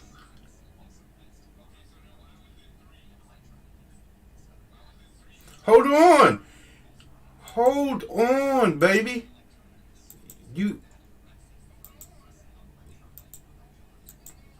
Where's all these three stripes come from? Look at the three. Look at the three patterns right here.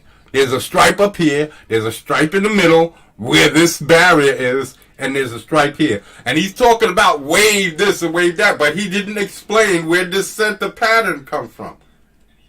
Okay, I can see it going over here to this far left one. I can see it going down here to this far right one. Or the far bottom one to the far top. Where'd this middle shit come from? You tell me it's going in here and bouncing around and depositing it on the middle. So how do we know that it's not doing that neither? Just because you cover one slit? How do we know that there's something else not happening? How do we know what's going on there? How do we know that it's not passing through here, smacking this thing and going through the center panel, splitting into three and just going smack, smack, smack? It's breaking into three separate. And who says it's breaking into three? It's breaking up on this central one and just depositing on those separate areas. And because the first ones, hey, here's another theory. Because the first ones landed here, maybe it's drawing the others to it. How do I know that? How do I know what's going on? I have to listen to what you. And maybe you didn't choose to think the way that I'm thinking, or maybe this way fits your narrative better than the way I'm thinking, because they're not saying anything, proving anything negative to what I'm saying.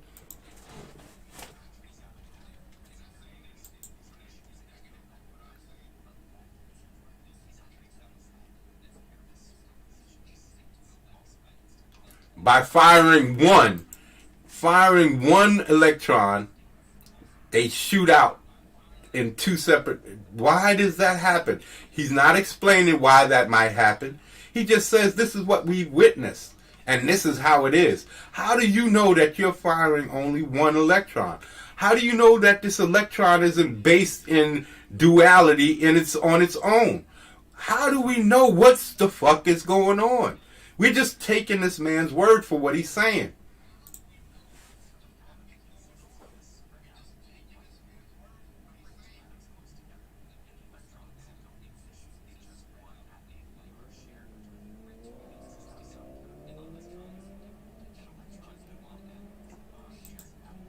Is that how some chemical bonds are formed?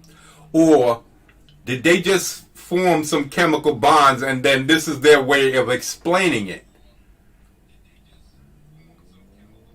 Did they witness this happen so that they could say, hey, we put these chemical bonds, this is how it happens? Or did they just make some chemicals and explain it in this fashion? Which came first, the chicken or the egg? Did they come up with this first and then they created the chemical bonds? Or did they come up with the chemical bonds and explain it by using this? There's a difference. There's a difference. One says that they came up with this first and they fully understand what they're talking about, which led them to be able to create the chemical bond. The other way says that they just stumbled on some shit and they just made up some shit to explain it. That's what I'm saying.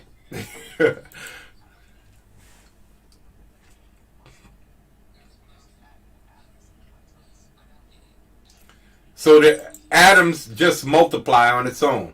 Just because you throw another atom in there, the electrons will say, hey, baby, I want to be down with what you're going through.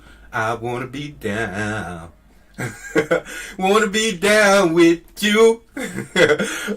I'm telling you, that's what they're saying. That they just split off and say, hey, I'm not coming with the man I came with. I'm coming with all of you. I'm leaving with all y'all motherfuckers. So these electrons are a bunch of hoes. These electrons are a bunch of hoes. Because they want to split off and get with everybody. Oh, man, it's crazy. It's crazy.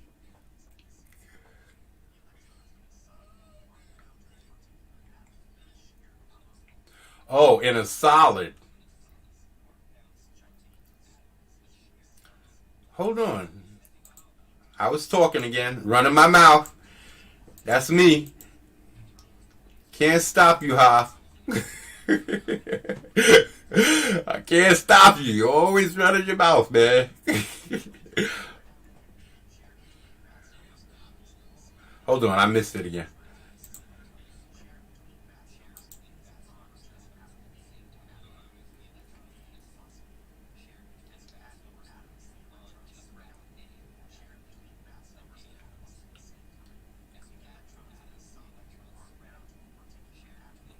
Oh, water molecule. Water molecule. They hoeing it up in water molecules.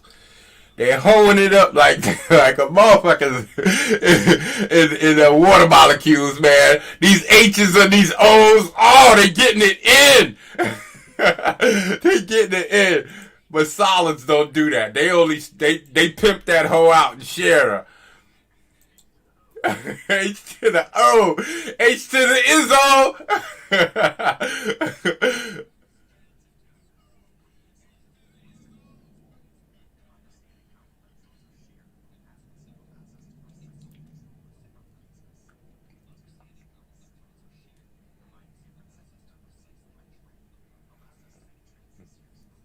Okay, so now I don't know what the fuck they talking about.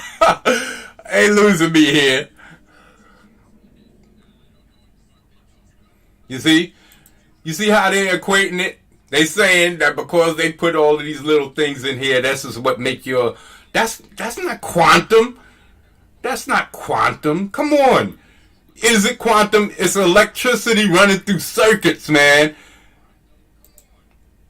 Is it really quantum physics that's going on? Or is it just capacitors and different electronics that make this thing work and do what it does? Come on. They're just trying to make it sound like it's some quantum physics. Is it?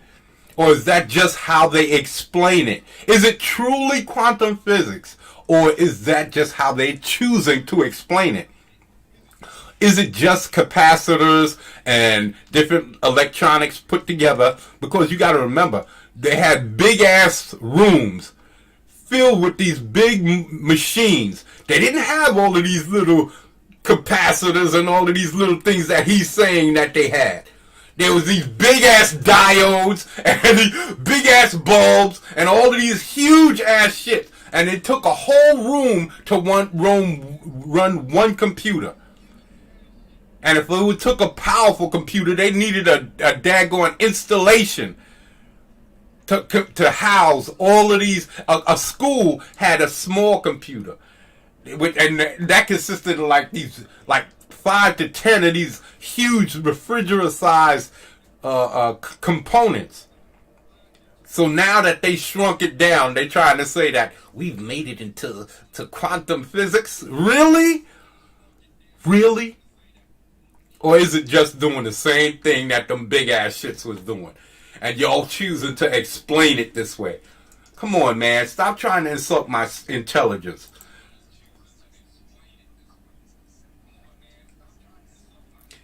So you're telling me you telling me that are they just using silicon and silicon takes up all of these properties? Or are they using not microscopic, electronic, atom-sized materials to create this semiconductor? Because that's what it sounds like he's trying to say to me. We're using these electrons and these atoms and everything, when all it is, they're using materials that they're using silicon and they're using metal and they're using different materials like maybe gold or different types of coppers and different materials to create these panels that do the work that we determine on a quantum level do these things.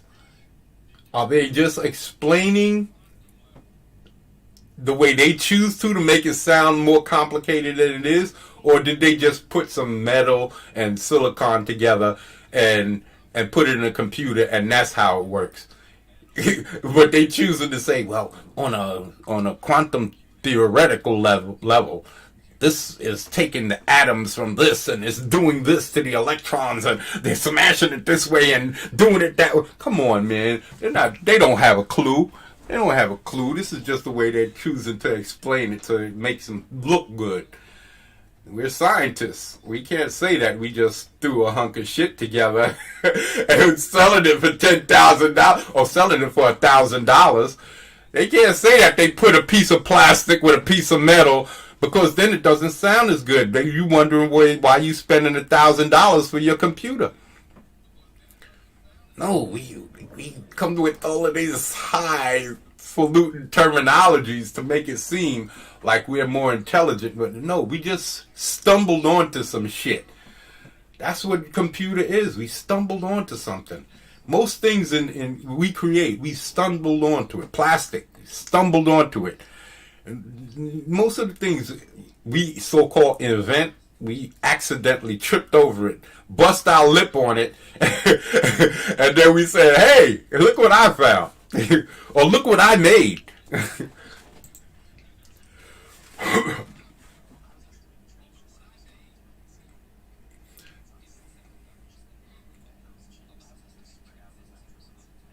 Spread out electrons. Those chips and their spread out electrons. No, it's the chip that you made. It's the semiconductors that you made. You didn't do shit with the electrons. You didn't do shit with electrons. They're trying to make it sound like they went in and they did something on some quantum level. That they actually went in with these super huge microscopes and with these little tiny ass tweezers, and they actually put shit together.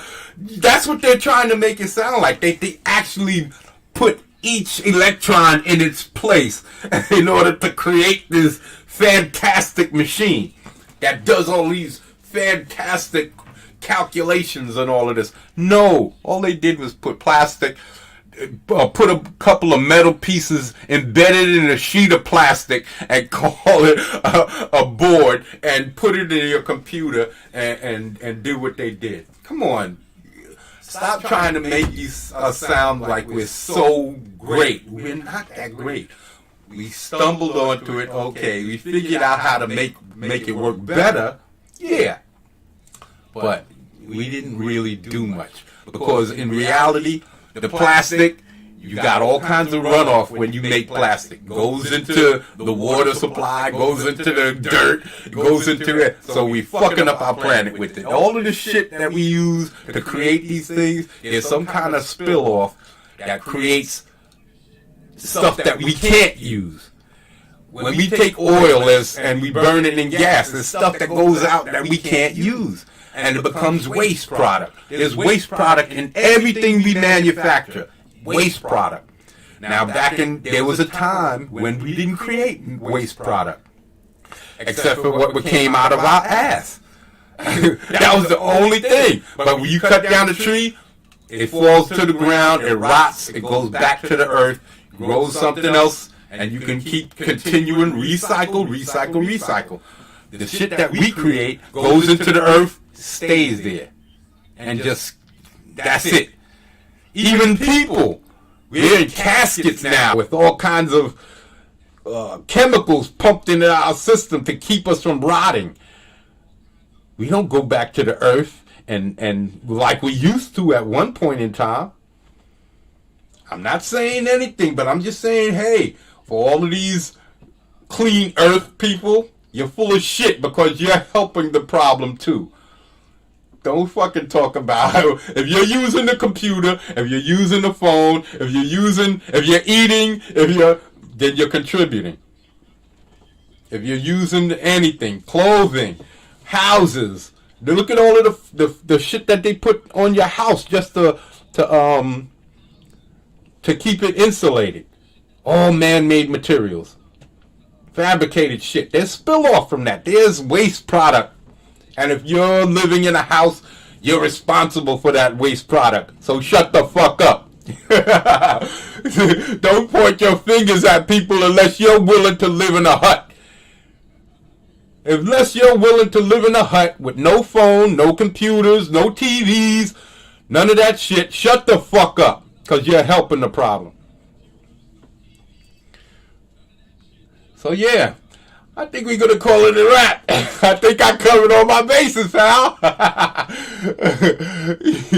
Yeah, man. Let me see what are we doing here. Let me see how much time we got. I think it's like well over 4 hours.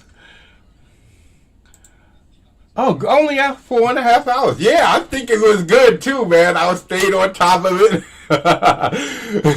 I think I stayed on top of my topics. I did lose some people though.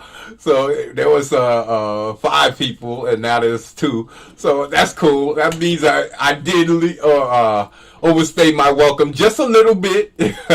Just a little bit. And I misspelled this this thing behind us. Is supposed to be stay with us. Please wait. You might wake up. But I put peas wait. So I'm talking buckwheat. Peas wait. Peas wait. You might wake up. I'm buckwheat. So I think I'm gonna leave it like that.